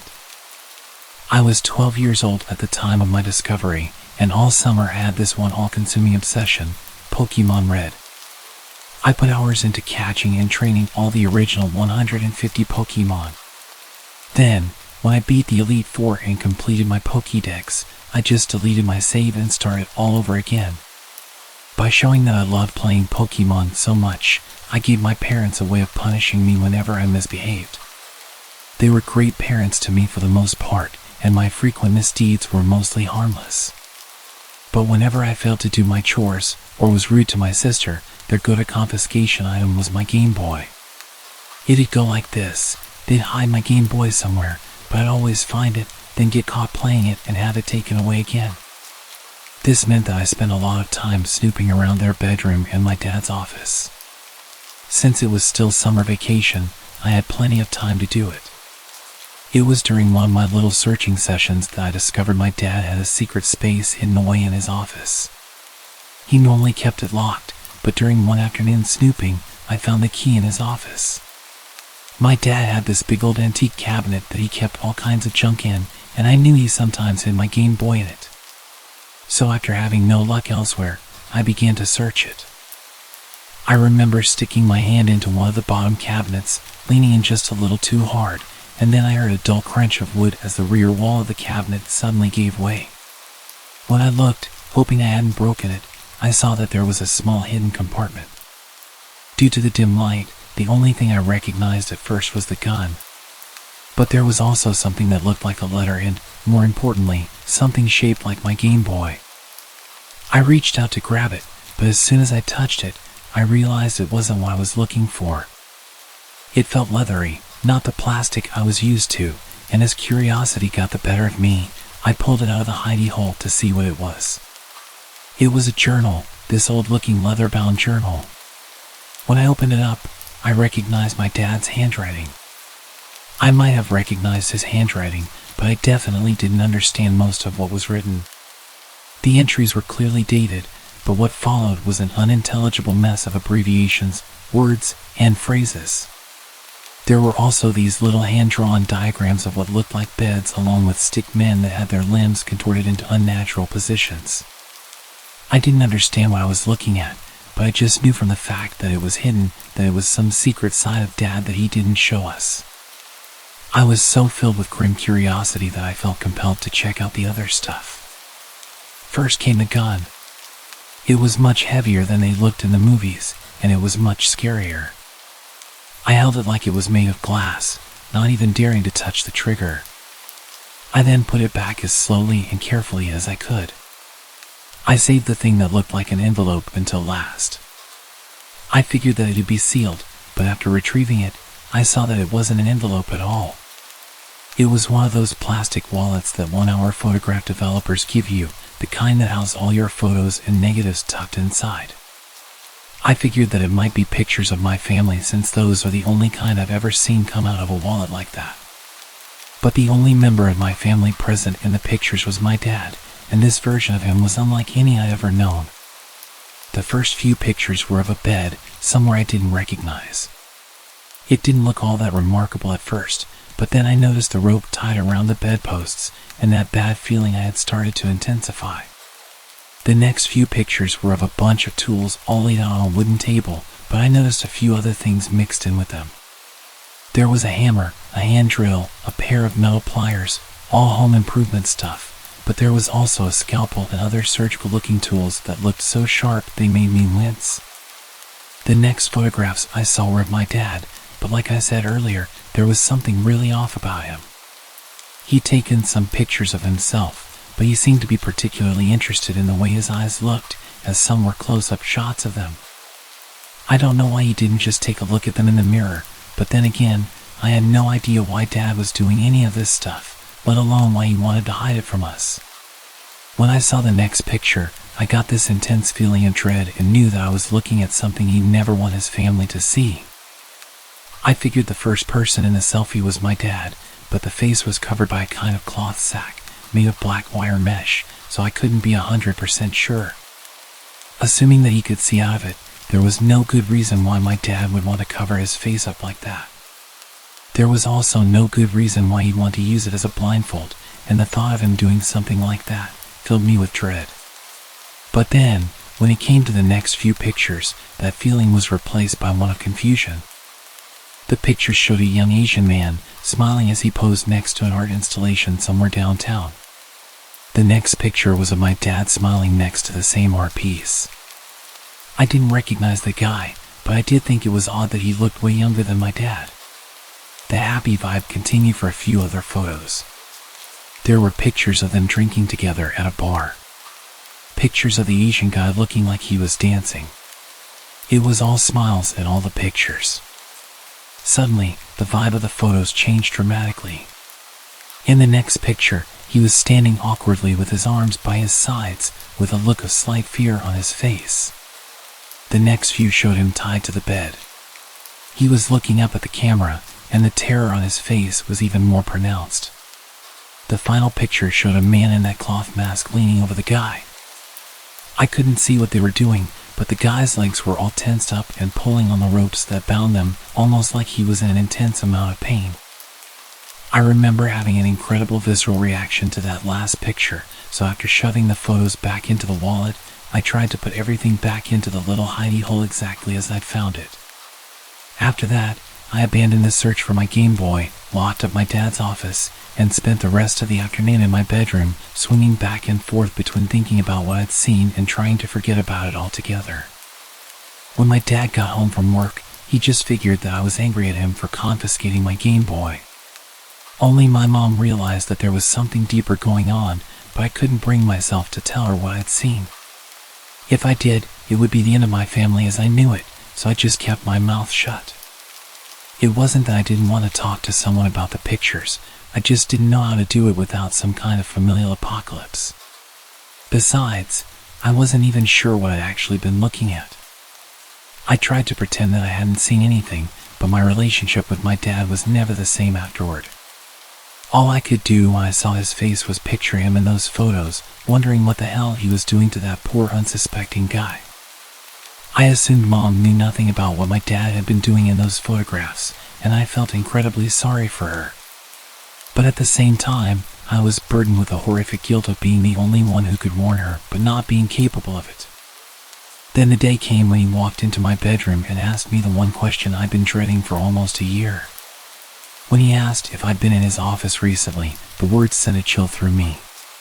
Thankfully, I learned to hide my emotions very well, so without looking up from playing Sega, I just flatly told him no. After that, I hoped to God that he wouldn't question me further, and I prayed to hear the sound of the door closing behind him. But the seconds went by, and the door didn't close. He just stood there, staring at the back of my head, saying nothing, doing nothing.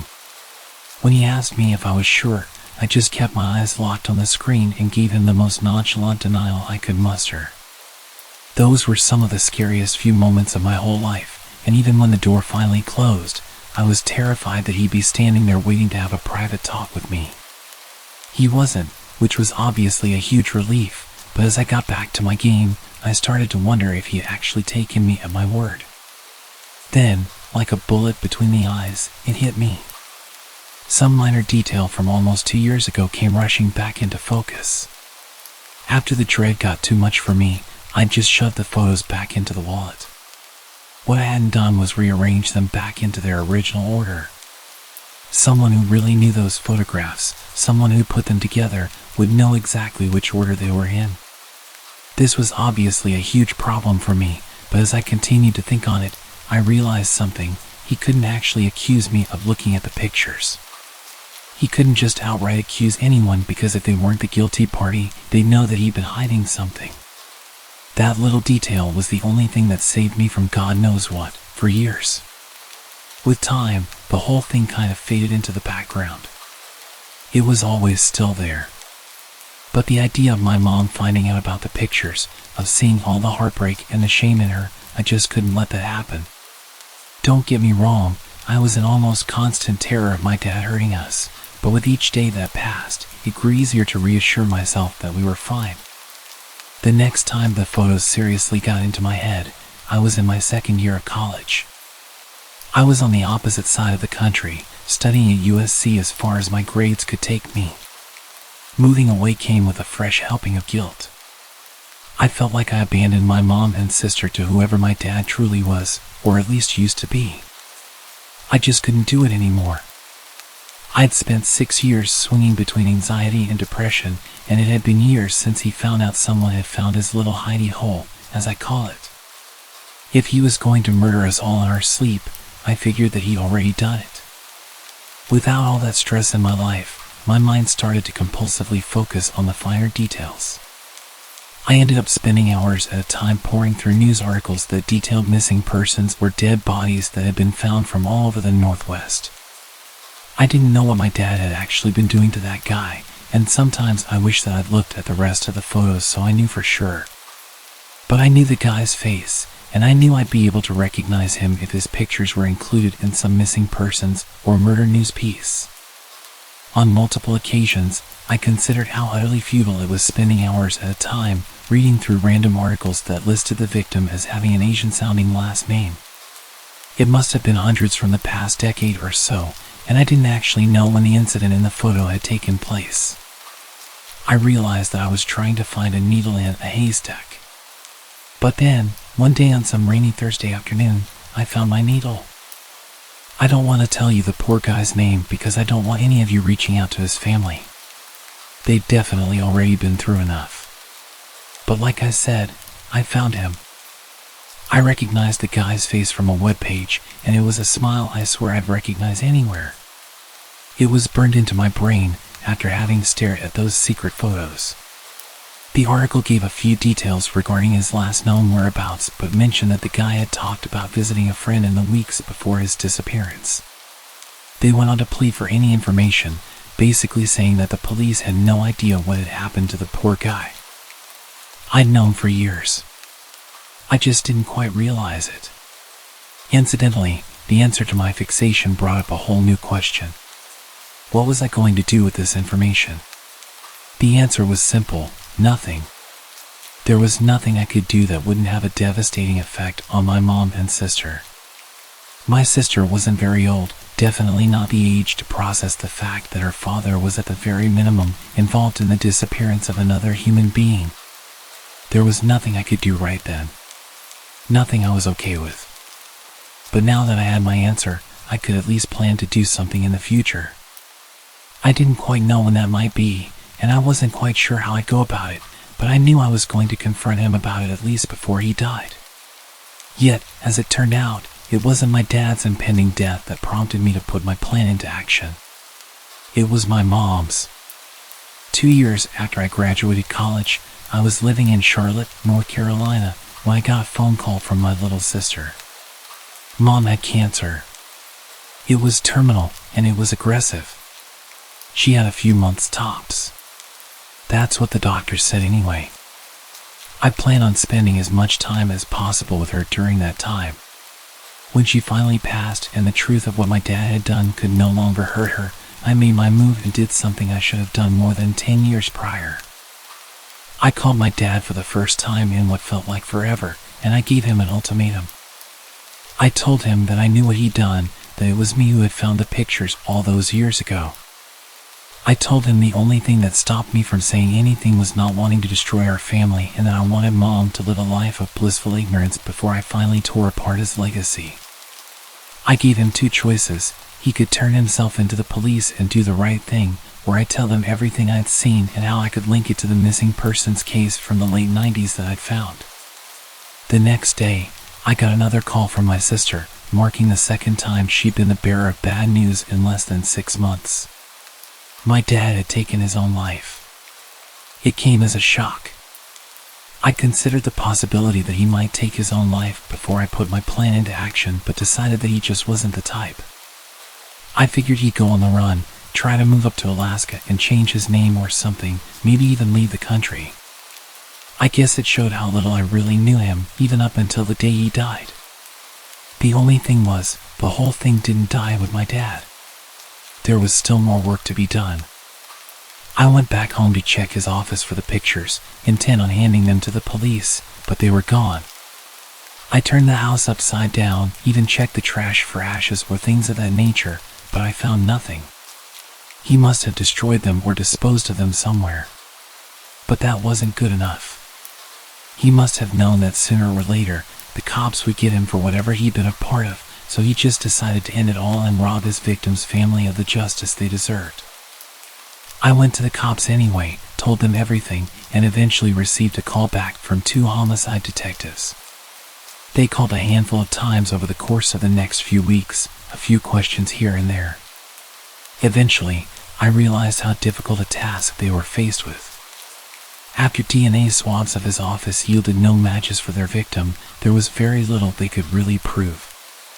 Even if I did manage to turn over the photographs, the only person they showed committing a crime was a man in a mask.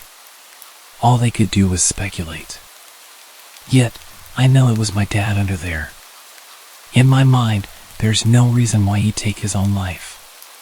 He cultivated such a wholesome facade over the years, having successfully concealed a past blackened by death, that no one thought him capable of such things. He was far too proud to watch it all crumble in front of him. But even now, it's still not over. My dad has since been considered a suspect in the disappearances of multiple young men throughout the 90s and early 2000s. I've still yet to hear anything from the police or FBI regarding it, but it's still something that's being actively considered. All these years later, I'm faced with the possibility that my father was an actual serial killer and that my silence following the discovery of the photographs enabled him to continue killing. I could be responsible for an untold number of unsolved murders all over the Northwest. When I tell people that, it's not enough to hear platitudes anymore. So judge me. Pour your scorn upon me.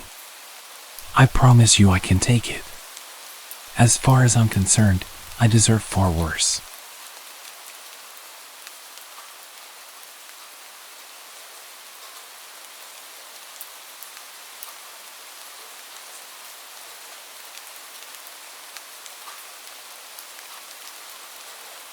When I was 20 years old, I came back home for summer break from college. My good friend Becky and her boyfriend had just found new jobs. They had a house all to themselves, sitting at the top of a very steep hill. A bit about Becky, she gets really nervous and anxious all the time. I get anxious too, but I've gotten used to living by myself and dealing with my worries. But she wasn't used to it at all. Their house had a back door in the kitchen. If you were sitting on the sofa in the living room, you could see straight into the kitchen. Right outside the kitchen door, about as high as your shoulder, there was a light that turned on when there was any movement. It's important to mention that Becky's backyard was pretty high up. To get into the yard from the low walkway in front of the door, you had to go up a few steps. The yard was made this way so it wrapped around to the front of the house. So, this motion-sensing light would only turn on if something moved on the walkway, not for any animals in the yard. The yard itself was tiny, with thick wood stretching down from the end of it. Becky was by herself because her boyfriend was working his first or second night shift and she couldn't fall asleep. They were trying to save money, so all the lights were off. Then, she saw a light come through the kitchen window. It was the motion-sensing light. This really scared her, but she tried to just ignore it. However, the light kept turning itself on at different times. She called me early at about 3 a.m. until I finally picked up. I talked to her on the phone, trying to calm her down until her boyfriend came back in the morning. He had the next 3 days off, and nothing happened with the light during that time.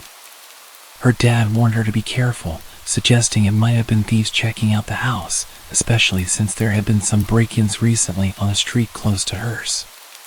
The next time her boyfriend had to work at night, Becky asked if I could stay over. I said yes. The evening started off pretty normally. We watched movies until about 11. Then, we decided to drive out to the nearest shop and grab some food from McDonald's. Where we live, it's pretty much in the middle of nowhere, so getting there and back took us almost an hour and a half. We got home around midnight and set up the air mattress in the living room where we planned to sleep. Around 1 a.m., that motion-sensing light outside turned on while we were sitting on the mattress.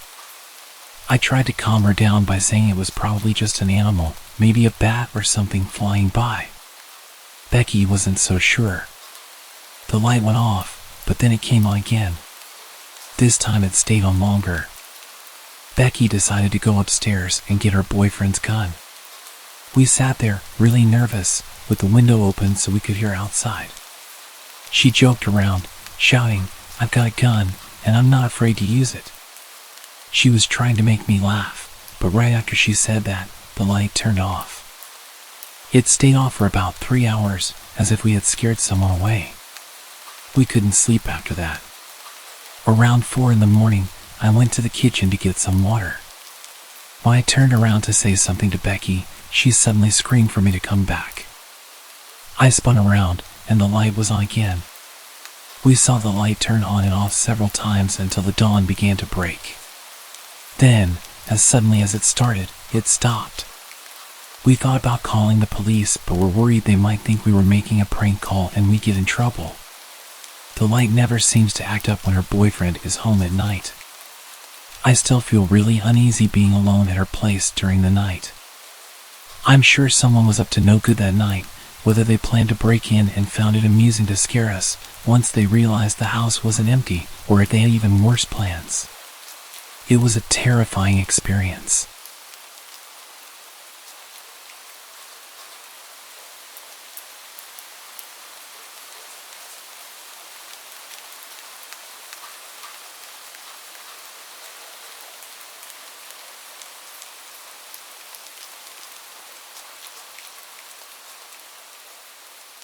The following story took place 20 years ago. The dialogue is paraphrased but accurately conveys what happened. Every year during March, my family would drive roughly 2 hours into the city from our rural town to enjoy a college basketball tournament. We routinely stayed at a large reputable hotel and we were no strangers to the city. However, this year was different. There had been a rash of violent muggings, leaving many severely injured. I remember reading about these attacks in the newspaper. I've always enjoyed reading the news, even as a young child. The reports about the city would scare me more than usual because I wasn't used to the threat of violence so close to home. It was Saturday night around 11 p.m., and my mom, dad, and my little sister were winding down and preparing for bed. It's worth mentioning at this point that my mother is naturally paranoid, much more so than other moms.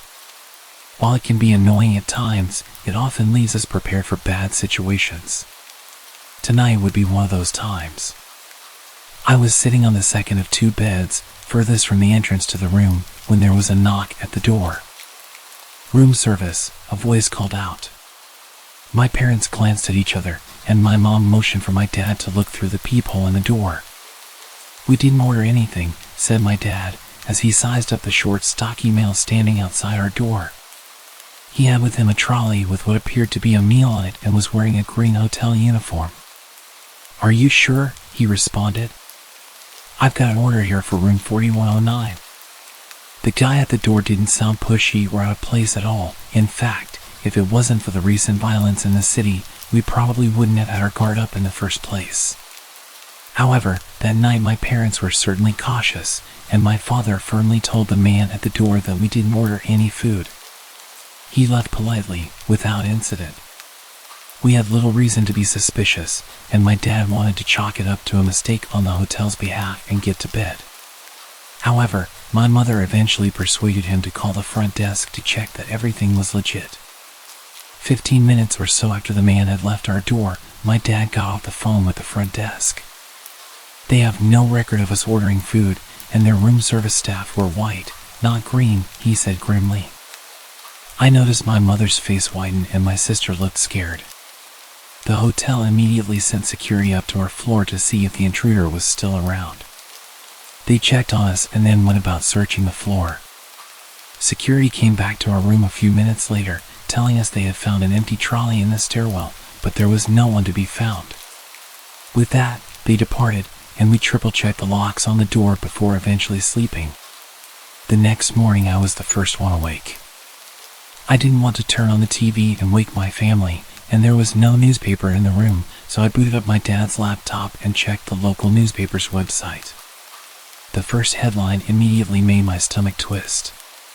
Man stabbed outside City Hotel. Apparently, at roughly 11:30 the previous night, right after we had turned away the fake hotel employee, a pedestrian had been attacked outside our hotel in the middle of the sidewalk. He had been stabbed twice and then badly beaten in plain sight, yet his wallet wasn't stolen. The article went on to say that there was no apparent motive for the mugging, it was pure violence for violence's sake. It also mused as to why the pedestrian had been stabbed to the point where he couldn't fight back, but then beaten by hand. I woke my parents up right away and showed them the article. My mother became very nervous, while my dad looked very angry and reached for the phone. Naturally, we contacted the police and told them our story about the previous night. We provided as much information about the man at our door as possible, thinking he may have been responsible for the assault, but no one was ever caught. Thankfully, we had several inches of locked door between us and the fake employee. It may have just saved our lives.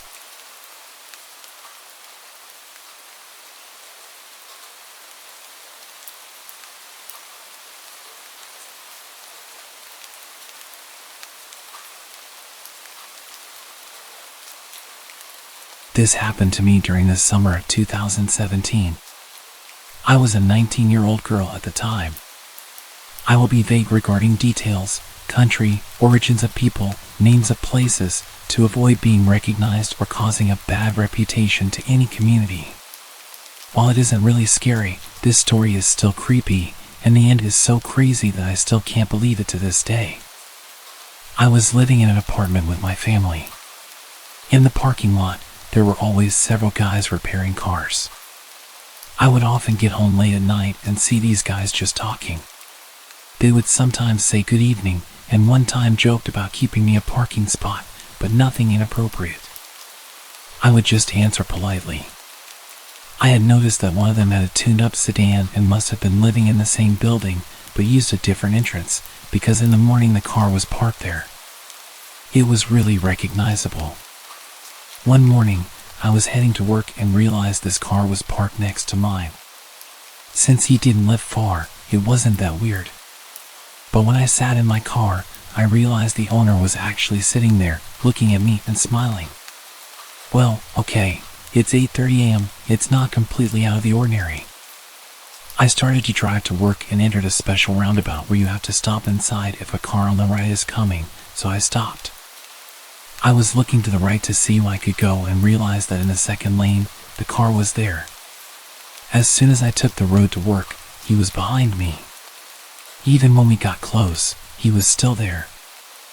I was working in a mall with the biggest hypermarket in the neighborhood, so I thought maybe he was going for groceries. I got into the underground parking lot and parked. He did the same, right next to me. I chose to ignore him and headed for the escalator. He did the same and started to talk to me. "Hello, I'm Steve." "And you?" "I'm Anna."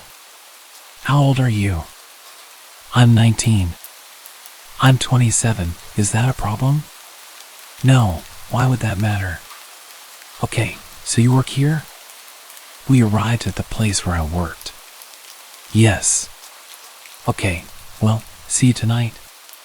At that moment, I realized he wasn't speaking the language well. I answered his questions because he didn't seem scary, and I didn't want to make a scene. When he said bye, I thought, yeah, I see him every night in my parking lot with his friends, so it's normal. But when I finished work, the exact same thing happened as in the morning.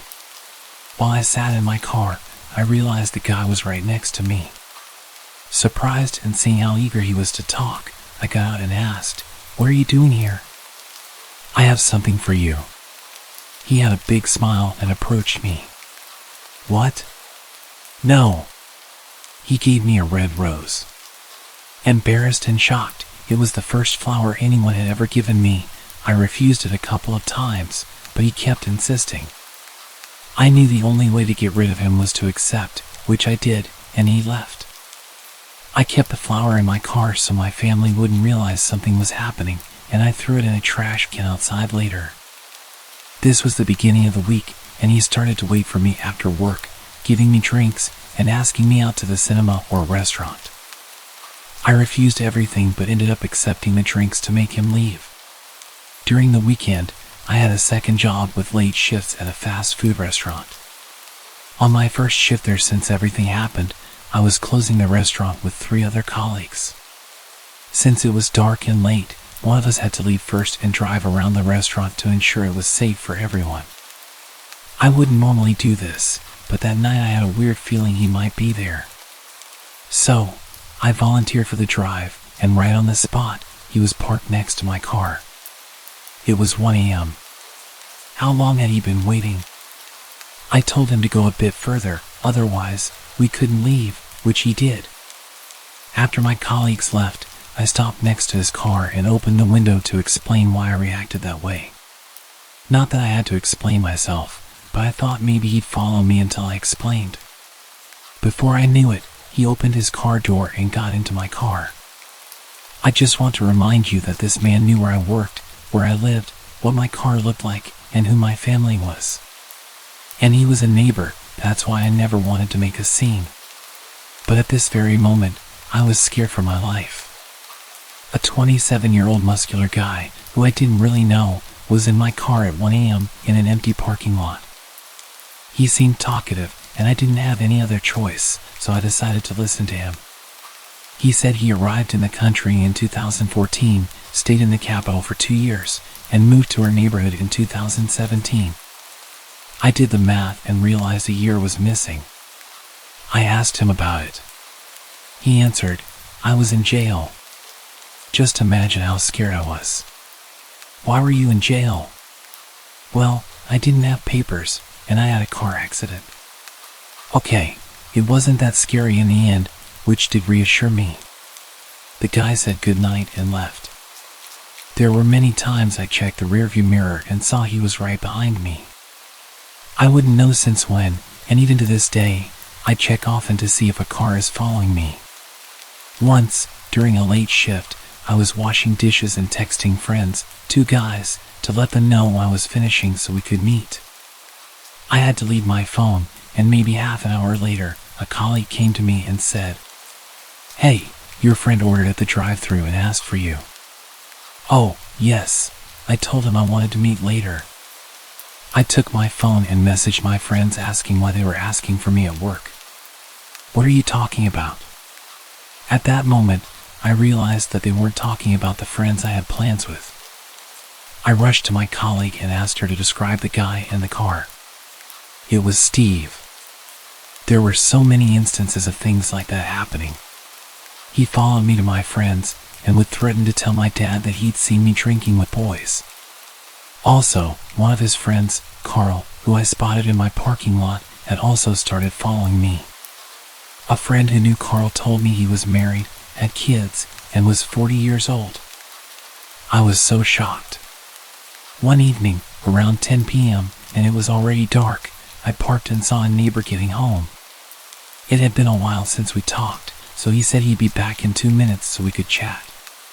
While waiting, I was getting my stuff from the trunk. This is when the car parked behind me flashed its lights at me. I didn't have to turn around to guess who it was. I had been patient since nothing too crazy had happened, and I didn't want to scare or create problems for my family, but that night I was pretty pissed off, and it was happening right next to my place. I threw my stuff and rushed at the car.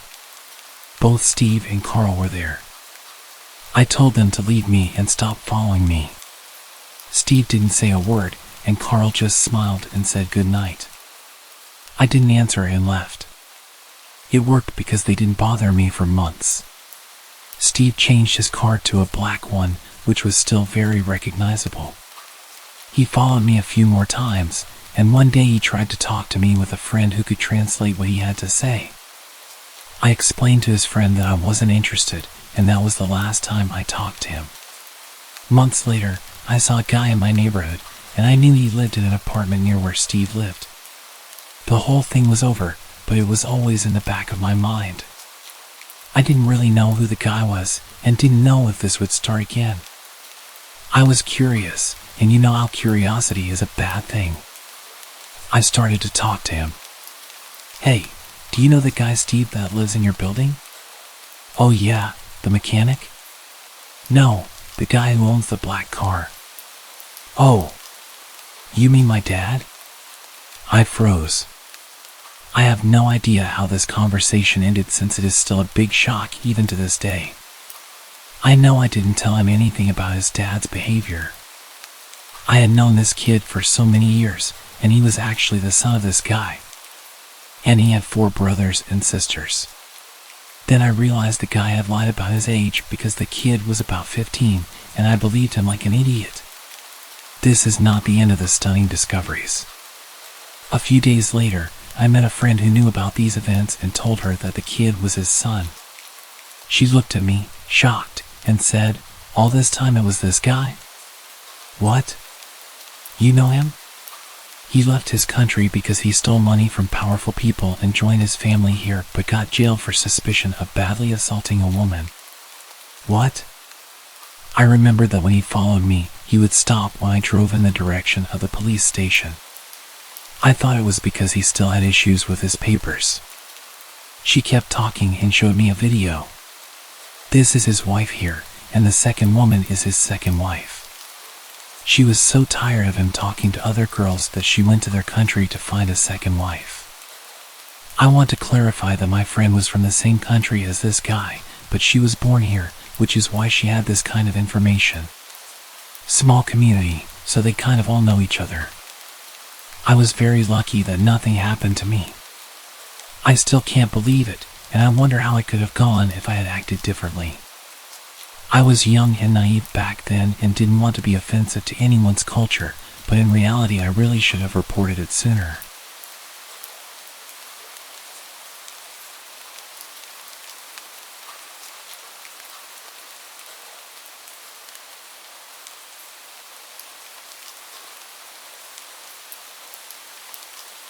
This happened to me several years back. I was living with a friend at the time and was en route back to my apartment from a night with my family.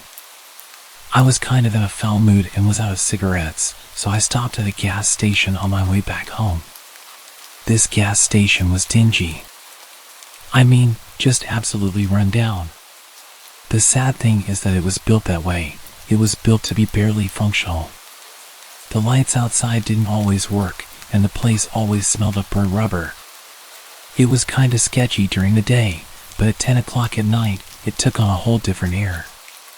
However, I was seriously in need of cigarettes, so I stopped. I got out of my car, went inside, grabbed a bottle of Gatorade, and made my way to the counter, only to notice that there was no one standing there.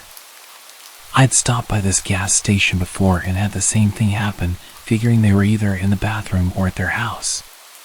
The employees were all part of a family who lived on the premises, so I hung around for a few minutes. Soon enough, the door to the restroom flew open, and out lumbered a rather angry-looking female. She rang me up for the Gatorade and gave me attitude when I said I wanted cigarettes, which I totally didn't understand. It's like, you never get business. So on the rare occasion that someone wants to buy something, you should be grateful. And with that awkward encounter, I was on my way. Total time that had elapsed from when I got out of my car to walking out of the door was maybe 5 minutes. I had a hanging light in my car that is always on when I'm driving. I was sure I'd left it on whilst I was in the store, but as I approached the car I noticed it was off. Not thinking much of it, I went to open my door and noticed that the car was unlocked. I never leave my car unlocked. But then again, I figured I was kind of in a hurry, so it was possible. I got in, started my car, lit a cigarette, and kind of blindly backed out while opening my Gatorade. I recapped the bottle, put it in the seat next to me, and was about to pull out onto the road when a hand reached out from the back seat. I was panicking, and my immediate thought was to turn around, but suddenly he says, "Don't turn around if you know what's good for you." I sat facing forward and asked him what he wanted. He said he wanted a ride somewhere. My phone was in my backpack on the floor of my passenger seat, too far to grab discreetly. I asked him where he wanted to go. He gave me directions to a well-known crack alley about 4 miles from where we were. I'd been to the area before. I used to deliver pizza in that part of town before switching to a relatively safer delivery area. As I drove, I kept trying to sneak glances at him in my rearview mirror, but it seemed like every time I did, his face was encompassed by shadows. We got to the place he wanted to go, and he rolled the window down, yelling out some guy's name. That guy came over to my car and sold this intruder some gear through my back window. The whole time he mocked me and called me his new driver. After about 15 minutes, they were done. Once the dealer walked away, the man in the back seat told me to bring him back to the gas station where he had gotten into my car. The stretch of road to get back there is not well lit or well traveled after dark. But it's not like I've run into any more danger than I was already in. I just wanted him to get out of my car. As we drove back, he started trying to talk me up, which I thought was weird. I gave reasonable answers without revealing anything personal about myself. We were about halfway through our trip when he asked me to pull over on the side of the road. This stretch of road went over one of those man-made concrete ditches, which meant that there was a significant paved shoulder over that ditch. He had me pull over there and turn off the car. "Do you believe in God?" My heart started racing. "I'm not sure. If you died tonight, do you think you'd see God?" "I don't know. I'd like to think so." "Close your eyes. Put your hands on the steering wheel, push your head forward, and let it rest on the wheel." Trembling, I did as he commanded. "Now count." "What? Are you deaf?" I said count. So I did. I started counting, slowly counting. My pace matched the seconds ticking by. I wondered how many more I'd have. I could tell he was shifting in the back seat. I thought I was about to die. Then he simply got out of the car and ran off. I kept counting. I counted to at least 1,000 before I felt it might be okay to look up. I didn't want to look up to him standing in front of my car waiting for me to disobey. When I did finally look up, he wasn't there. I sped off toward my apartment, grabbed my phone, and called the cops. Naturally, they said there was nothing they could do. I didn't have a description of the guy other than that he was a male. I thought he might be black because I think that was the color of the skin I saw when I initially started to turn around, but it was so fleeting that I couldn't be certain. He didn't take anything out of my car or leave anything. I learned a few things that day. 1. I never, ever leave my car unlocked. 2. I always check my car before I get into it. 3. I'm never stopping at the gas station again. I no longer live there, so that helps. 4. If someone still somehow manages to get into my car to try something like that again, I'm running full speed into the nearest light post. I'll be wearing a seatbelt, and I doubt that some hijacker would worry about putting their seatbelt on.